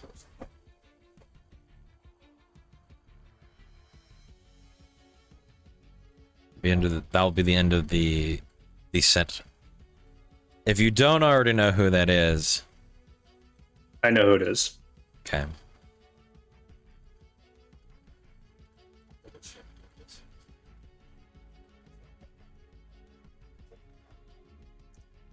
Why are you doing this? Haven't you caused enough pain already?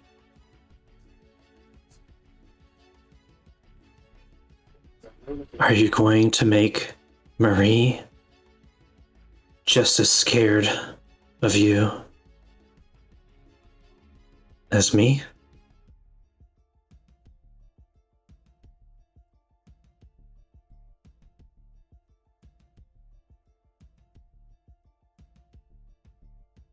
I want my family.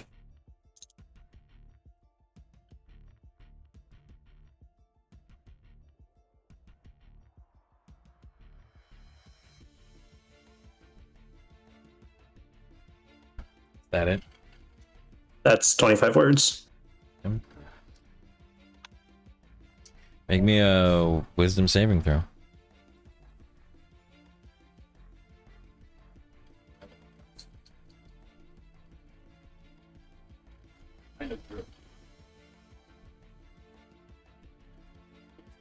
Your vision as you're standing there begins to blur, a familiar blur.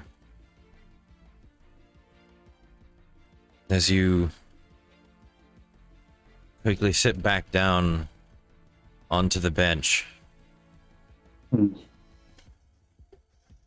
your vision is shunted from you. Yep. As instead of being in this dark, black place, you're somewhere familiar. Tapestries hanging from the walls, columns of what seem to be moving blood flowing up from the base towards the ceiling.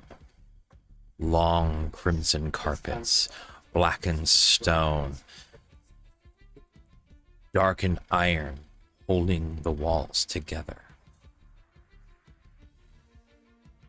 Up towards a ruby throne. Sitting in it, flowing of clothing, dark black colors, a cowl over the shoulders and tucked just underneath the hair of a burgundy red. Bright red eyes stare at you with hair white as snow. Crown that thrusts up through the back of the long white hair, twisted and gnarled like barbed wire, sprouts from the head and curves towards the front, rounding in this almost bulb-like shape. A soft smile, sickening to see.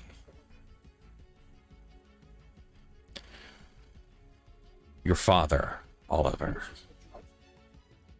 In hand is the crimson blade, as he's leaned forward on it like some form of cane, staring at you downward with the same appearance he's always given you.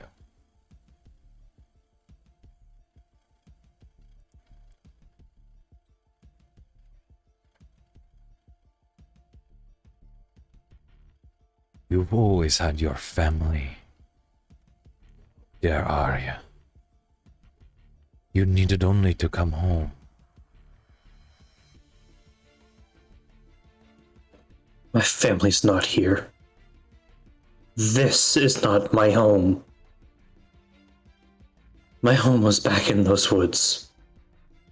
Back with my mother. With my brothers and sisters. Without you. So you were never there.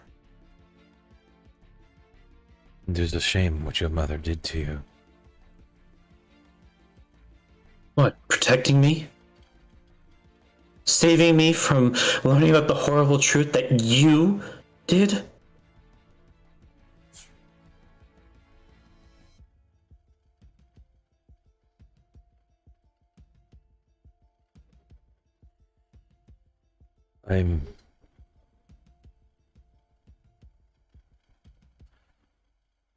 Unfortunately, my findings turned out to be wrong.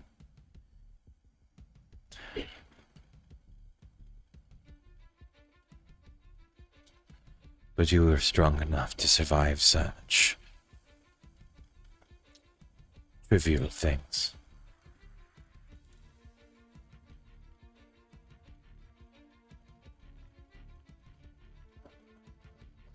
Why don't you talk plain for once in your goddamn life? What findings?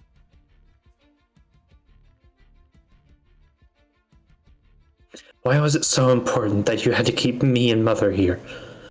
Trapped in this place? You were never trapped.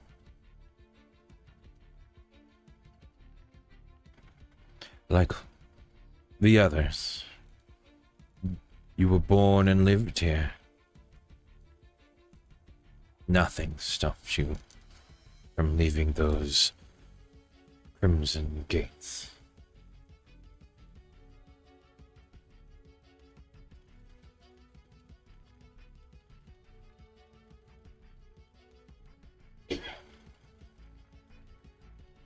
No one knew how better to keep you all happy than your mother and I.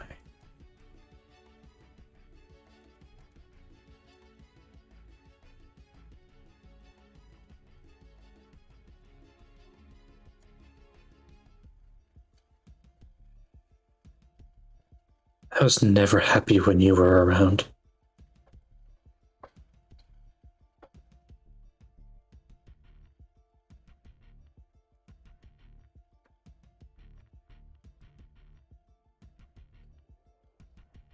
Understandable.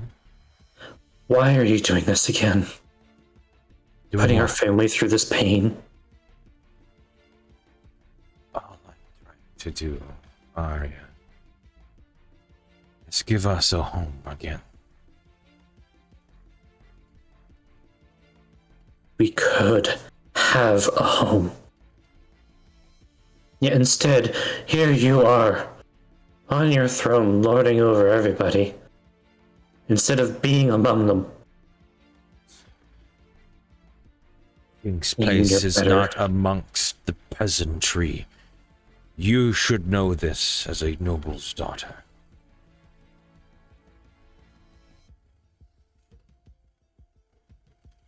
That's where you're wrong. I've seen differently.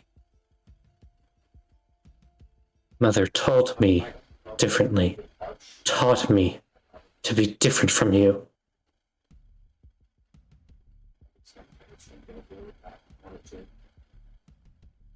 Your way of thinking is outdated. You'll never be the king that you were before. You're just a specter of the past, clinging to what little you have left. But don't worry. I'll make the Turnterre family the best it can be. Once we've rid ourselves of you and this horrid castle. Just fair warning. Volume warning. Just giving that fair warning out there. Don't want to yell into my mic the way that I need to here without warning you guys. So just take a note. Don't you dare believe that you, a halfling child, could ever do something great for this family like I have in the last 1,000 years. You know nothing of the tribulations your blood that flows softly through your veins has gone through. Your mother was soft, and I hoped only that it could help bind you slowly. I can see that it worked too well.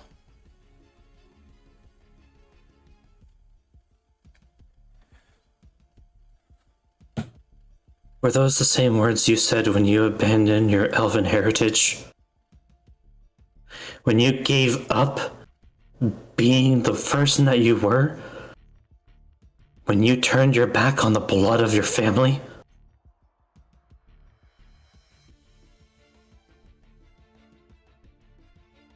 Don't worry. You've lived long enough. You deserve to have a rest.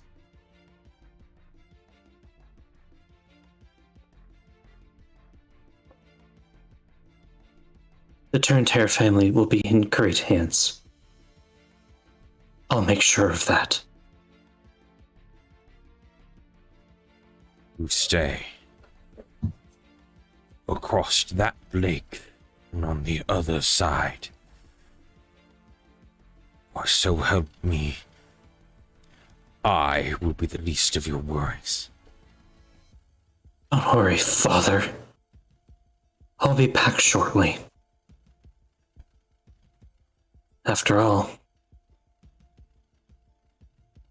I still need to speak with Mother, too.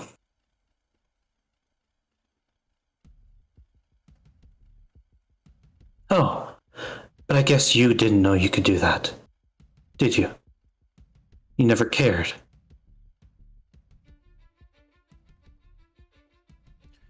He'll look at you with this slightly turned head as he presses his hair back down after being worked up.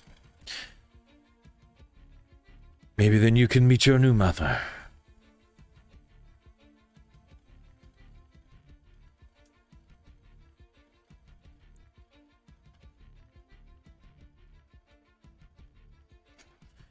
Arya's gritting her teeth at this point.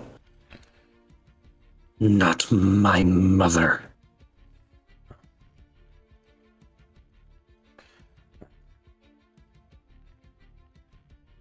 A lot of things have changed here at home since you've been off smiling with friends and enjoying life and occasionally having your tribulations about who you are. Enjoying life. That's what you think. I see. You really don't know what's going on. I wonder, did Lyroth tell you that he met me in the east? Did he tell you that he was attacking there? Who do you think told him to?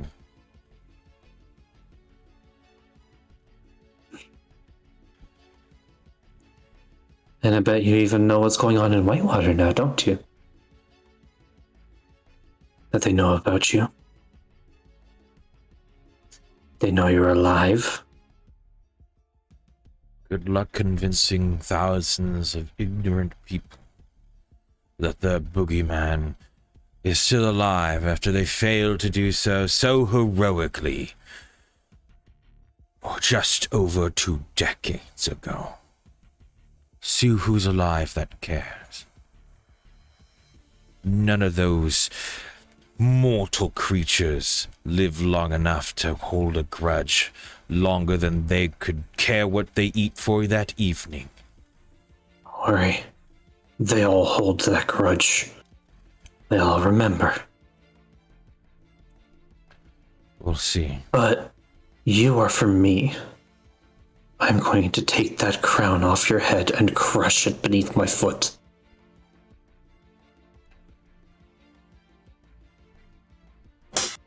I guess it means our little darling Arya will find her way home soon enough. When I'm ready.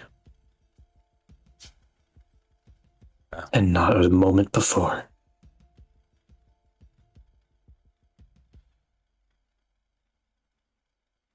I hope you find appreciation in all the things you will continue to nitpick and pull just to have an inkling of what you've missed.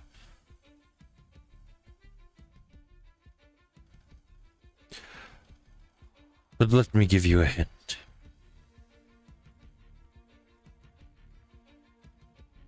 Everyone you thought you could reach out to is long gone.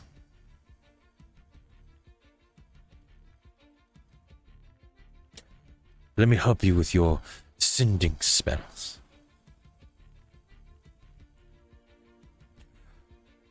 As your sister weepingly said, there's so few of us left.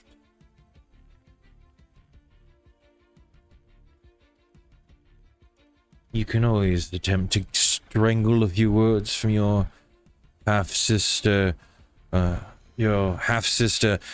Vessa. I'm sure she's thrilled to speak to anyone these days.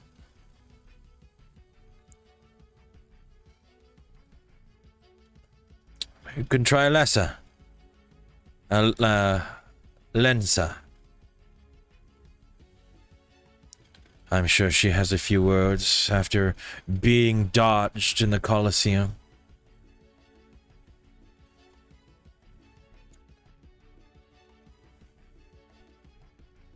And Lyroth is always happy to speak with his younger sisters.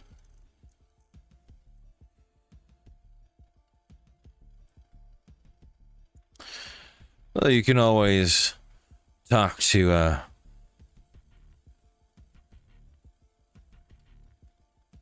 your new mother, Catherine. I'm sure she'd like to meet the one daughter that she's yet to see. There's Eldrin. I think you remember hearing the stories of the great beast slayer of the Crimson Cliffs. The one that fought the werewolves from the forest. No? I remember telling you and your sister those stories. How many years ago was it now? 26.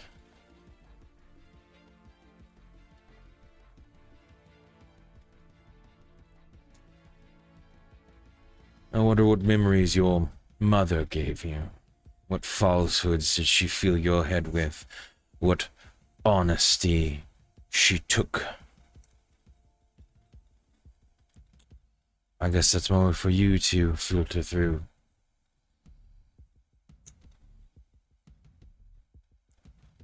Gave me a lot more than you ever did. She gave you lies and hope, instead of the truth and power. We'll see which one gets her last 2 daughters further.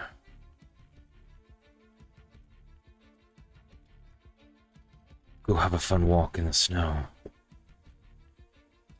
He'll snap his fingers as the vision fades.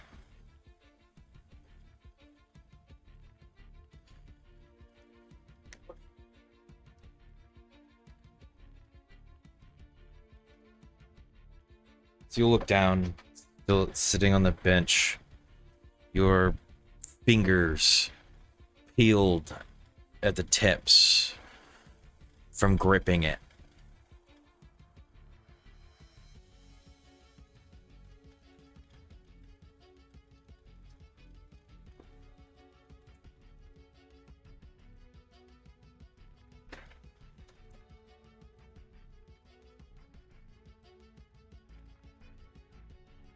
See you soon, Father.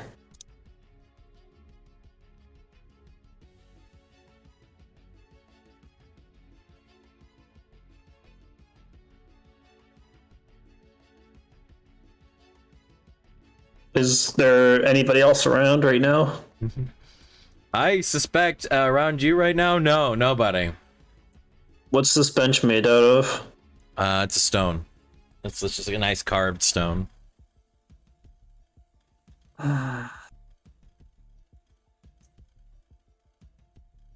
Damn, Okay. break it. There's a tree nearby. You need to punch something that might flex. Trees don't flex. I said Not might. like that. Not from that, anyways. I'm gonna go to the training ground. Alright. I'm going to find a dummy if I can. Anything that I can practice with. And I'm just going to take out the sword and just start swinging. Okay.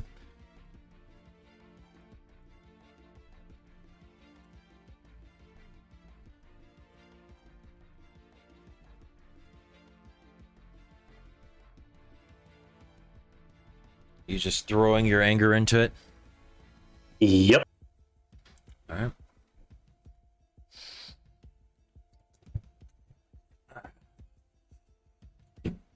As I roll this, how'd you enjoy talking to Father Garrett? God fucking damn it. Ah, the rage, yes. I'm so pissed now. You got me so pissed off. Fucking hate him. Just the Feel right that amount of asshole. Like this. I could believe he was my father, and I thought he was cool, but now I could truthfully see my father. What an asshole! Wow, what an asshole. We need him. Minisho. Oh, man. Fucking hell. So we're putting him on a pyre, right? No. Doing it old school. We could always use the Star Strider Classic for vampires.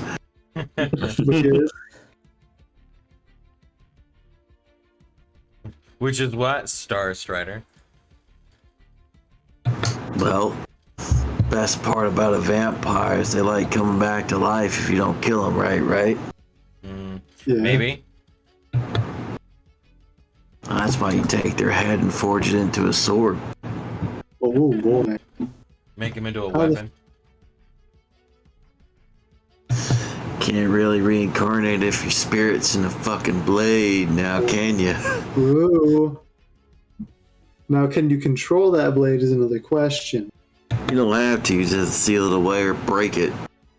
Put it in a pocket dimension? Or just give it to a couple paladins that really hate vampires. Oh yeah, we do have them, don't we? That'll be a special kind of hell. I was thinking more of the putting it somewhere that it will never be seen again, literally ever.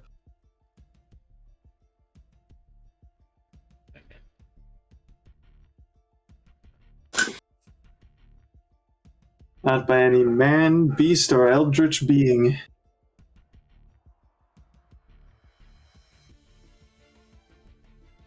I don't. Hold on. I gotta see if.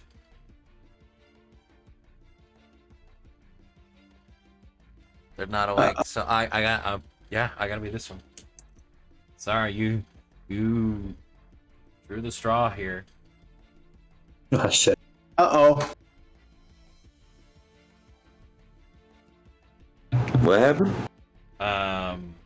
Arya, as you're center of town, swinging away at the dummy, just letting your anger out on it.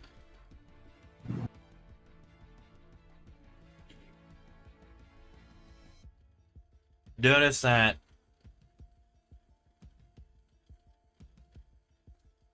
the sound outside the temple is muted, not gone, but dulled. The people roaming about, talking as the evening is happening, and moving amongst this town itself. Even the soldiers, their unison movements in small groups about the city, about the town itself, is dulled, as if faded away, as if your mind or head has been filled with a rushing of blood. As clearly you can hear the sound of a horse. A horse? Horse. The clodding of the hooves to the stone pathways. Where's it coming from? I would say on the map, it's coming from around the tower over here. As you, I'm assuming you're going to be looking that way. Yep. I'm gonna start heading that way if I hear it. As soon as your head turns that way, to catch the attention of this, the direction of the sounds, you'll see the horse come out from around the tower itself. A brilliant white horse. A large gem rested on the armament front of this horse's face, as chains and armor and soft cloth drip almost like waterfall from the sides of this horse as it is dusting across the snow-topped roads. Sitting upon it is a figure covered in copper and brass, matching the horse itself with this singular jewel in the center of the helm. No visible way of seeing out, no slits. Their hands holding firmly to the reins, same colored brass and copper gauntlets, white clothes, and flowing cloth draping from their pauldrons. Their body almost obscured by the almost obscene amount of cloth. They are approaching the front of the building you're in.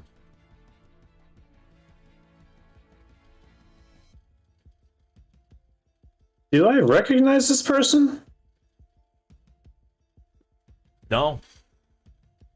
I'm gonna keep my sword out and walk in front of the door.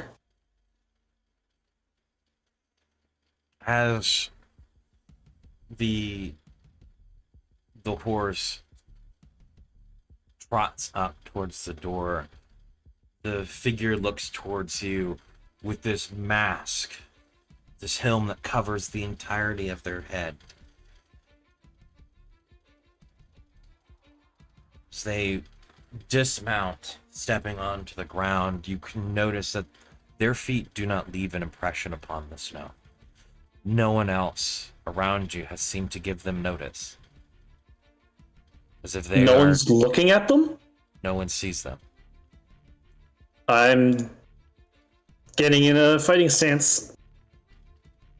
The figure approaches you, just raising their hand up. And then both hands up. There is no worry, child. I came only to see what such evil deemed important to communicate with.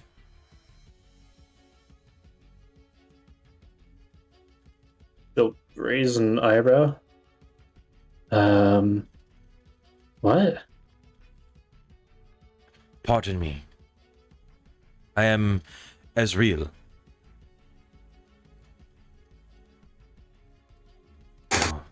What eon is this?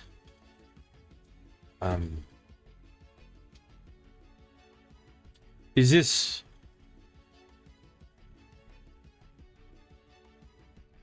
Hold on. Still turn back to the horse and open up one of the satchels on it, pulling forth a book and quickly flipping through it. So this closes the book and places it back in the satchel. So he turns to you. Yes. I am a member of a long-forgotten order.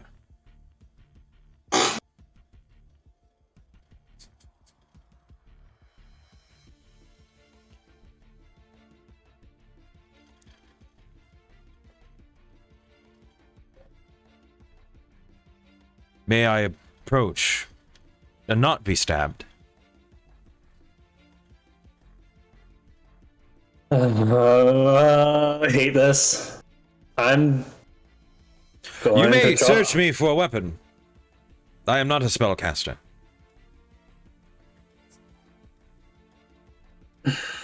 Well, I am, but I'm a healer. Cleric much as yourself. Who do you serve? All of the gods.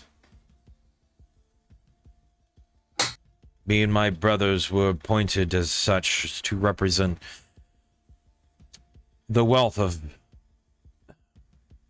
mortals. She's lowering her sword at this point.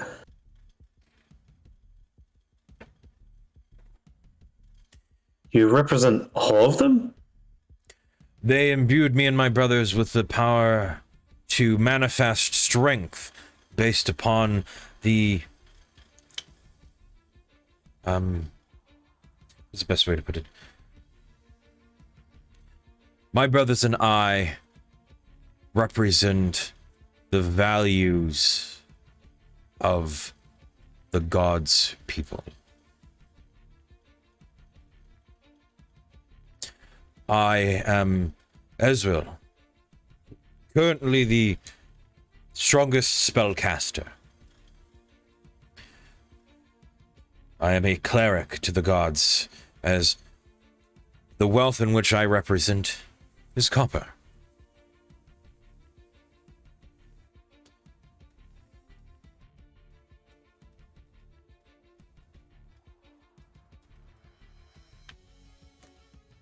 I don't understand. It's a lot to take in. Me and my brothers, however, the easier part to understand of this. We seek out those that challenge the will of the gods. Dark forces. As he'll move as if he's presenting something.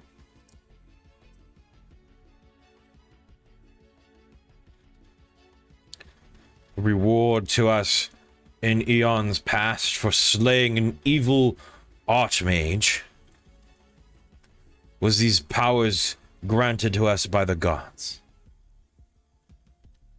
We seek out those either with potential of changing the fate of Itis into the favor of the gods, and eliminate those that seek to throw it into discourse and destruction.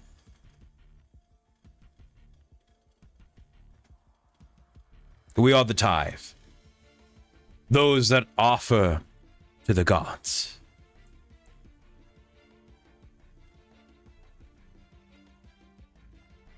Do I recognize that name anywhere? The tithe?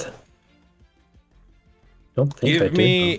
Give me a religion check with disadvantage is what I will allow. Yeah. Oh, fuck. Tomatoes. Jesus, fuck.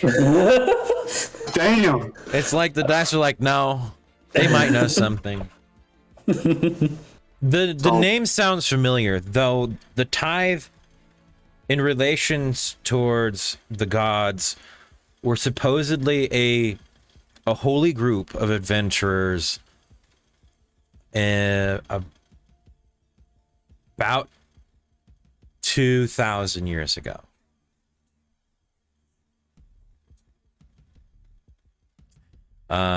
They're only recorded as religious in nature due to the fact that all of the monetary value they ended up occurring as adventurers, they donated to every temple, and were the reason why most of them primary temples today are built. Oh shit. Well, fuck. They were known as the tithes because every town they went to that had a church, they gave all of it, everything they had, to that church.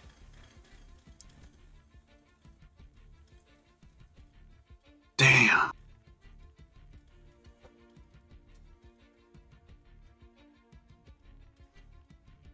Yeah, at this point, Arya's gonna go ahead and sheath her sword. And why is one of the tithe here? More importantly, how are you alive? That is not the important part, child.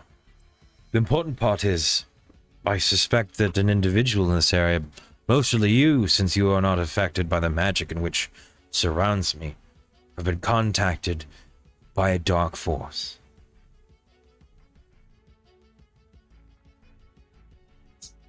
By my father? Who's your father?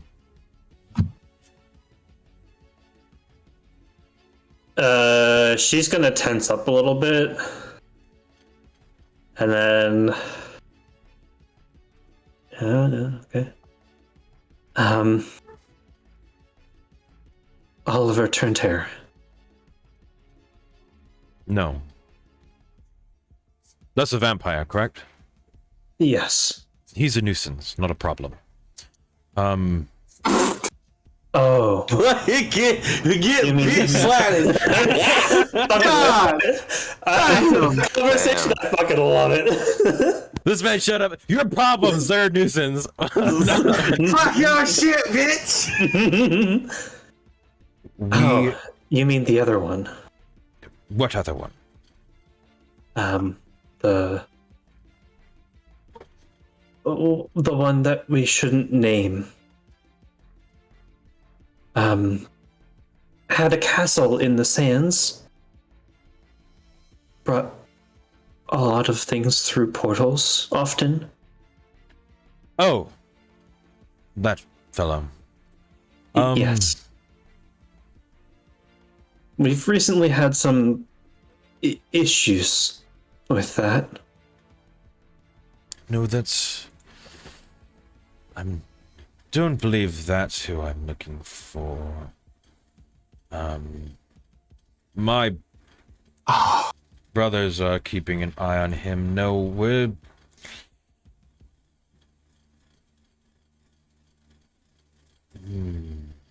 Oh, you fool. Oh, Give you me a poor... moment.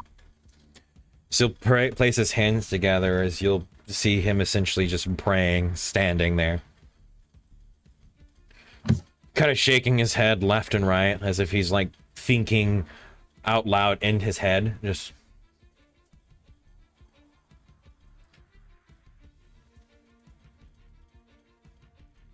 No, what? Oh, okay.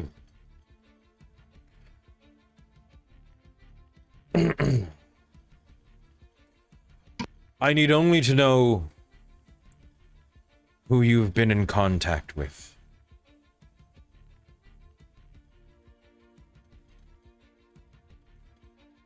Anybody that seems important, dark, mysterious, people that don't seem right, anybody walking around like they're on fire, but doesn't matter, anything like that ring a bell? On fire? No. Okay. I mean, I was struck by lightning. Does that count?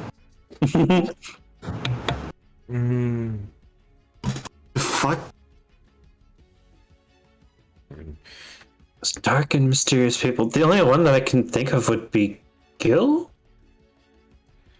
He was odd.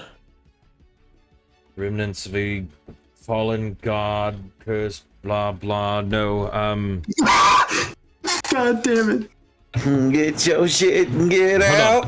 He'll go back to the horse, open up the pouch again, pull out the book, flip back to that same page.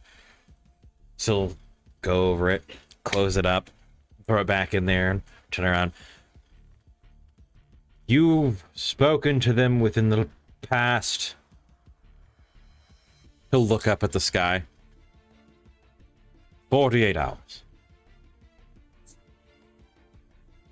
Whoever it was. It takes some time to travel. I think That's odd. I know.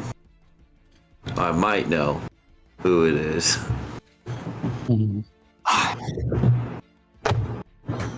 You swear you don't remember anyone covered in fire?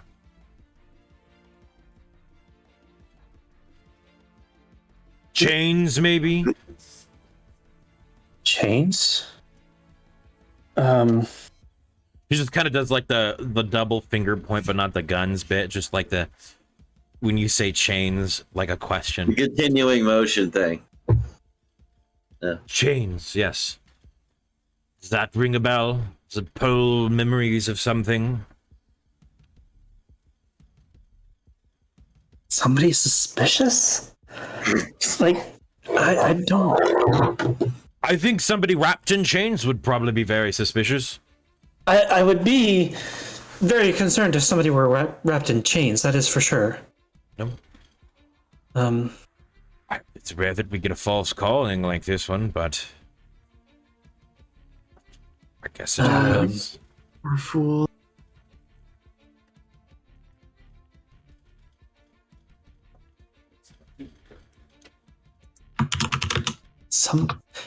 Is it? You said somebody powerful, correct? I mean, they can be powerful.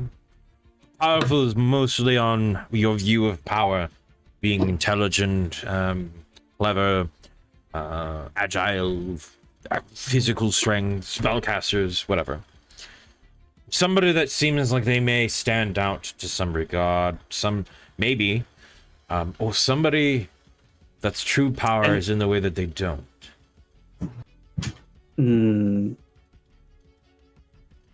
Somebody that stands out. Or doesn't. The only one that comes to mind would be King Bakovic. Though I can't see that. Doesn't strike me as somebody who is odd. Just powerful. But if you can't think of anything, it's more than likely false calling. I'm going to assume a lot of nasty people have contacted you repeatedly. Maybe this Quite a is just few. There was Gil, that one from the First Kingdom. When was the last time you worshipped, Cha? It's been a long time. I suggest a cleansing of the soul. Maybe that's where the oddities came from. But if we see your name again, or your face, depending on whoever's wearing it, I we'll hope be nobody's wearing sure those that things. a more scrutinizing detail or whatnot. I mean, I did almost get my connection severed. Don't really know who did that. Kobe. No way. Hold on. It's gotta be, man. Nah. What? Your connection to what? To Adona.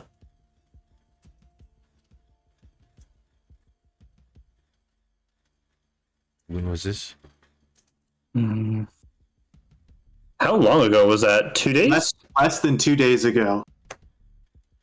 Yeah, technically Yeah. for you guys, less than 2 days. Okay, yeah. It would have been within time frame. We were talking about Gil from the First Kingdom. When I looked around to see if anybody was peering in, I saw a eye. Which It almost color? looked like it was flaming. Flaming eye. There we I go. think- That's on fire. These are the cues. True, but it was more like somebody was looking in through a spell. It wasn't extremely odd. How do you think gods are able to keep eyes on everyone? They set up a system, everyone else is able to use it eventually, yada yada. You see him like manifest like a journal in his hands and a brass like a metallic quill as he just starts writing in this journal. You're talking about Gil or something or other. Should I say the name, or I would rather not. The name seemed to invite them. You may. Gilgamesh. Or sorry, Gilgameg. Gilgameg, the moon guy from my time. It's been some time since I've heard that name. My friend was talking to them, and when they said their name, they were dragged away. Any of your companions experience being followed around by a giant flaming orb? Other One of than my the friends. one? Other than the one? I haven't noticed.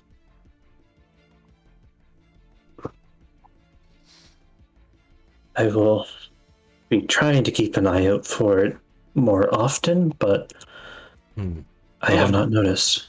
You'll see him pull a pair of spectacles, a pair of glasses, from underneath the cloak as he whips them open and just holds them up to the jewel as he just kind of starts looking around through it. Spaz DMs. There it is right there. As he'll kind of point towards the side of you. No, that's not Gilgameg, no. That's who we're looking for. As he closes up the spectacles again and tucks it away as you see him write more into the journal. Yep, that would explain it. You are constantly being observed by somebody that you should not be. Hmm. I had a feeling.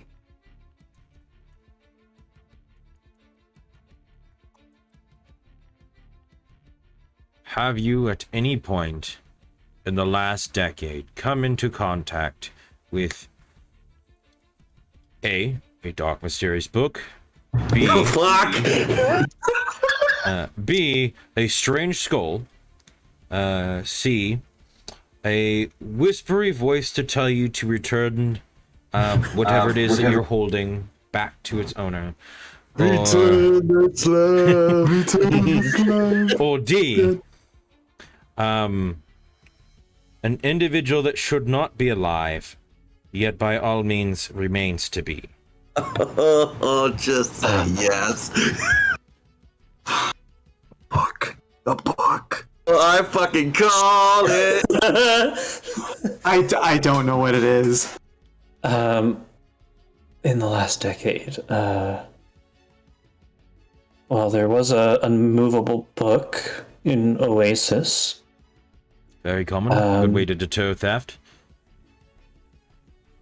My fathers lived for thousands of years. The vampire, of course. Yeah. Did to me. What was the other ones?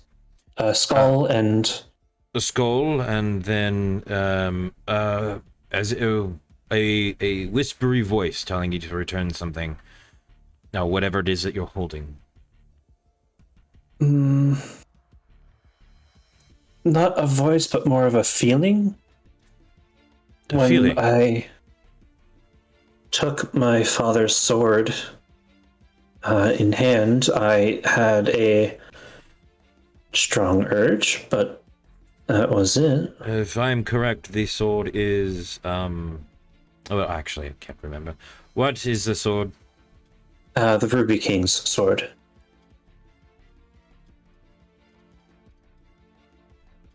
What did you say? The Ruby King's sword. Who has this? My father. See him write something down in the journal. I'll have my brother look into that. Is that all you can think of?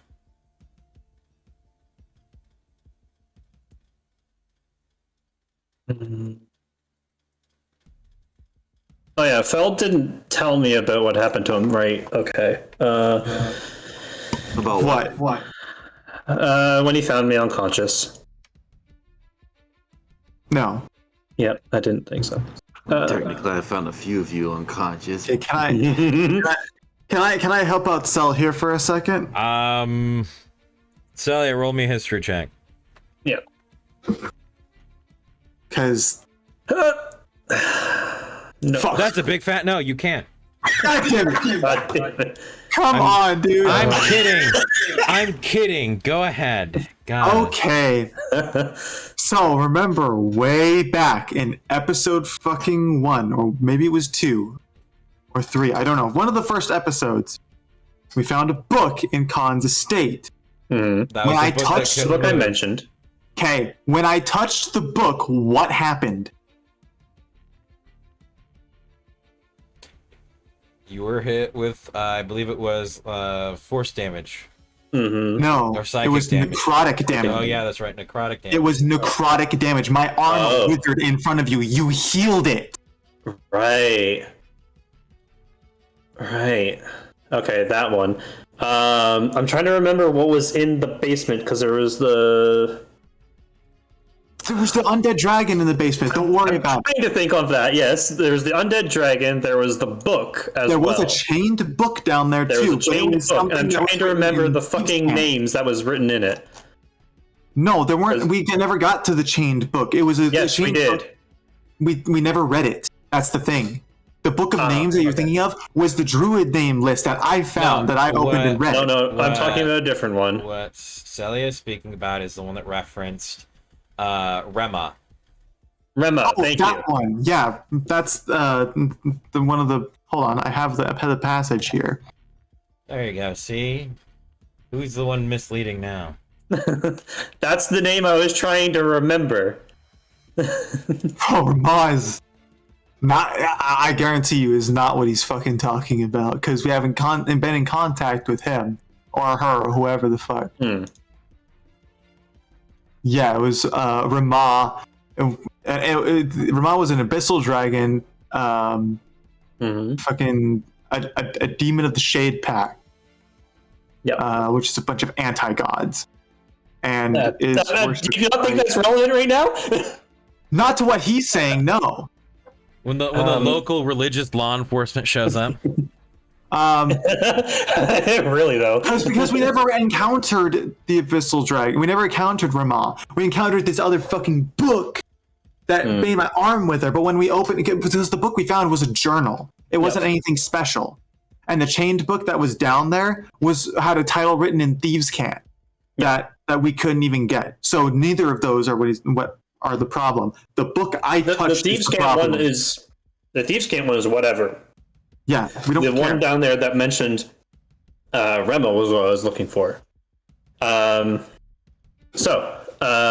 will look to him and say, I do remember when my friend touched the unmovable book, their arm did wither. It was odd. Well, I'm not supposed to talk about that one, but that's not what we're looking for. There was, in the same house, a statue to Bevelite. Bevelite. I'll let somebody know someone's worshipping him. And then there was also a book that mentioned Rema. And an undead dragon? Undead dragons are very common in wizard hideouts. At least back in my day. Well, it was powerful anymore, but it was a thief hideout. It was vault. It was very odd. So that man probably wasn't able to get into his vault for like 20 days at least. So, not to mention that there was also other undead in there, which was concerning. Those regular undead are for York type clerics of normal day to day, and paladins. Can't forget our brothers in arms, brothers and sisters. It just kind of raises its hand once more and goes back down. Very inclusive. Yeah. Very inclusive order we have here. Had to state that real quick.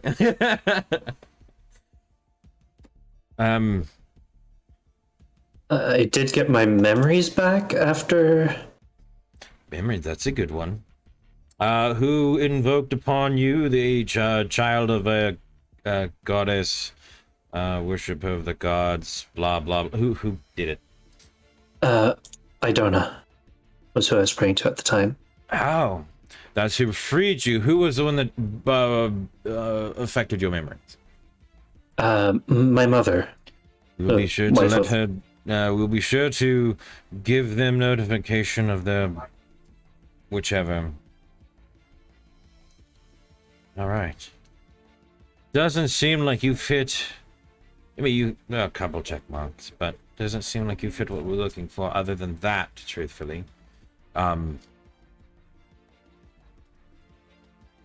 stay away from. Oh, this is going to sound very odd coming from me. Stay away from weird, eccentric people. I will give him the most fucking kidding me? look I can. The most what look? Have you fucking been to Deadpan. Whitewater? I don't think that's possible. If you're talking about eccentric people, I've Since met this is the first quite a few in the visit, last couple of days.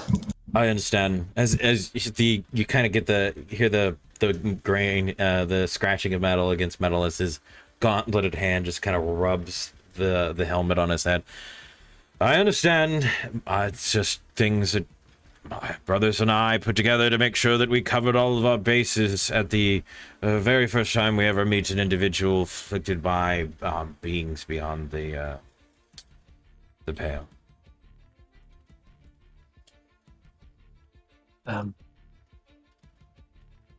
Remember, The people on fucking fire. equivalent of saying, or don't chained. touch any plants, you're standing in a fucking forest. Remember, If I do find out if I saw or if any of my group saw, how would I contact you? oh, you can't. That's the best part. I figured as much. We find wherever it is and deal with it that way. Though, you will forget this entire conversation when we're done. You may ask me a couple questions. It says here that your mother perished. Is there anything you wanting to know?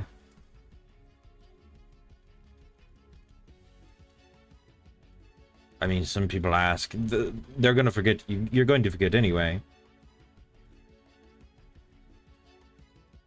Is she happy?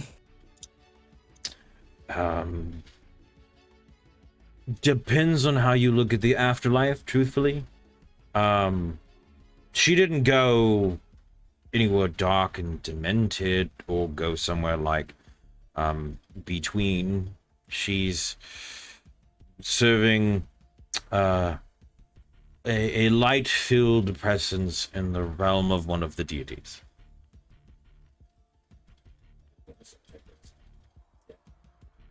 He gives a soft smile. She was not And punished. that's good enough. All right.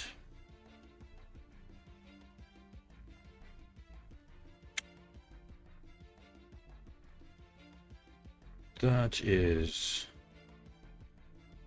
Oh. Since we're talking about the dead, my brothers and sisters, I assume that they are all taken care of as well? No. No? One of them died the same time as your mother, it says, and the rest tried to kill another family member, which was not a good thing to do.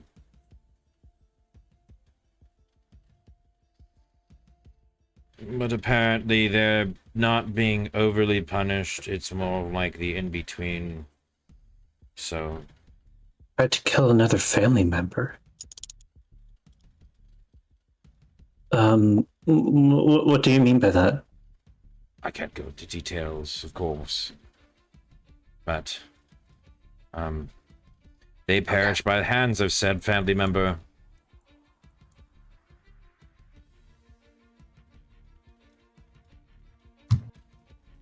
Okay.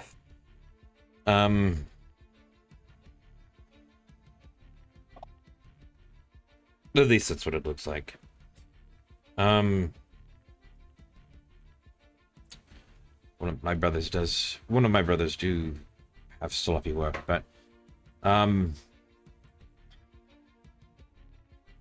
we'll find a question with you. Do you feel as if adjustment is needed on our surveys? Yes. Thank you for your consideration. We won't be taking comments this time. Please continue to worship Idana, as she is happy for each one of her worshippers and children. As always, have the divine gods bless you and your companions, and may that blessing carry you through. Yes, your memory loss will not hurt, and you will continue to go. You'll go back doing the last activity you were before contacted. So I'll give you a thumbs up, and then turn and mount the horse once more. I have one question before you go. Yes. Why do you wipe the memory? Well, if you know that there's an order that speaks directly with the gods, what's the whole point of it all? I mean, I technically speak directly to the gods too, in a fashion. But not all of them scream at you to do your job. She'll kind of smile at that. Sometimes. They give you nudges and pushes. eons ago we glassed a mountain.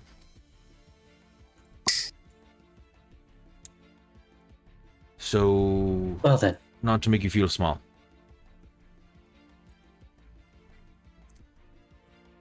But you do fine work. We hardly have to come out of our home to do anything these days, so good to get out. Bit rusty. it seems. Yeah. You know what? What's your favorite color? That's a complicated question. It's a color. I don't. Purple. Purple. Great. All right. As you want, he'll take off his gauntlets as he pulls them out from underneath these massive white sleeves. You'll see just this beautiful filigree that goes across the armor itself. As he pulls them off, he places them on the saddle of the horse as this extremely paled hands with what seems to be etches of white into the skin, almost veins, as he places them together and chants something. What languages do you know?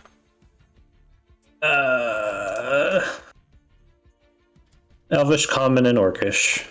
And no language you can understand. The only thing that you get from the language is this feeling of peace and serenity, as most of it isn't sounds you're able to truthfully recognize other than feelings. As they finish chanting, in their hand rests a small amethyst. As they'll toss it to you from the horseback. I'll take it. That should help with the whole eyeball thing. Floating orb on fire. What about the rest of my group? They were also there when that happened, so... Well... Or are they okay?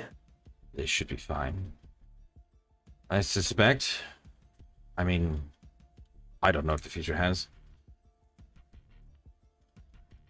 I mean, the last time I left our place of residence was 300 years ago. No, my brother left about 26, 24 years ago, so...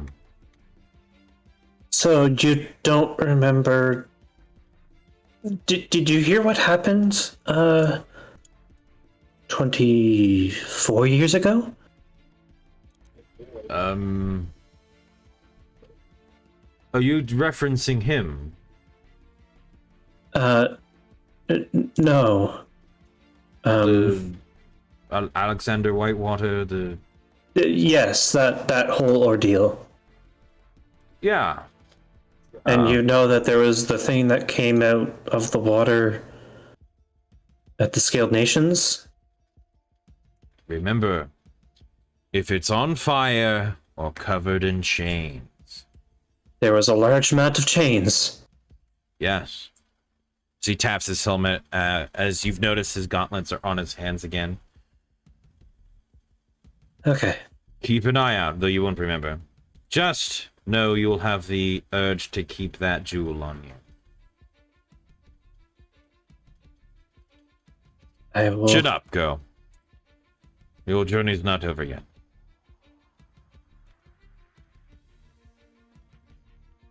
Thank you. As he'll snap the reins as your weapon hits the dummy once more.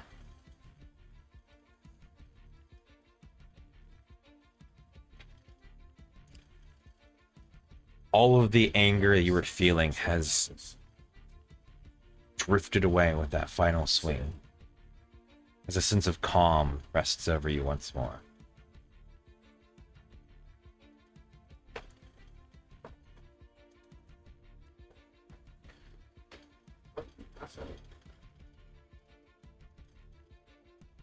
Look down to my hands.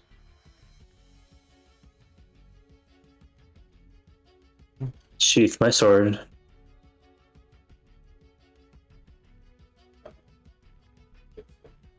It's nighttime now, right? Yeah, it's been nighttime for a little while. Okay. You can hear the people moving about the city. I'll find a nice quiet place near a tree and just pray. You can go ahead in your inventory, add small amethyst with 2 question marks. You don't need to make your character aware of it now, just make sure that's in there. Mm-hmm. Okay. Yeah, it's in there. All of the long-awaited knock happens on your house's door as your brother rushes to get you, saying that the Rage Fangs are here. Plural. Well, Rage Fang, Okay. but the leader of the Rage Fangs. All right. Just round everybody up. Wait, are Fella and I still doing our thing about this time? Or are we done? You guys probably finished as the sun went down. Okay. You were probably you probably would be out having bathed now. You know, a lot of sweat, bruises. Yeah. Beowulf, as you enter into the main hall, Plavig Ragefang is at the entry to your home.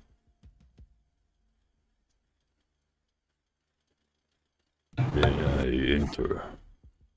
Yes. Thank you.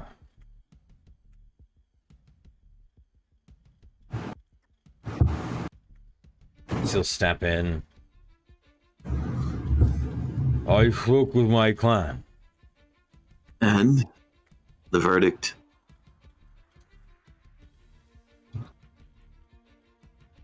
They agreed to the terms and to sow peace. They ask only if some members would be able to return to our ancestral home as well, if they chose to. Some wish to join into your clan, even if we separate.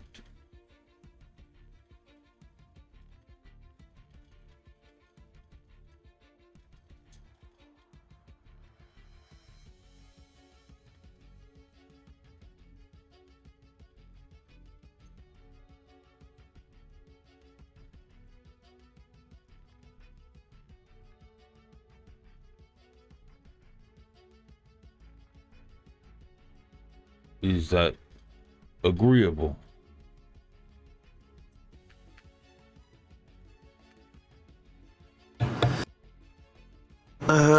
He sits there and thinks for a moment, saying, "This is agreeable. However, this provides an opportunity that should be capitalized on. I would like to request those that wish to join be brought forward.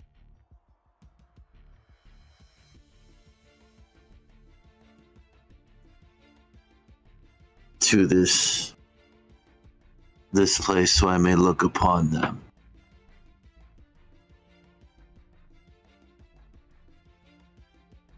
You wanting that before the war or after?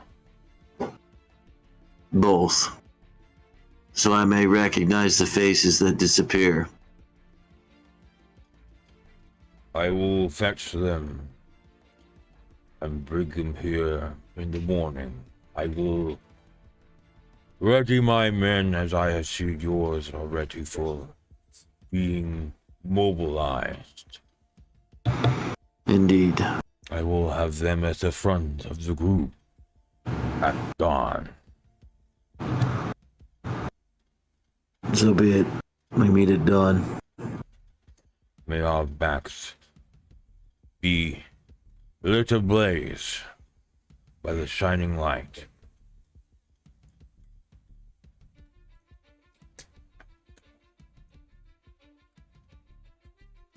And may our enemies cower in the shadows they cast.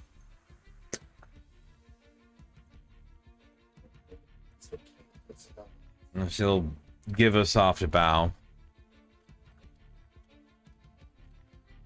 Belv gives us a curt nod. As he steps out.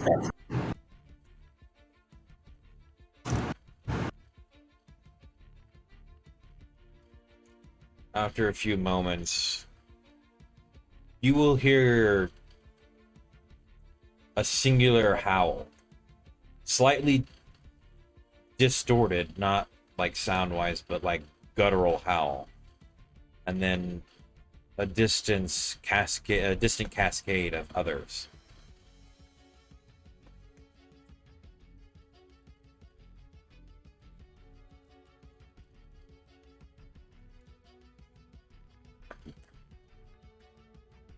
You said that we were all gathered, right? Are we all here? As a few of you will probably take baths for the evening in the bathhouse and then head back for dinner, more than likely. Since one of you would probably starve if they didn't. Yeah, you guys can gather in the Star Strider estate.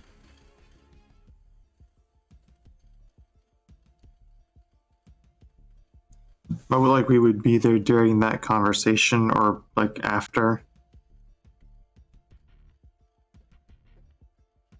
Immediately after would probably be more appropriate. So we'd probably see him walking out the door, or at least walking out the gate. Yeah.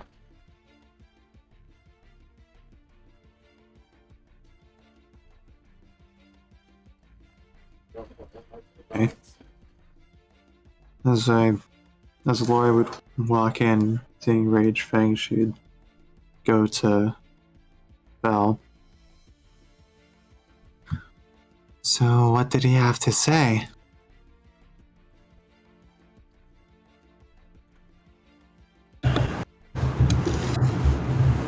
Well, there is an agreement. However, certain aspects have changed. Not too drastically, I hope. Technically, no. As long as things don't try to stab me in the back again. This is technically faster forward progress than I actually had anticipated. That's good, I think. I'm hoping so, because if not, well, fuck.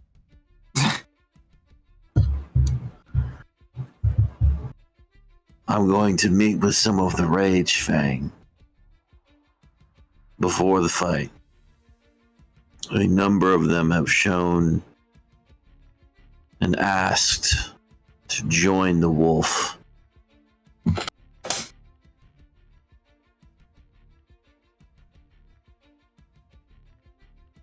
And you agreed to it. I tend to make it a habit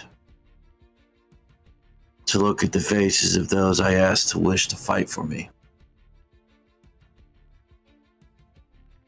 And I know some of them will not return. And that is on me.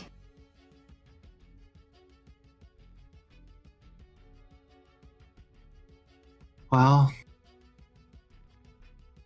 like you've told me before, Every war has its casualties.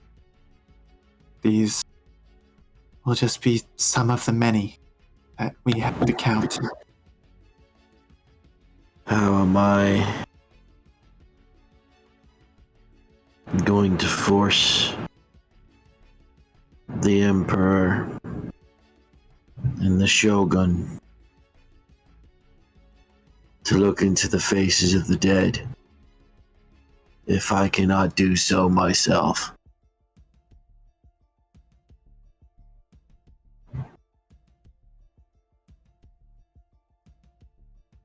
I think it's good, Elwolf, you do that. Because then, when the Emperor looks into your eyes, and when the Shogun does too, they will see in their reflection all of the faces, the ones who we lost, who couldn't make it to the end. And they'll know in that moment just exactly who has come for justice.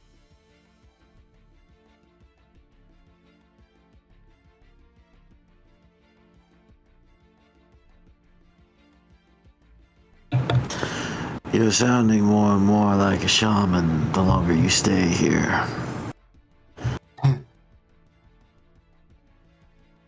Well,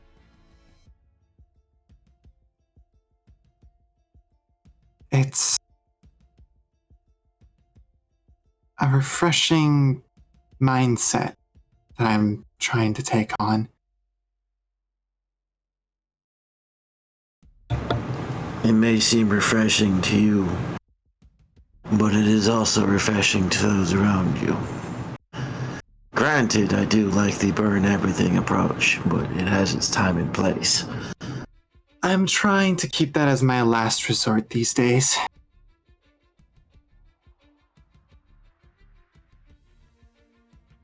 But like I said, I will be the fire that burns after the lightning strike. Not all lightning strikes cause a blaze.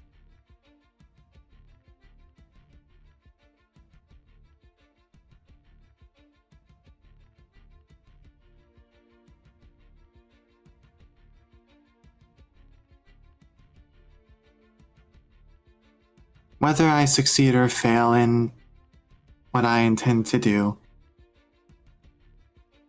I'll still always have your back. And I will have yours.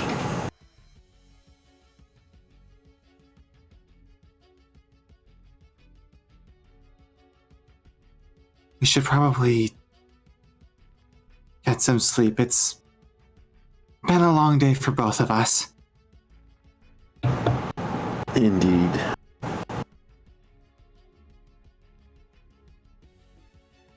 I assume that the rooms we had last time we were here are still there for us. The servants will prepare you rooms. There's always guest rooms available.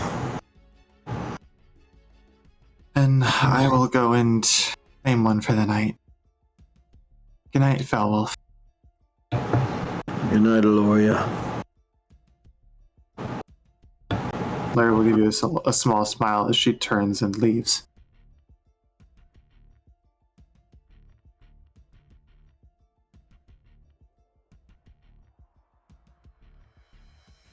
Are you going and turning in for the night, Gloria? Yes, I will be.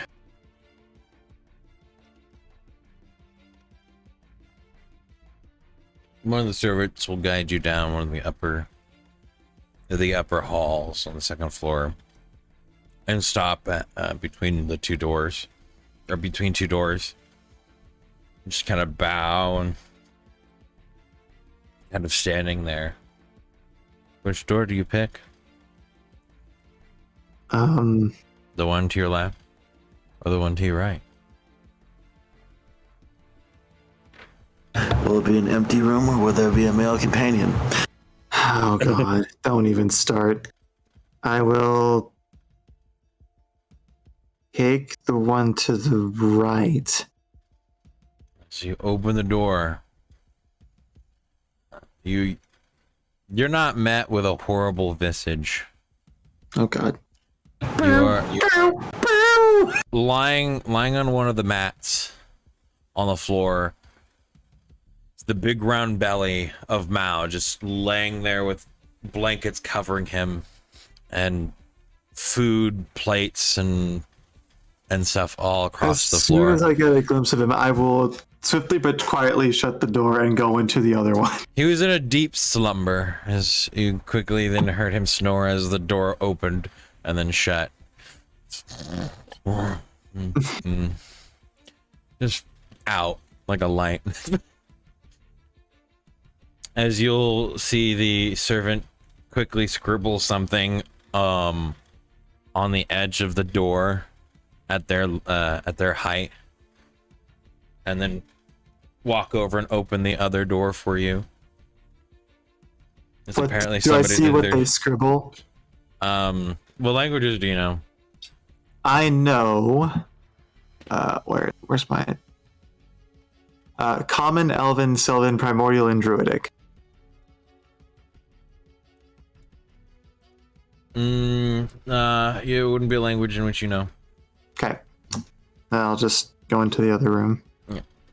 They'll open that one for you, and then you'll hear the same kind of sounds on the outside of your door. Somebody forgot to mark the door as occupied. That's why they didn't direct you to the other one. Yeah, that would have helped. Of course, it happens to me again. We're the first other one to go to sleep, so it's also been quite a day. Yeah. I will just let myself drift off to sleep. Stolen, you return from your bath, and what's your plans? Food and sleep? Yeah, Stone would go to sleep about the same time as everyone else.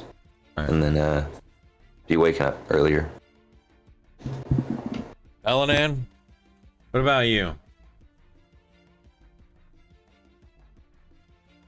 Are you going to bed?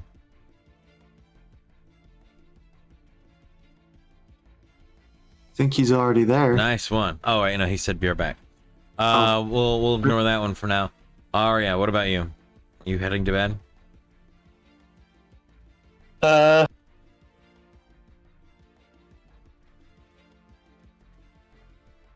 Yeah, after a long while, I will. Now for the Neoma. Been a strange place all fucking day. Yeah, she's been mostly just wandering the village. So, yes, she would have just slept. There would have been kids that played with you for a little while. You would have noticed that there were little insect people that would roam from building to building, taking care of things. Occasionally you would see everyone else moving about the town somewhat. There isn't a lot to do in the village, but it is walled in, and it would be hard for you to get out. Yeah, she wouldn't try to get out. She's in a new place, so she's just adventuring what she can. You're able to tell that like a lot of the plant life that was here that is now hibernating due to the weather would have been stuff you've never seen before. Mm-hmm. But the buildings are oddly shaped, yet they are surrounded with nature itself. As looking around, even in the snow-covered terrain and scenery, is peaceful. Other than seeing the soldiers moving about, though they themselves move in only smaller patches, as if not to try to disturb the sereneness of the town.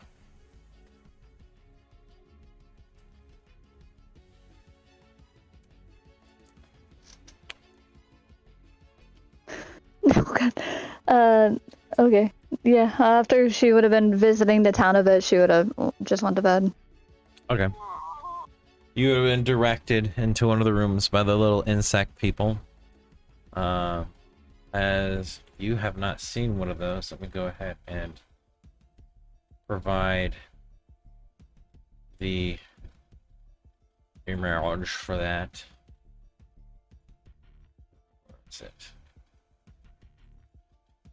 Go.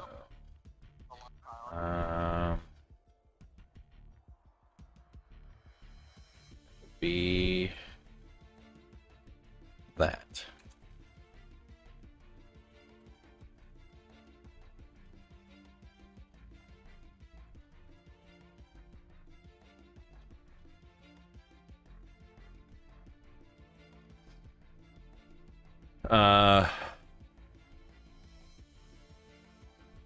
They wear nice, colorful little clothing, but move and skitter about the buildings. They're extremely quiet unless it's completely silenced. That's the only time you can truthfully hear them moving about.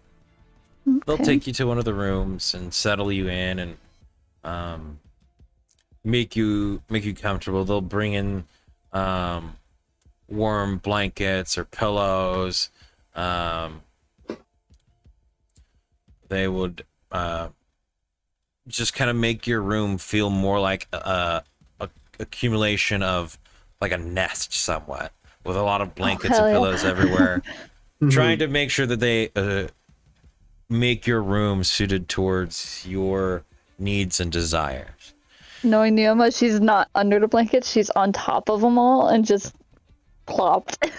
Like this big circle of pillows and blankets and this almost odd-shaped mattress kind of style laying there, as if in a massive bird nest. Yep. There would have been one constantly following you around the house all day, cleaning up the slight scuff marks that your hooves left behind on the floor. Other than that, there's no real constant presence around you, as the townsfolk just would wave and say hi and be pleasant. Everybody here speaks in bestial, so I'm just happy I'm able to communicate, so I'm just walking around. People would openly and happily greet you and pass by and whatnot, and kids would play and comment on your fur and like calling you beautiful and whatnot, things like that, and just being pleasant until adults run them off so that you can continue walking through the town. So that was mostly what your day was. It was just a pleasant experience. Ooh.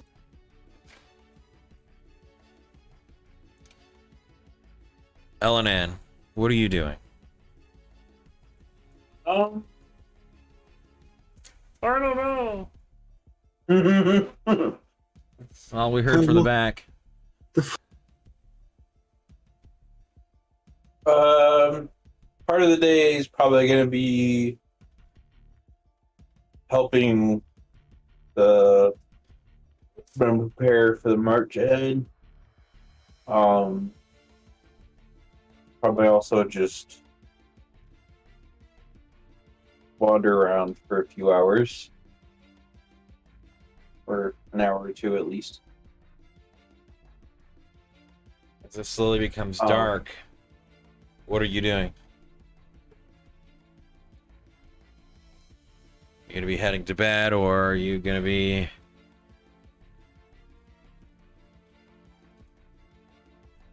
waiting with Felwolf or talking to him, or are you spying on people? What's going on? Grabbing more butts. Yeah. Being accused of being a pervert.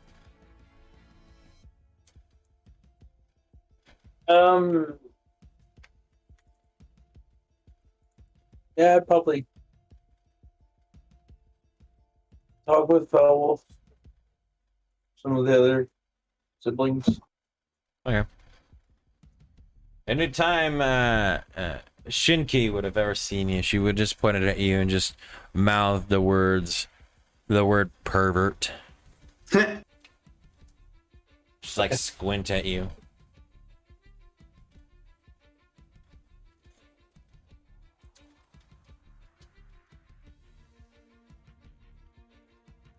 All right, and I think that covers everybody. So you'd talk to your family. Do what? After that, after talking to everybody, are you heading to bed, or what are you doing? Yeah, to the bed Okay. after I talk with most of them. I will remind you, you never told Fel that he was going to have somebody show up tonight.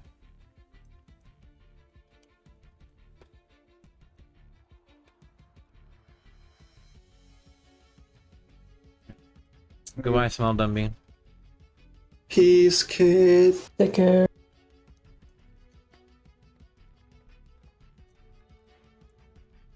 What was that, Wolf? Or LNN, sorry? Who was supposed to show up at his place? Katsuko. Oh. Oh.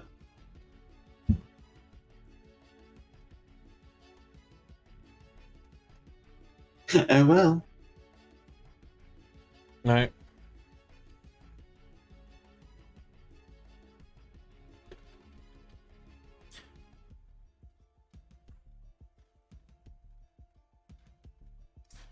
Well, what's your evening looking like as your house slowly comes to a crawl and the occasional snore? Foul Wolf would have, after conversating with his family for a bit, would have basically waited for everybody to, divvy off and drift off before he would go to the bathhouse, just fucking relax and unwind from a very stressful time. Okay.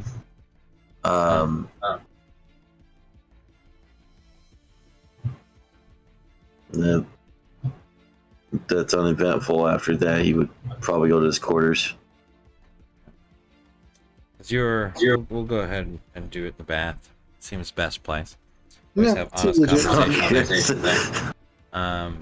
Before that, your family went off to bed as Runa fell asleep next to you while you guys had dinner and whatnot, and your sisters carried her off to bed, and everyone just kind of went their separate ways. As you sit there late in this evening, looking up at the cloudless skies, the snow still resting on the ground and the stars above, just taking in the cold breaths of the air and the warm bath waters. You'll just hear somebody slip into the bath. Not next to you, but just off to your side.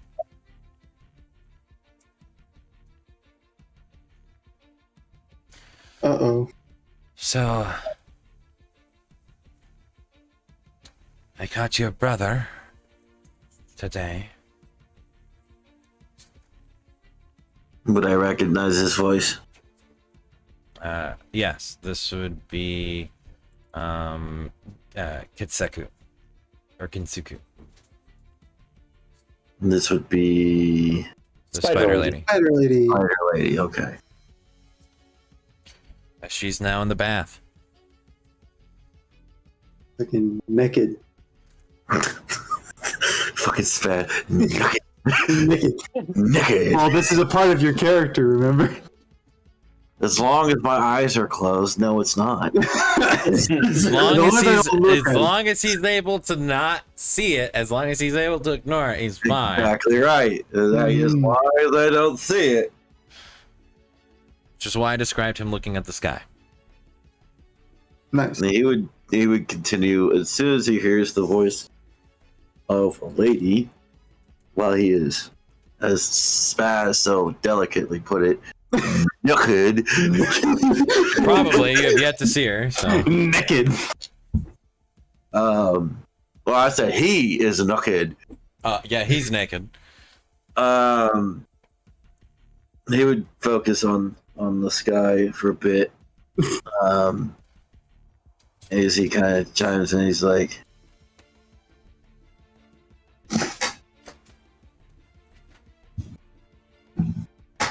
"And what did you catch, my brother?"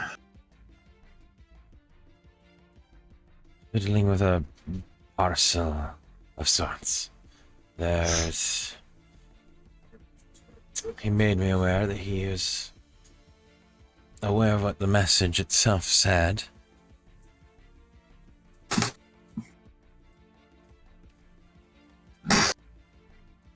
We are all aware what that message said. I am now. The others still are not.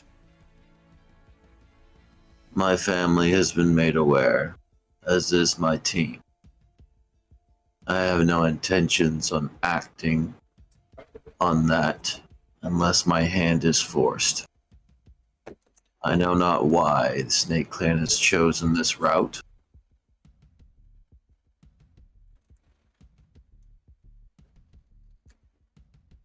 But you have not given me reason to draw my blade.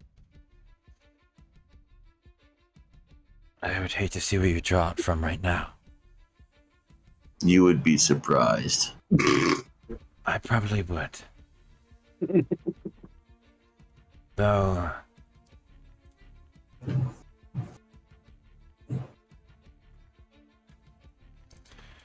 I can't speak for the others. I can state I don't understand that either.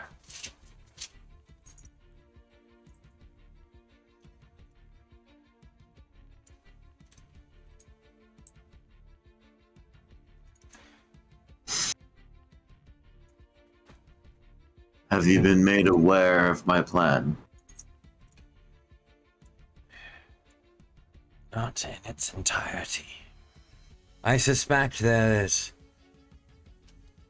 vengeance and dutiful deeds needing to be done. Things that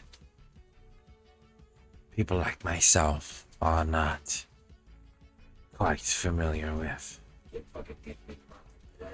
So take not my words to express what it is that you do as my vision of how things should be, more along the way of how they affect me. I care personally not if the Emperor lives or dies, or if the Shogun's alive or dead, or who leads the Snake Clan. Wrong for a person like me, I guess, a member, to say, but what do you get when everybody in your clan is trying to not truthfully care if someone lives or dies?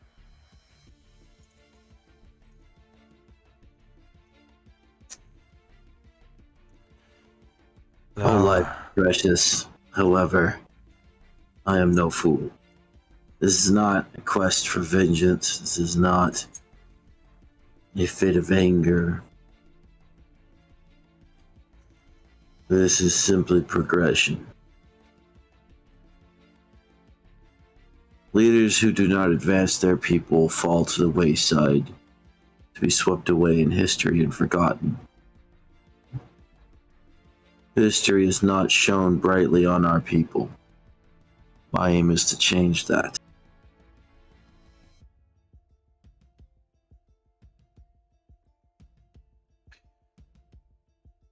If it comes, if you enter into the Jade Palace, face to face with the Emperor, and don't kill him, we will have been there to see why.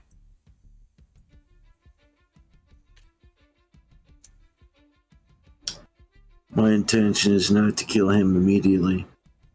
If I am to kill him, I will make sure he knows what he has done. What I read doesn't...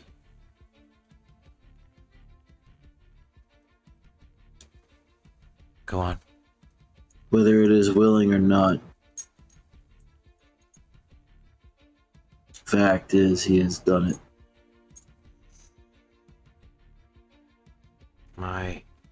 Our mission, as I read, doesn't state when you need to kill him. Just if you're going to.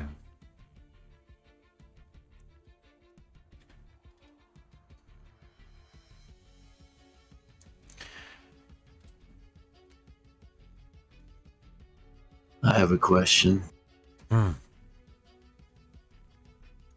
I've spoken to a few members of the Snake Clan in my time. I've noticed something. I wonder if it is universal.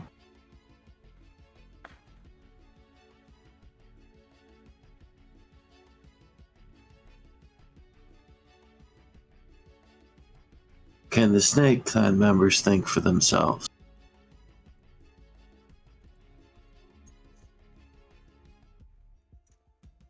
Or are they simply flowing with the whims of their leader?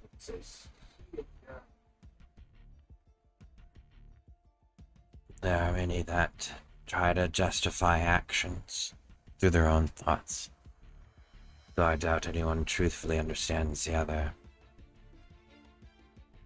Could say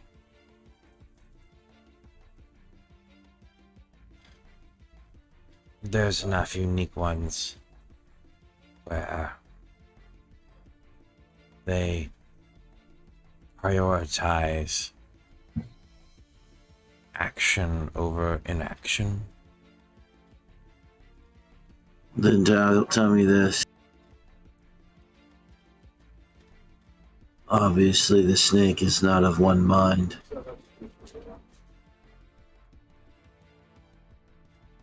Then how does the snake aim to be relevant when history comes for it? If they are not willing to change.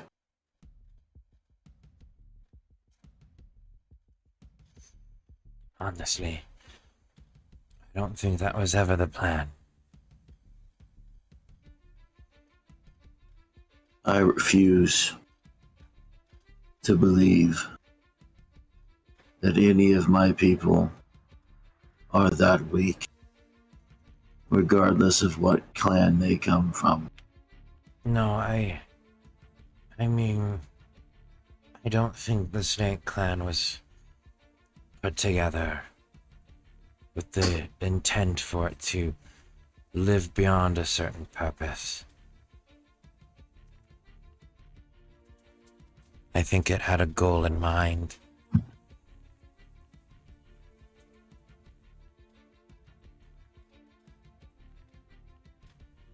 At least that's what I get from the clan leader. He at least intends to, in his words, soon it will be finished. Ends justify the means. That is his mindset. Whatever it is. You've traveled and lived in my territory for some time now, correct? I followed your troop when they're here, and when not, me and Shinki and a small group were watched over your territory. What do you think of my people? They live peaceful like the Ox did before. They're not secluded in their valley because of a notion of betterness like the dragon. And let me ask you this question. If we do not hold ourselves higher, if we do not think ourselves better stronger, or more skilled. Why are we not killing ourselves like the snake?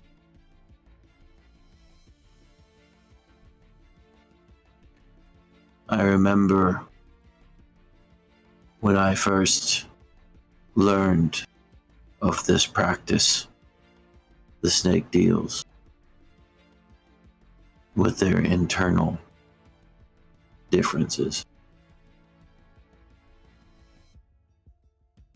Entire clans annihilated, erased, forgotten.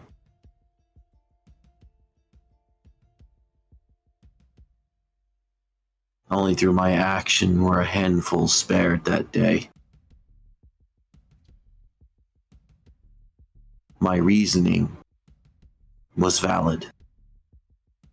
Valid enough for the overseer to understand.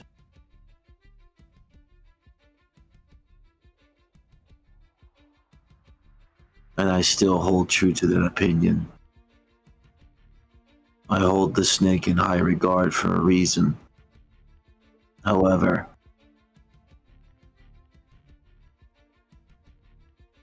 when you poison yourself to attempt to make yourself stronger, you only make yourself weaker in the process.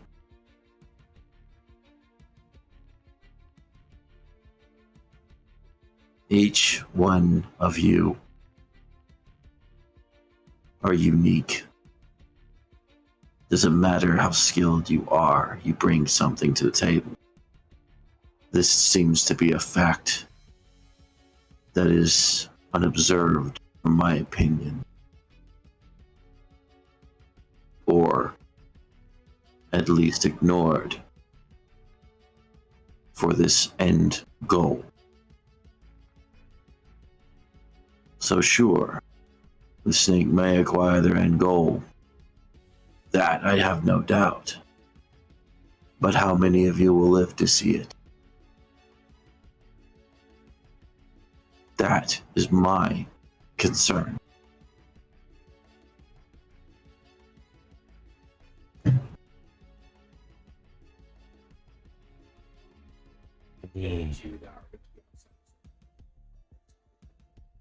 Many people attempt to join clans, more than one would think.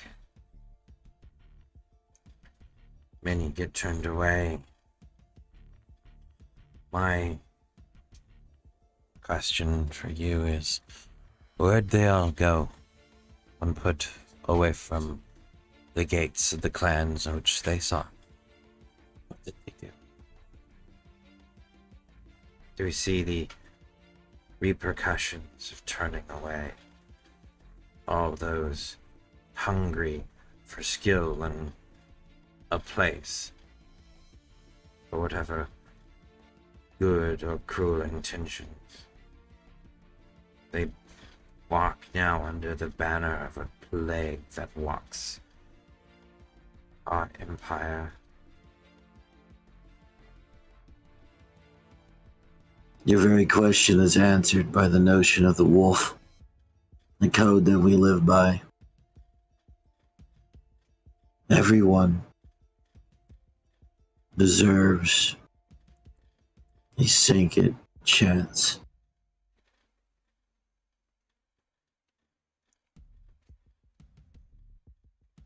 A lot of good can be ignored if not given the spark to ignite it.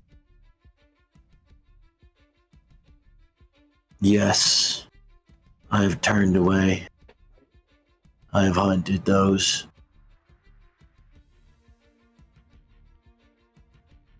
However, every single judgment I have made, and that of my father before me, has been made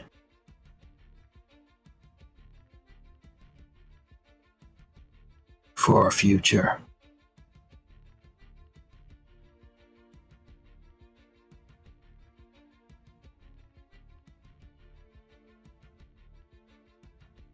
One cannot be a leader without being able to protect. One cannot protect without being willing to kill. However, finding that balance is what is key. There is a saying,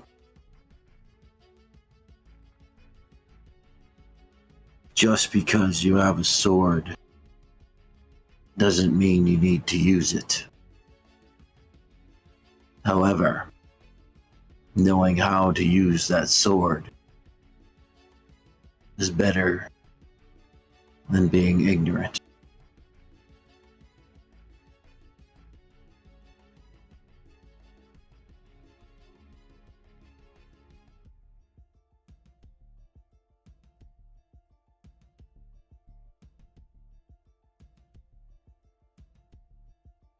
I hope that the Snake Clan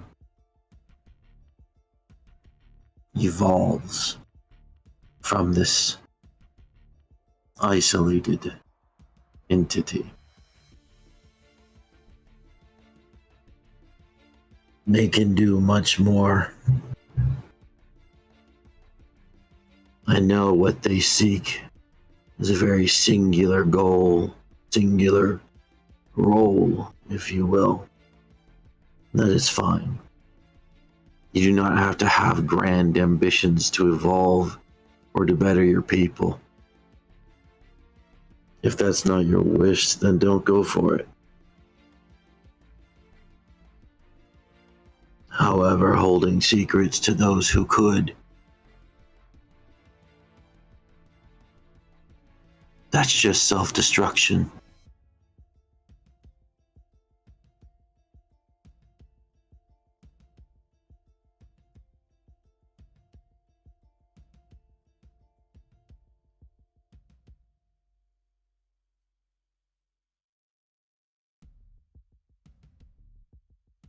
My goal is not to preach, as I have no mind for it.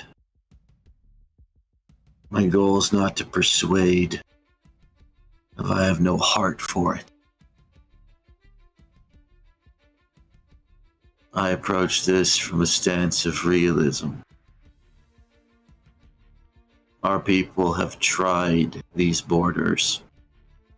We have tried segregation of clan. We are now reaping the benefits. So when this is over, and you and the rest of the snakes retreat back into the crevices and shadows, take what you have seen back to your leader. And just like the Emperor, he will see what he has wrought.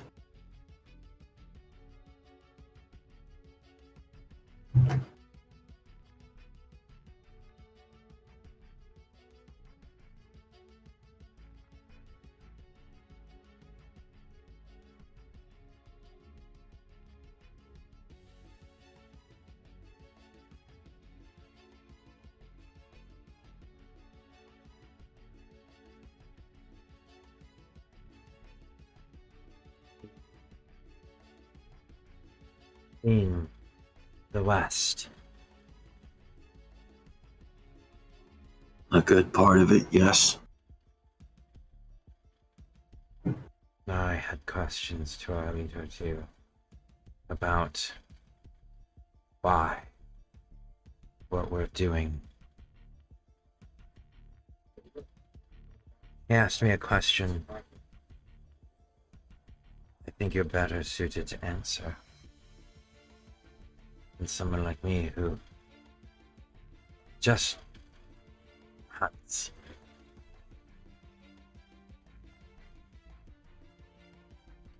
Question was, why are we not as involved as the others as we could be? This statement.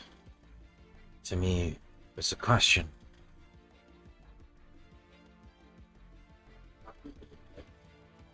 That is a statement clouded in irony. Oh, that was my question. He replied with, if a warrior was gifted a weapon to answer all his battles, would he be a warrior? Or would he be a nobleman?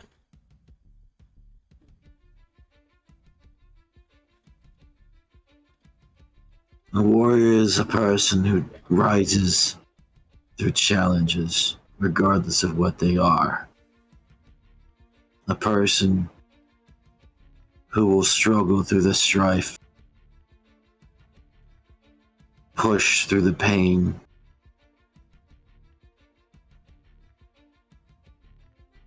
for whatever his cause is. Protection, ambition, greed. There are many different types. Being a warrior alone is not what this war needs. We were warriors before. We have not changed.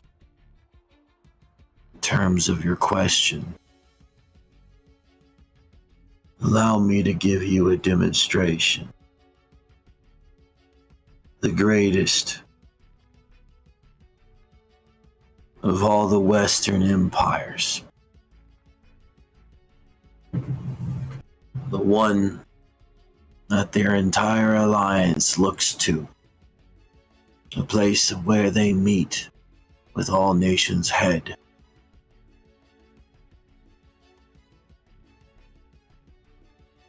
They took their traditions from my clan.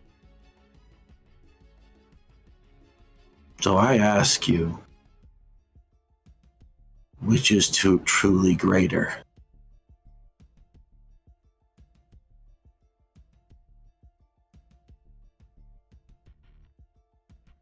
We are not so far as you may think. Now, the question is how we choose to advance. We are not noble in their words. There's a difference. There, it is a title. Here, it is an action. That's what makes us different. You'll hear footsteps behind you, heavy ones. I think the answer to that question isn't provided in the question itself. It would be, at least what I would call it, a king. If I may butt in, young Star Strider. I don't mind at all.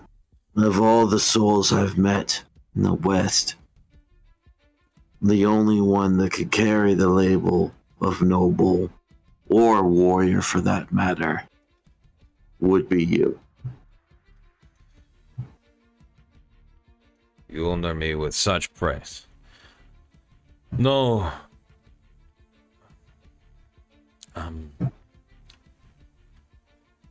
Is it, Katsuku? Yes. I spoke to your troop earlier as I roamed the city. Your clan leader isn't looking for a warrior or a man with power unearned. What he's looking for is a king. A man who's earned the right to determine the use of such power.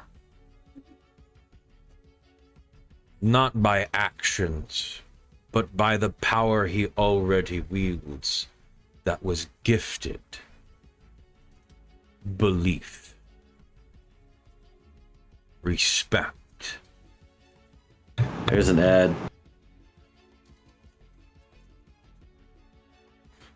No ad. Earn Yeah, such like, what? "Earn such what?"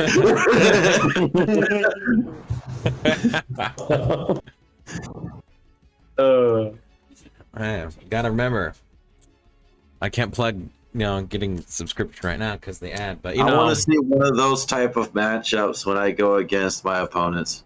Little MMA matchups. what? That'd be great. Get a poster hanging on the wall.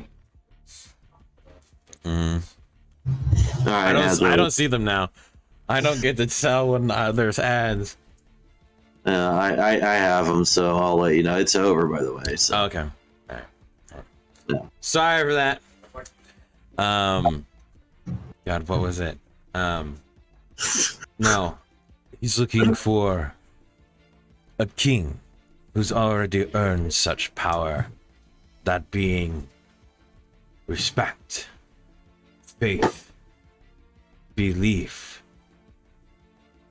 the things and power only the people in which he should rule over can give him.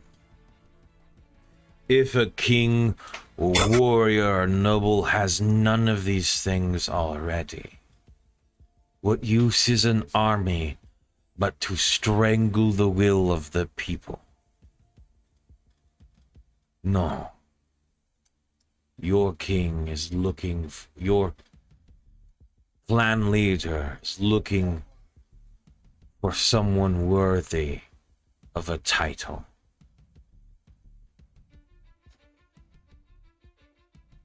I got so close to that. Sorry for eavesdropping. But if this is about your plan that I heard before, or changing the status quo, I as a foreigner have no right to say, but if a force such as this suggested Snake Clan and the power in which it supposedly wields chooses on a whim on who should they side with, your leader does not believe he will ever have the faith of people. It is honorable in which he's chosen to give to the person that does have that faith the power in which they wield. Unfortunately, it's war. Time for tests are over. If your leader has no feet to stand on, then he has no right to bid for any side.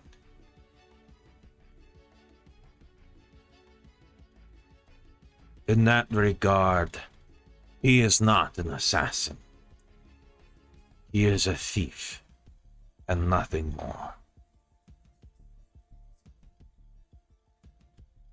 You'll hear Katsuku stand up, taking a breath to respond. There is no argument. I am not the one you have to convince now. It's all those that sit here and struggle. While wherever he is, he sits and waits.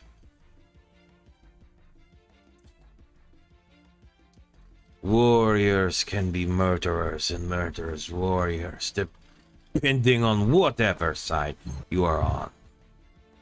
Being an assassin is an opinion. I've killed more men than you've probably seen.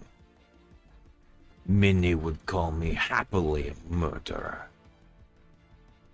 The only difference between you and me is I will do it on the field. I will kill a man in the street. cut him down through his front door and not think twice about it. But I would look them in the face as they lay dying, so they knew who it was. I take pride in the work in which I do. I'm sure you find, and your clan find pride in your own way. I cannot fault a warrior for the ways that they act, but I can fault a leader for inaction.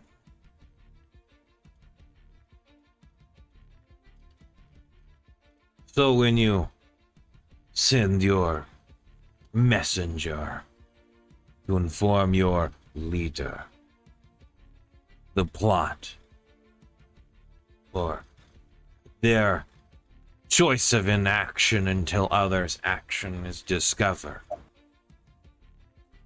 as you'll hear something hit the ground,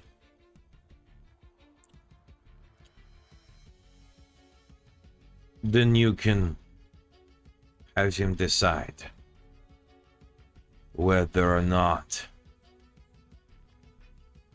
others have to find a way to right inaction. And if I'm not incorrect, I don't think this culture still allows mixed bats. I don't believe it'll be a problem tonight. Brilliant. I would like to obey. Is that fair, madam? Yes, that's fine. I will.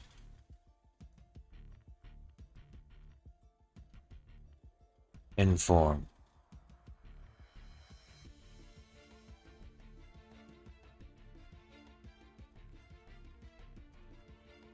Please know, none of us harbor personal grudges. Or disdain. Neither do we.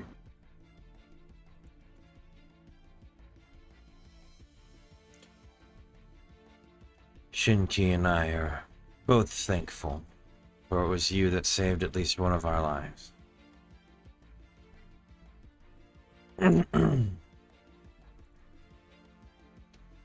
As it Oh, best, okay. I think it best to inform our clan head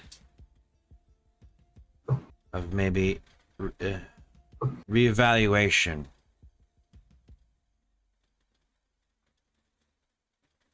How about Velvet will get up and basically begin drying himself out, putting his clothes on.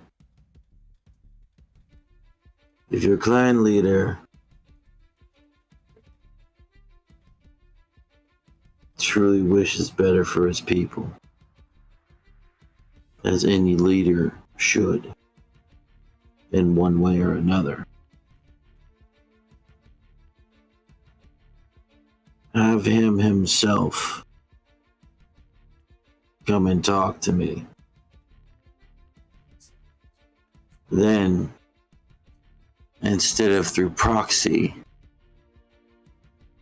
if he wishes to kill me, I at least know I won't die by the orders of a coward.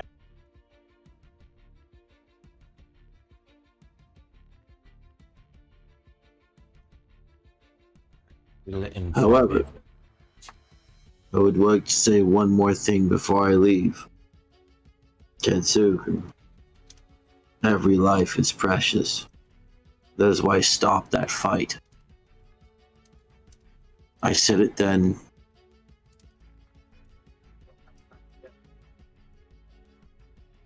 I will continue to live by that.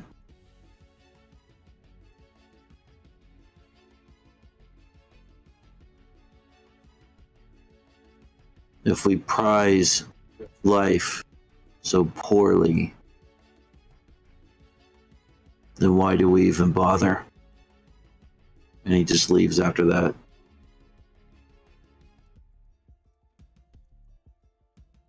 You'll see as you go to leave, King Bukovic is standing there with a robe on, though there's two as they're kind of tightly wrung around the torso and his waist.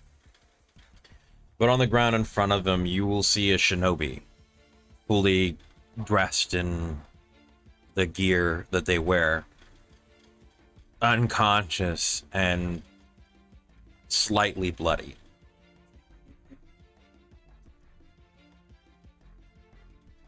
As he'll just smile at you as you pass by and nod.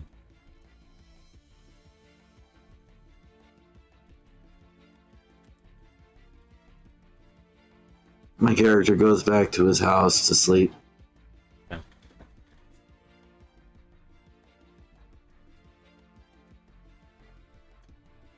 Fucking Bukovic. He didn't like being followed, man. Bothered him. He's just one of the people I'd imagine that wouldn't want somebody following him. It's like, hold up, let me pull this fucking stick out of the tree. Grabs the man. Goes bulk mode. Beats the stick with the man. Yeah. Grabs tree, pulls it out of the ground, shakes Ninja out of it, beats Ninja to death with tree. Let's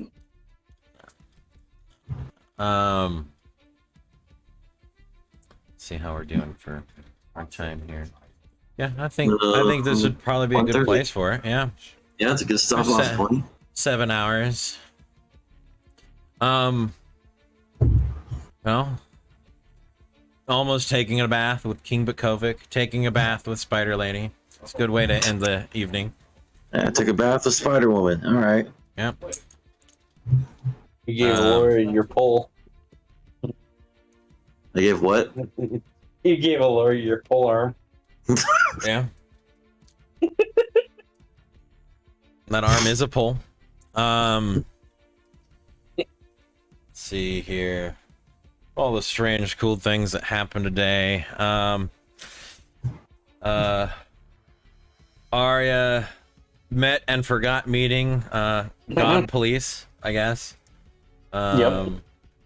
You know, the survey. I will state, if I do recall, the individual's actually supposed to play that character. Because I rolled for it, and I didn't think that role would come up with that interaction. God, where was I with this? Up there, and then, I think that one is actually supposed to be, President is supposed to play that one. As the Tither played all by our European friends. So I'm glad that slowly those guys will slowly be brought in. Now, kind of giving a good aspect of that whole thing. I hope it was just weird enough. It was. Yeah, it was the perfect thing to, like, I just had a conversation. Hold up, what? A nuisance, not a what? I fucking love it. Yeah. Just a casual backhanded comment. Like, bitch, get out of here with that. See, had talk with Father Dearest today. So glad I was able to stress out Celia with that. I wasn't stressed. I was pissed. Oh, okay. I was just angry at him. Angry. Like, why you have to be dickbag? Angry. Why you have to be such a dick to my sister? Like, fuck off. That Baz's new course of action for Aloria. Yeah. That's pretty You cool. finally got a home. If Spaz is even there. They probably fell asleep. Probably. Probably. That's terrible. All right. Well, somebody get us ready to go somewhere, as we're gonna raid somebody. Probably. Eurozone is up and running right now. Yeah. Great. Sounds like a thing. Mm-hmm. Oh, are you going to sleep on Bell's pole? All right. Is that it? There we go. Thank you guys for being here. It's 7 hours on a fucking Saturday night. As always, you guys are crazy just to sit here this long with us. There'll more than likely be Melancholy Melody tomorrow, or today technically, on Sunday evening. Scary Game, or maybe Cult of the Lamb. Who knows what's going on, as Mel should be able to be streaming something tomorrow evening. Beyond that, it looks like on track would be this coming Wednesday as a Wednesday Wool Gathering for Q&A. Stop by there. As stated earlier during the stream, if you have suggestions for the good berries, the channel points, go ahead and make sure that you send us a message or at us on Twitter for possible suggestions that you may have for that, so then we can get to those in time and kind of weigh those ideas. Beyond that, you guys have a wonderful weekend and stay epic. Bye, everybody. Goodbye.